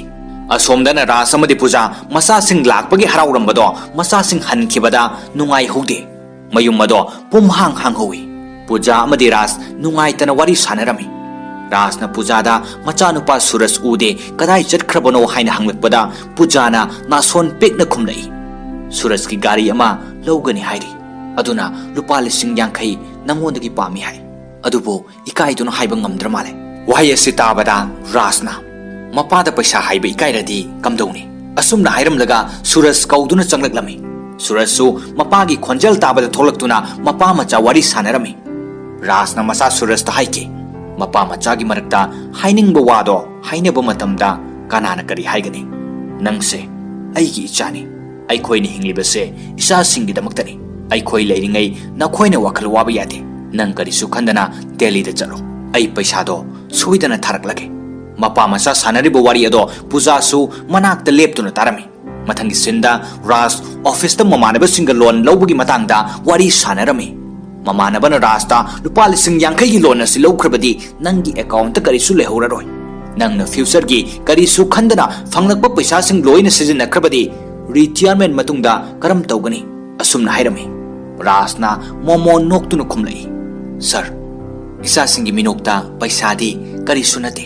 ꯑꯩ ꯀꯔꯤꯁꯨ ꯈꯟꯗꯦꯗ, ꯔꯤꯇꯤꯌꯔꯃꯦꯟ ꯃꯇꯨꯡꯒꯤ ꯏꯁꯣꯔꯅ ꯆꯥꯟꯕꯤꯗꯨꯅ ꯏꯆꯥꯅꯨꯄꯥ 3ꯅꯤ꯫ ꯑꯁꯨꯝꯅ ꯋꯥꯔꯤ ꯁꯥꯅꯔꯝꯂꯒ ꯃꯌꯨꯝꯗ ꯍꯜꯂꯛꯈꯤ꯫ ꯔꯥꯖꯅ ꯃꯌꯨꯝꯒꯤ ꯒꯦꯠ ꯆꯪꯂꯛꯄꯗ ꯀꯣꯔꯤꯌꯔꯗꯒꯤ ꯑꯂꯣꯛꯅ ꯊꯥꯔꯛꯈꯤꯕ ꯐꯣꯇꯣ ꯑꯗꯣ ꯐꯪꯂꯗꯨꯅ ꯏꯃꯨꯡꯗ ꯆꯪꯂꯛꯈꯤ꯫ ꯑꯗꯨꯒ ꯔꯥꯖ ꯑꯃꯁꯨꯡ ꯄꯨꯖꯥ ꯐꯝꯃꯤꯟꯅꯗꯨꯅ ꯑꯂꯣꯛꯅ ꯊꯥꯔꯛꯄ ꯐꯣꯇೋ ꯑꯗꯨ ꯌꯦꯡꯂꯗꯨꯅ ꯄꯨꯖꯥꯅ ꯍꯥꯏꯔꯛꯏ, ꯑꯂꯣꯛꯅ ꯊꯥꯛ ꯑꯁꯤꯗ ꯂꯩꯔꯤꯕꯁꯦ ꯅꯪꯒꯤ ꯃꯄꯥꯟꯅꯅꯤ꯫ ꯔꯥꯖꯅ ꯑꯃꯨꯛ ꯈꯨꯝꯂꯛꯏ, ꯑꯩꯅ ꯅꯠꯇꯦ, ꯃꯍꯥꯛ ꯑꯁꯦ ꯄꯤꯛꯂꯤꯉꯩꯗꯒꯤ ꯑꯆꯧꯕ ꯃꯤ ꯑꯃ ꯑꯣꯏꯒꯅꯤ ꯈꯜꯂꯤ, ꯃꯗꯨꯅ ꯑꯩꯅ ꯃꯍꯥꯛꯄꯨ ꯂꯝꯕꯤ ꯇꯥꯛꯄꯤꯈꯤꯕꯇꯅꯤ꯫ ꯃꯇꯝꯗꯣ ꯅꯤꯡꯁꯤꯡꯂꯤꯕ꯭ꯔꯥ? ꯑꯩꯈꯣꯏꯅ ꯑꯅꯥꯊ ꯑꯥꯁ꯭ꯔꯝ ꯑꯃꯗ ꯆꯠꯂꯨꯕꯗ ꯊꯦꯡꯅꯔꯛꯄꯗꯣ꯫ ꯋꯥꯍꯩ ꯑꯁꯤ ꯍꯥꯏꯔꯒ ꯑꯂꯣꯛꯅ ꯄꯤꯛꯂꯤꯉꯩꯗ ꯃꯈꯣꯏꯒ ꯊꯦꯡꯅꯔꯛꯄꯒꯤ ꯋꯥꯔꯤ ꯑꯗꯣ ꯅꯤꯡꯁꯤꯡꯂꯛꯏ꯫ ꯁꯤꯟ ꯑꯁꯤꯗ ꯔꯥꯖ ꯑꯃꯗꯤ ꯄꯨꯖꯥꯅ ꯑꯅꯥꯊ ꯑꯥꯁ꯭ꯔꯝ ꯑꯃꯗ ꯊꯣꯛꯂꯛꯄꯗ ꯒꯦꯠ ꯃꯄꯥꯟꯗꯒꯤ ꯑꯉꯥꯡ ꯑꯃꯅ ꯍꯥꯏꯔꯛꯏ, "ꯄꯨꯄꯨ, ꯈꯣꯡꯎꯞ ꯀꯥꯞꯊꯥꯕꯤꯒꯦ, ꯂꯨꯄꯥ ꯑꯃꯈꯛꯇ ꯌꯥꯝ ꯂꯪꯅ ꯀꯥꯞꯊꯥꯕꯤꯒꯦ." ꯑꯂꯣꯛꯅ ꯄꯤꯛꯂꯤꯉꯩꯒꯤ ꯅꯨꯡꯁꯤꯕ ꯋꯥꯍꯩ ꯑꯗꯨ ꯇꯥꯕꯗ ꯔꯥꯖꯅ ꯄꯨꯖꯥꯗ ꯌꯦꯡꯂꯒ ꯅꯣꯛꯂꯝꯃꯤ꯫ ꯑꯗꯨꯒ ꯔꯥꯖꯅ ꯑꯉꯥꯡ ꯑꯗꯨꯒꯤ ꯃꯅꯥꯛꯇ ꯆꯪꯂꯒ ꯅꯥꯀꯟꯗ ꯂꯩꯔꯤꯕ ꯂꯥꯏꯔꯤꯛ ꯑꯁꯦ ꯀꯅꯥꯒꯤꯅꯣ ꯍꯪꯂꯝꯃꯤ꯫ ꯃꯗꯨꯗ ꯑꯉꯥꯡ ꯑꯗꯨꯅ ꯈꯨꯝꯂꯛꯏ, "ꯑꯩꯒꯤ ꯂꯥꯏꯔꯤꯛꯅꯤ, ꯑꯩ ꯂꯥꯏꯔꯤꯛ ꯌꯥꯝꯅ ꯇꯝꯅꯤꯡꯉꯤ꯫ ꯃꯤꯅ ꯍꯥꯏꯅꯩ ꯑꯆꯧꯕ ꯃꯤ ꯑꯃ ꯑꯣꯏꯒꯦ ꯍꯥꯏꯔꯕꯗꯤ ꯂꯥꯏꯔꯤꯛ ꯌꯥꯝꯅ ꯄꯥꯒꯗꯕꯅꯤ ꯍꯥꯏ꯫ ꯑꯗꯨꯅ ꯑꯩꯁꯨ ꯂꯥꯏꯔꯤꯛ ꯇꯝꯅꯅꯕ ꯈꯣꯡꯎꯞ ꯀꯥꯞꯊꯥꯔꯤꯕꯅꯤ." ꯔꯥꯖꯅ ꯑꯉꯥꯡ ꯑꯗꯨꯒꯤ ꯅꯨꯡꯁꯤꯕ ꯋꯥꯍꯩꯁꯤꯡ ꯇꯥꯔꯒ ꯑꯉꯥꯡ ꯑꯗꯨꯒꯤ ꯃꯅꯥꯛꯇ ꯐꯝꯊꯗꯨꯅ ꯃꯤꯡ ꯀꯔꯤ ꯀꯧꯕꯅꯣ ꯍꯥꯏꯅ ꯍꯪꯂꯝꯃꯤ꯫ ꯑꯉꯥꯡ ꯑꯗꯨꯅ ꯈꯨꯝꯂꯛꯏ, "ꯑꯅꯥꯊ ꯑꯥꯁ꯭ꯔꯝ ꯃꯅꯨꯡꯗꯗꯤ ꯂꯣꯏꯅꯃꯛꯅ ꯑꯩꯕꯨ ꯑꯄꯤꯛꯄ ꯍꯥꯏꯅ ꯀꯧꯅꯩ, ꯑꯗꯨꯕꯨ ꯑꯩꯅ ꯁ꯭ꯀꯨꯜ ꯆꯠꯂꯗꯤ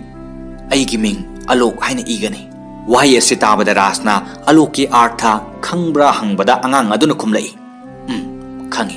ꯃꯦꯅꯦꯖꯔꯅ ꯍꯥꯏ ꯑꯂꯣꯛ ꯍꯥꯏꯕꯗꯤ ꯃꯉꯥꯜ ꯍꯥꯏꯕꯅꯤ ꯍꯥꯏꯅ." ꯇꯟꯖꯥ ꯑꯗꯨꯗ ꯑꯅꯥꯊ ꯑꯥꯁ꯭ꯔꯝꯒꯤ ꯃꯦꯅꯦꯖꯔ ꯑꯗꯨ ꯆꯪꯂꯛꯏ꯫ ꯑꯗꯨꯒ ꯃꯦꯅꯦꯖꯔ ꯑꯗꯨꯗ ꯔꯥꯖꯅ ꯍꯥꯏꯈꯤ, "ꯉꯁꯤꯗꯒꯤ ꯑꯉꯥꯡ ꯑꯁꯤꯒꯤ ꯃꯤꯡ ꯑꯂꯣꯛ ꯍꯥꯏꯅ ꯀꯧꯕꯤꯌꯨ." ꯑꯗꯨꯒ ꯔꯥꯖꯅ ꯅꯣꯟꯊꯗꯨꯅ ꯑꯉꯥꯡ ꯑꯗꯨꯗ ꯑꯃꯨꯛ ꯍꯥꯏꯔꯛꯏ, "ꯑꯩꯅ ꯁ꯭ꯀꯨꯜ ꯑꯃꯗ ꯅꯪꯒꯤ ꯃꯤꯡ ꯆꯟꯕꯤꯔꯅꯤ꯫ ꯅꯪ ꯂꯥꯏꯔꯤꯛ ꯀꯟꯅ ꯍꯣꯠꯅꯒꯗꯕꯅꯤ, ꯅꯪꯅ ꯇꯝꯅꯤꯡꯂꯤꯈꯩ ꯇꯝꯃꯨ." ꯋꯥꯍꯩ ꯑꯁꯤ ꯍꯥꯏꯔꯒ ꯑꯉꯥꯡ ꯑꯗꯨꯒꯤ ꯃꯈꯨꯠꯇꯒꯤ ꯀꯥꯞ ꯊꯥꯅꯅꯕ ꯕ꯭ꯔꯁ ꯑꯗꯨ ꯂꯧꯔꯒ ꯅꯥꯀꯟꯗ ꯍꯨꯟꯗꯣꯛꯂꯒ ꯃꯈꯥ ꯇꯥꯔꯛꯏ, "ꯉꯁꯤꯗꯒꯤ ꯅꯪ ꯃꯁꯤꯒꯤ ꯃꯊꯧ ꯇꯥꯗ꯭ꯔꯦ."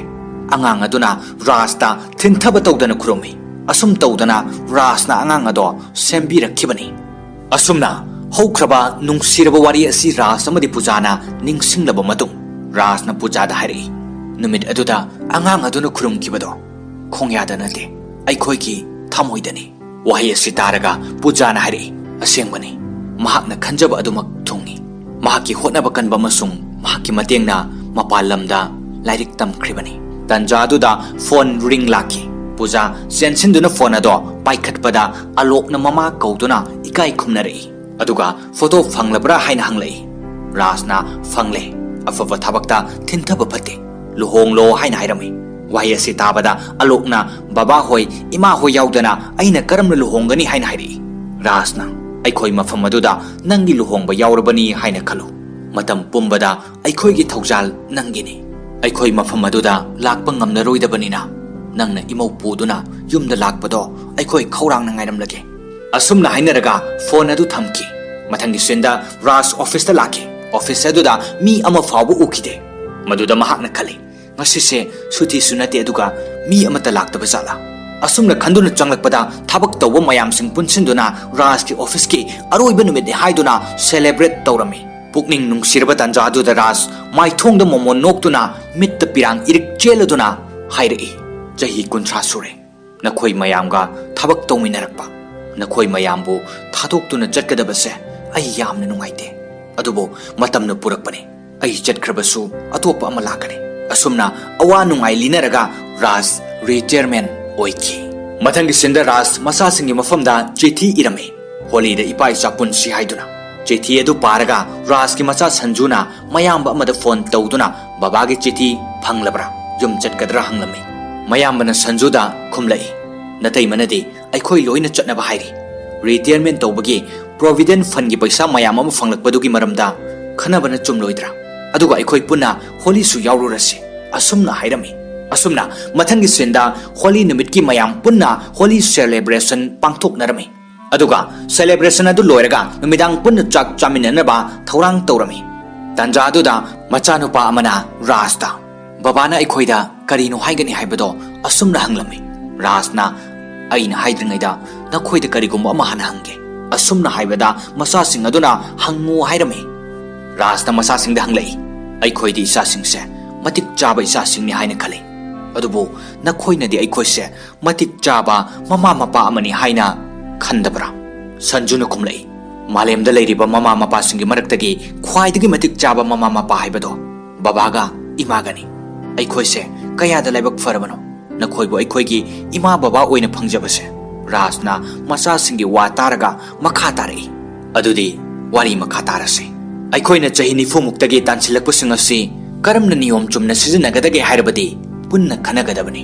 adubu aikhoi loina leijarabasu mafam amada punna leiba ngamde haukiba khanghaude nakoise asuk thuna chauduna nasana sagi lambida chatkibase adubu punna leiminnabagi nungaibase adumak lengdana lehogani aikhoi punna leiminnabagi tanja ado ngaiduna leirakbani hausikti aisu retirement oire jahi nifudagi aikhoi na firep logduna lakbani adubu ngasidi nakhoi na firep ama lawro aikhoi tongan tongana leibase pamde kanaga legani wahi asi tabada masa sing amadi mamau sing ado amaga yengsinaduna wahi amata khumkide tanja aduda rasna nakhoi khanaba mathau taragade khanaro aikhoi mapanda leike asumna hairamlaga ras pujaga mapanda thoglaki aduga manungda machin manau singdo wari sanaba horaki machin manau mari ado amada insidnanduna mama mapaga leiminnaninkhide asomdana mama mapa anina masa singi wa khanaba ado ngaiduna lerami amasung mama mapa anina khanarami isa singdo khanaramlani amanasu aiga lege amanasu aiga leminage haiduna adubo masa sing adunadi mama mapa aduga amatta leminaba pamlamde machin manau sing adu kuina khanaraba matungda asomna leplami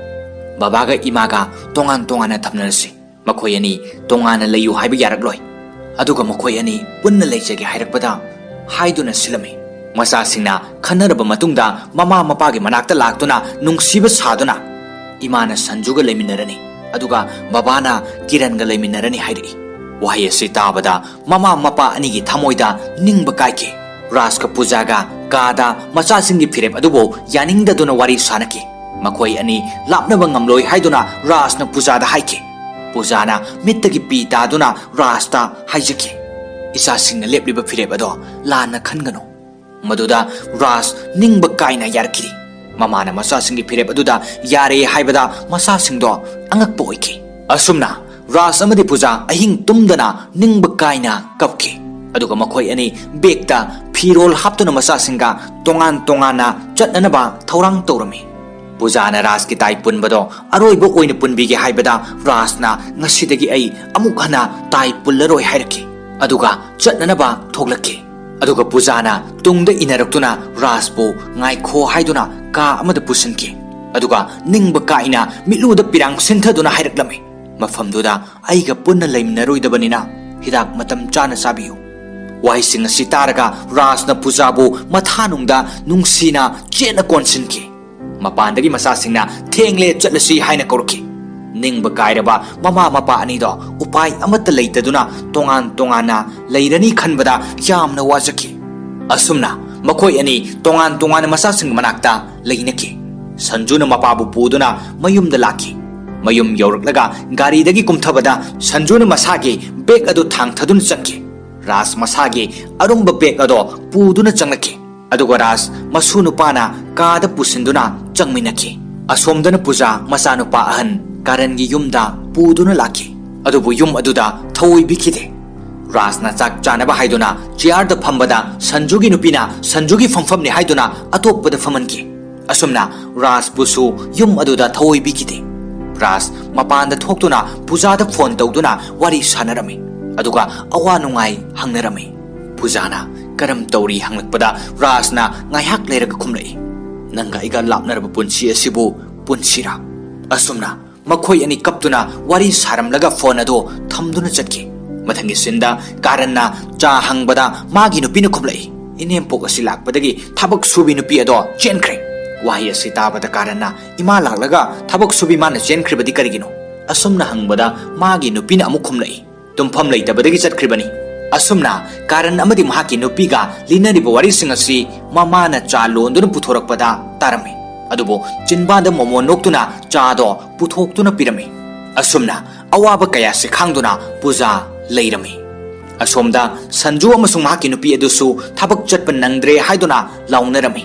rasna makhoigi matau singa do uraga haingam tangomdana khangdaba saduna leike asumna mama su mapa su masa singna thoksabi kide ningba kaina ahing khuding changna kaptuna lenki pujana rasta chithi ama iduna piraki chithi ado paduna ras mamitta mapi taki naitom tarba rasna magi haukraba punsigi waribu ningsingduna lairik ama ige haina khanki aduga ꯂꯥꯏꯔꯤꯛ ꯑꯗꯨꯒꯤ ꯃꯃꯤꯡ ꯚꯒꯕꯥꯟ ꯍꯥꯏꯅ ꯊꯣꯟꯈꯤ꯫ ꯃꯊꯪꯒꯤ ꯁꯤꯟꯗ ꯄꯨꯖꯥꯅ ꯀꯥꯔꯟꯒꯤ ꯌꯨꯝꯗ ꯃꯁꯨꯅꯨꯄꯤ ꯑꯗꯨꯒꯤ ꯂꯤꯆꯠ ꯑꯗꯣ ꯄꯥꯝꯂꯝꯗꯦ꯫ ꯃꯁꯨꯅꯨꯄꯤ ꯄꯥꯌꯜꯅ ꯃꯌꯨꯝꯗ ꯊꯦꯡꯅ ꯍꯜꯂꯛꯄꯗ ꯄꯨꯖꯥꯅ ꯉꯁꯤꯁꯨ ꯊꯦꯡꯂꯛꯂꯤꯕ ꯀꯔꯤꯒꯤꯅꯣ ꯍꯥꯏꯅ ꯆꯝꯅ ꯍꯪꯂꯨꯕꯗ ꯄꯥꯌꯜꯅ ꯌꯥꯝꯅ ꯁꯥꯎꯗꯨꯅ ꯃꯃꯥꯕꯨ ꯀꯧꯈꯤ꯫ ꯇꯟꯖꯥ ꯑꯗꯨꯗ ꯄꯥꯌꯜꯒꯤ ꯃꯄꯥ ꯀꯥꯔꯟ ꯑꯃꯗꯤ ꯃꯃꯥ ꯊꯣꯛꯂꯛꯇꯨꯅ ꯀꯔꯤ ꯇꯧꯔꯦ ꯍꯪꯕꯗ ꯄꯥꯌꯜꯅ ꯈꯨꯝꯂꯛꯈꯤ, ꯕꯕꯥ ꯅꯪꯒꯤ ꯏꯃꯥꯗ ꯍꯥꯏꯌꯣ ꯈꯣꯡꯊꯥꯡ ꯈꯨꯗꯤꯡ ꯌꯦꯡꯁꯤꯜꯂꯛꯀꯅꯨ ꯍꯥꯏꯅ꯫ ꯋꯥꯍꯩ ꯑꯁꯤ ꯇꯥꯕꯗ ꯄꯨꯖꯥꯅ ꯃꯁꯨꯕꯨ ꯀꯧꯔꯛꯄꯗ ꯄꯥꯌꯜꯅ ꯑꯃꯨꯛ ꯈꯨꯝꯂꯛꯏ, ꯆꯥꯟꯕꯤꯗꯨꯅ ꯑꯩꯒꯤ ꯄꯨꯟꯁꯤꯗ ꯌꯦꯠꯄꯤꯔꯛꯀꯅꯨ꯫ ꯋꯥꯍꯩ ꯑꯁꯤ ꯍꯥꯏꯔꯝꯂꯒ ꯄꯥꯌꯜ ꯌꯥꯝꯅ ꯁꯥꯎꯅ ꯃꯍꯥꯛꯀꯤ ꯀꯥꯗ ꯆꯪꯈꯤ꯫ ꯀꯥꯔꯟꯒꯤ ꯅꯨꯄꯤꯅ ꯃꯅꯦꯝꯄꯣꯛꯇ ꯁꯥꯎꯈꯤ, ꯀꯔꯤꯒꯤ ꯏꯆꯥꯅꯨꯄꯤꯗ ꯌꯦꯡꯁꯤꯜꯂꯤꯕꯅꯣ ꯍꯥꯏꯅ꯫ ꯑꯗꯨꯒ ꯑꯃꯨꯛ ꯀꯥꯔꯟꯅ ꯃꯃꯥꯗ ꯁꯥꯎꯅ ꯍꯥꯏꯔꯛꯏ, ꯀꯔꯤꯒꯤꯅꯣ ꯏꯃꯥꯅ ꯑꯩꯈꯣꯏꯁꯦ ꯑꯁꯨꯛ ꯌꯥꯝꯅ ꯋꯥꯍꯜꯂꯤꯕꯁꯦ? ꯃꯃꯥꯅ ꯐꯥꯊꯗꯨꯅ, ꯄꯥꯌꯜꯁꯦ ꯅꯨꯄꯤꯅꯤ, खर चेक्सिनब फै असुमना हाइरकपदा कारणगी नुपीना खुमलई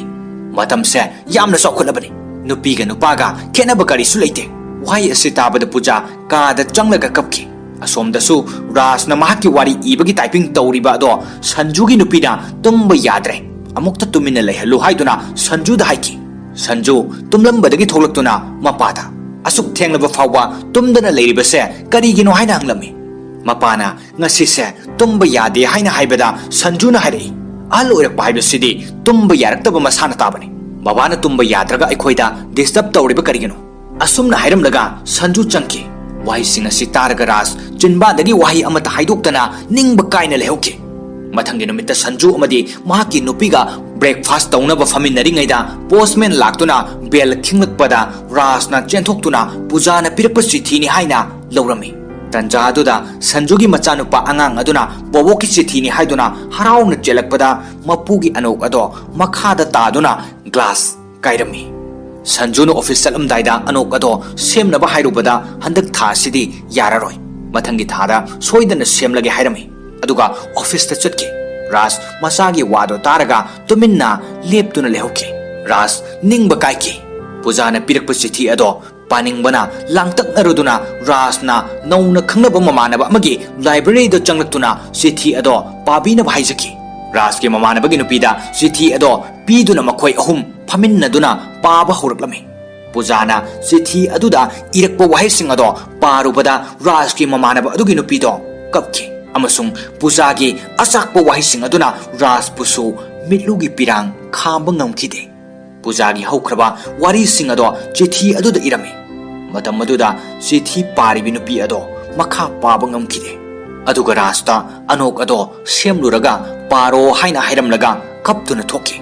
निंगबा काइरबा रासकी थामोइगी असेंग नुंगसिबदुना रास खांबा ngamkide अदुगा रासना चिठी अदो पुदुना हलकलगा पानन भोनकी अदुबो माकी अनोक अदो याउद्रबना चिठी अदुदा इरिबा मयिकसिंग अदो करीमत उबा फंकिदे तंजा अदुदा मसुनुपा अदुना अनोक अदो सेमलुदुना पुरकलगा मपुदा उपसिन Birmi रासना ngakladuna nangdi kadaidagi paisana semluribano haina hanglei मसुनुपा अदुना खुमलei पुपु aigi khongup leinanaba paisani aigi khongup asidi karisu tawdre aduga boboki chithidi ngasi pagadabane wai asi hairamlaga मसुनुपा अदो चेंथोकी रासना मसुगी वादो तारगा नोकलदुना चिठीदो अमुक पाबा हौरक्लमै चिठी अदो पारिङैदा मसुनुपादो ममाना फुबगी मखोल तारकपदगे हौगत्तुना थोगलई अदुगा कैदौनरगे हाइना रासना हंगलकपदा ममौ नुपी अदुना खुमलई अंगांग माना मचिन थीदुना मागी खोंगुप लैननबा पैसादुना अनोक सेमदोखरे मतुंग तारकपदसु पाबुंगी करिनो अमु वालकपा मतमदा युंगी पोचे योनगदौरी मसिगी अंगांग असे वाई असि हाइदुना मसादो फुदुना कादा पुसिनकी रासना ममौगी अयाकपा वाहिसिंग अदो ताबदा नुंगसिरबा मसु अदो खामदोकपा ngamhौदना लेहोकी मथंगी सिंदा पूजागी मसुनुपी पायलना पार्टी अमा चटपगी थोलकपदा पूजाना हाय पायल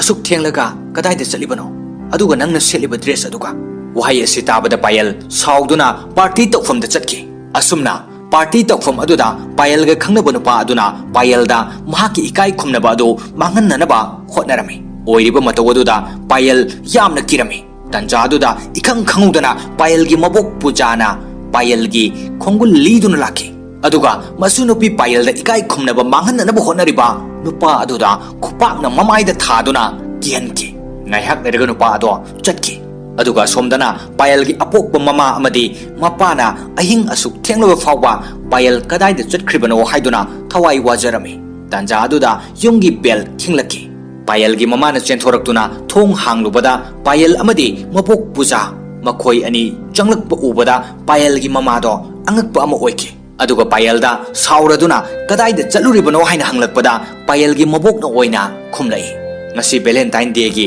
ꯃꯌꯥꯝ ꯂꯥꯡꯅꯕꯗꯣ ꯑꯩꯁꯨ ꯌꯦꯡꯕ ꯆꯠꯂꯨꯕꯅꯤ ꯄꯥꯌꯜꯗꯤ ꯉꯁꯥꯏꯅ ꯌꯨꯝꯗ ꯍꯜꯂꯁꯤ ꯍꯥꯏꯖꯕꯅꯤ ꯑꯗꯨꯕꯨ ꯑꯩꯅ ꯈꯥꯝꯗꯨꯅ ꯊꯦꯡꯗꯣꯛꯈ꯭ꯔꯦ ꯋꯥꯍꯩ ꯑꯁꯤ ꯇꯥꯕꯗ ꯄꯥꯌꯜꯒꯤ ꯃꯃꯥꯒ ꯃꯄꯥꯒꯅ ꯄꯨꯖꯥꯗ ꯌꯥꯝꯅ ꯁꯥꯎꯅ ꯉꯥꯡꯂꯝꯃꯤ ꯊꯃꯣꯏꯗ ꯑꯀꯟꯕ ꯃꯆꯤꯟ ꯇꯨꯝꯕ ꯄꯣꯠꯁꯛ ꯑꯃꯅ ꯊꯤꯟꯕꯒꯨꯝꯅ ꯄꯥꯌꯜꯒꯤ ꯃꯄꯥꯅ 마부 ꯍꯦꯛ ꯄꯣꯛꯆꯕꯤ ꯃꯃꯥ ꯄꯨꯖꯥꯗ ꯉꯥꯡꯂꯝꯃꯤ ꯑꯀꯟꯕ ꯋꯥꯍꯩꯁꯤꯡ ꯑꯗꯨ ꯇꯥꯕꯗ ꯄꯥꯌꯜꯅ ꯈꯥꯡꯕ ꯉꯝꯂꯛꯇ꯭ꯔꯗꯨꯅ ꯃꯕꯣꯛꯄꯨ ꯃꯈꯨꯠ ꯁꯝꯗꯨꯅ ꯄꯨꯁꯤꯟꯈꯤ ꯑꯁꯨꯝꯅ ꯔꯥꯖ ꯑꯃꯗꯤ ꯄꯨꯖꯥ ꯑꯋꯥꯕ ꯀꯌꯥ ꯃꯥꯌꯣꯛꯅꯗꯨꯅ ꯍꯧꯈ꯭ꯔꯕ ꯅꯨꯡꯁꯤꯔꯕ ꯊꯧꯗꯣꯛꯁꯤꯡ ꯑꯗꯣ ꯅꯤꯡꯁꯤꯡꯅꯗꯨꯅ ꯂꯥꯞꯅ ꯂꯩꯅꯔꯝꯃꯤ ꯃꯊꯪꯒꯤ ꯁꯤꯟꯗ ꯔꯥꯖ ꯃꯃꯥꯟꯅꯕꯒꯤ ꯂꯥꯏꯕ꯭ꯔꯦꯔꯤꯗ ꯊꯦꯡꯅ ꯂꯩꯔꯝꯃꯤ ꯃꯍꯥꯛꯅ ꯂꯥꯏꯕ꯭ꯔꯦꯔꯤꯗꯒꯤ ꯃꯌꯨꯝ ꯍꯜꯂꯛꯄꯗ ꯄꯨꯖꯥꯅ ꯐꯣꯟ ꯇꯧꯔꯛꯇꯨꯅ ꯋꯥꯔꯤ ꯁꯥꯅꯔꯤ ꯄꯨꯖꯥꯅ ꯔꯥꯖꯇ ꯆꯥꯛ ꯆꯥꯔꯕ꯭ꯔꯥ ꯍꯪꯂꯛꯏ ꯔꯥꯖꯅ ꯆꯥꯗ꯭ꯔꯤ ꯍꯧꯖꯤꯛ ꯆꯥꯔꯗꯕꯅꯤ ꯍꯥꯏꯗꯨꯅ ꯆꯥꯛ ꯊꯥꯡꯗꯣꯛꯄ ꯆꯪꯂꯛꯄꯗꯗꯤ ꯆꯥꯛ ꯑꯦꯟꯁꯥꯡ ꯑꯃꯠꯇ ꯂꯩꯔꯝꯈꯤꯗꯦ ꯑꯗꯨꯕꯨ ꯔꯥꯖꯅ ꯑꯍꯥꯡꯕ ꯄꯨꯈꯝ ꯇꯦꯡꯒꯣꯠ ꯑꯗꯨ ꯂꯧꯊꯣꯛꯇꯨꯅ ꯄꯨꯖꯥꯗ ꯆꯥꯛ ꯆꯥꯕꯒꯤ ꯃꯑꯣꯡ ꯃꯥꯜꯍꯜꯂꯝꯃꯤ ꯑꯗꯨꯒ ꯔꯥꯖꯅ ꯆꯥꯛ ꯑꯦꯟꯁꯥꯡ ꯍꯥꯎꯏ ꯍꯥꯏꯅ ꯍꯥꯏꯔꯛꯏ ꯑꯗꯨꯕꯨ ꯄꯨꯖꯥꯅ ꯑꯁꯦꯡꯕ ꯑꯗꯨ ꯈꯪꯏ ꯆꯥꯛ ꯆꯥꯗꯦ ꯍꯥꯏꯕ ꯑꯁꯨꯝꯅ ꯀꯞꯇꯨꯅ ꯐꯣꯟ ꯊꯝꯅꯈꯤ ꯃꯊꯪꯒꯤ ꯁꯤꯟꯗ ꯑꯖꯦ ꯑꯣꯐꯤꯁꯇ ꯂꯩꯔꯤꯉꯩꯗ ꯃꯃꯥ ꯂꯥꯛꯏ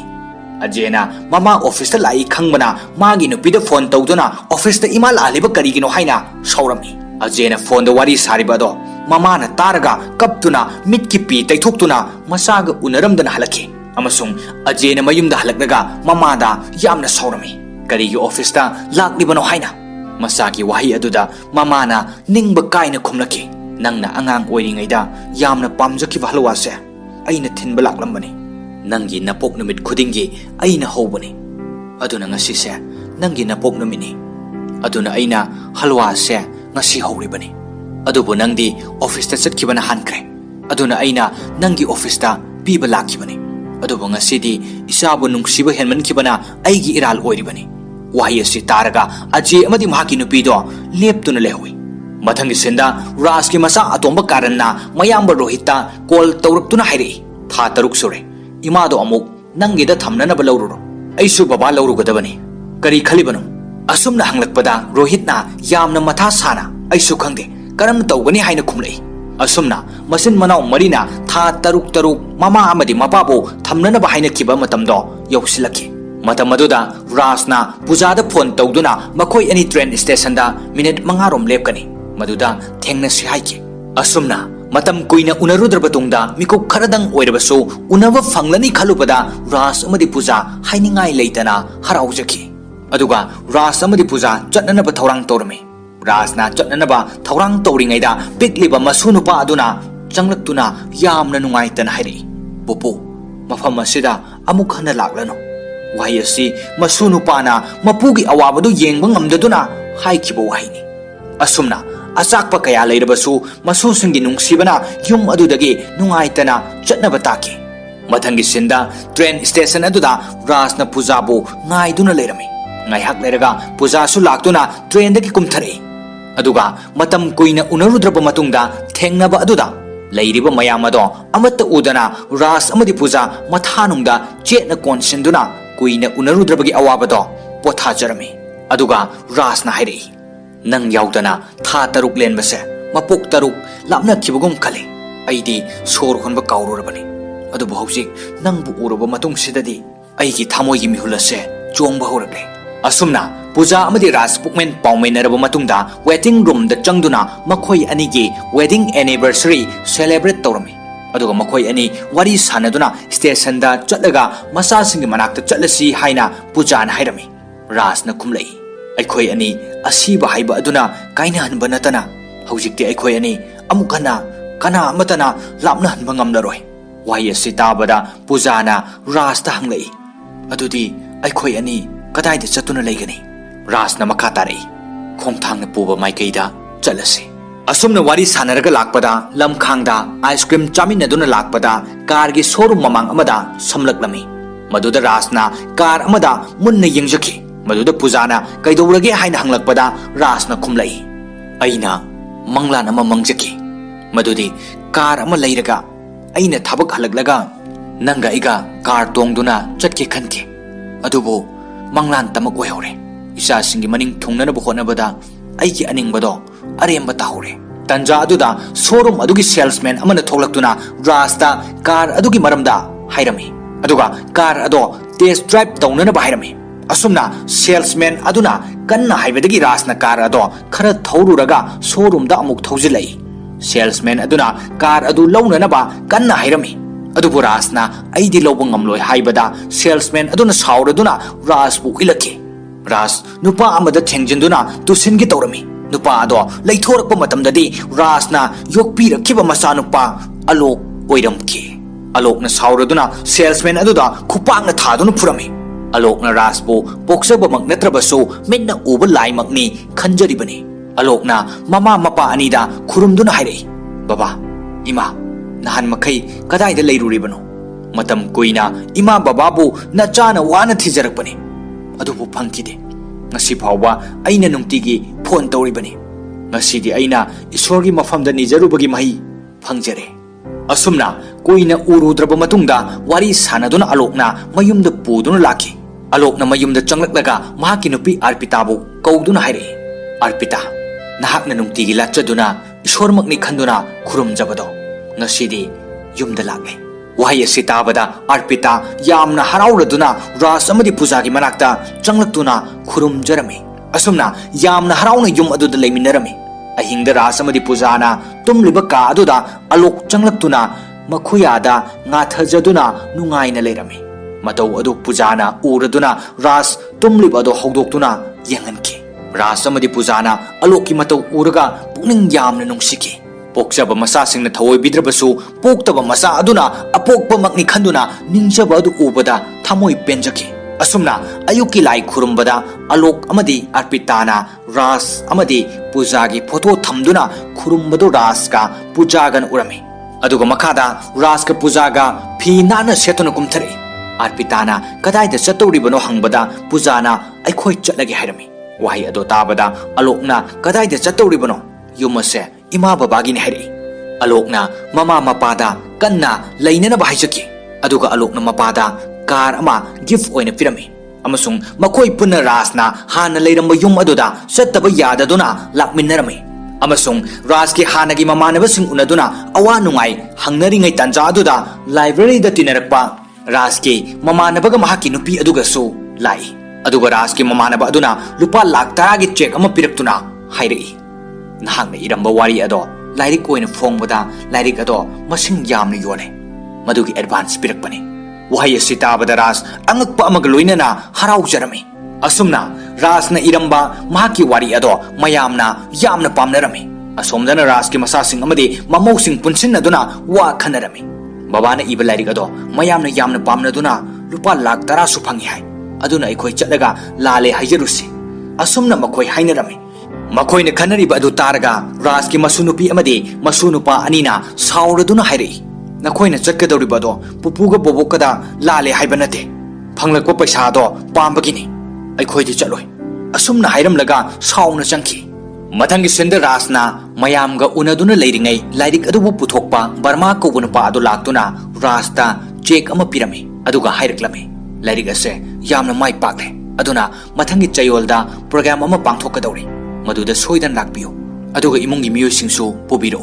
मथंगी सिंदा मिस्टर बर्माना सिल्लिबा प्रोग्राम अदुगी सिन्ने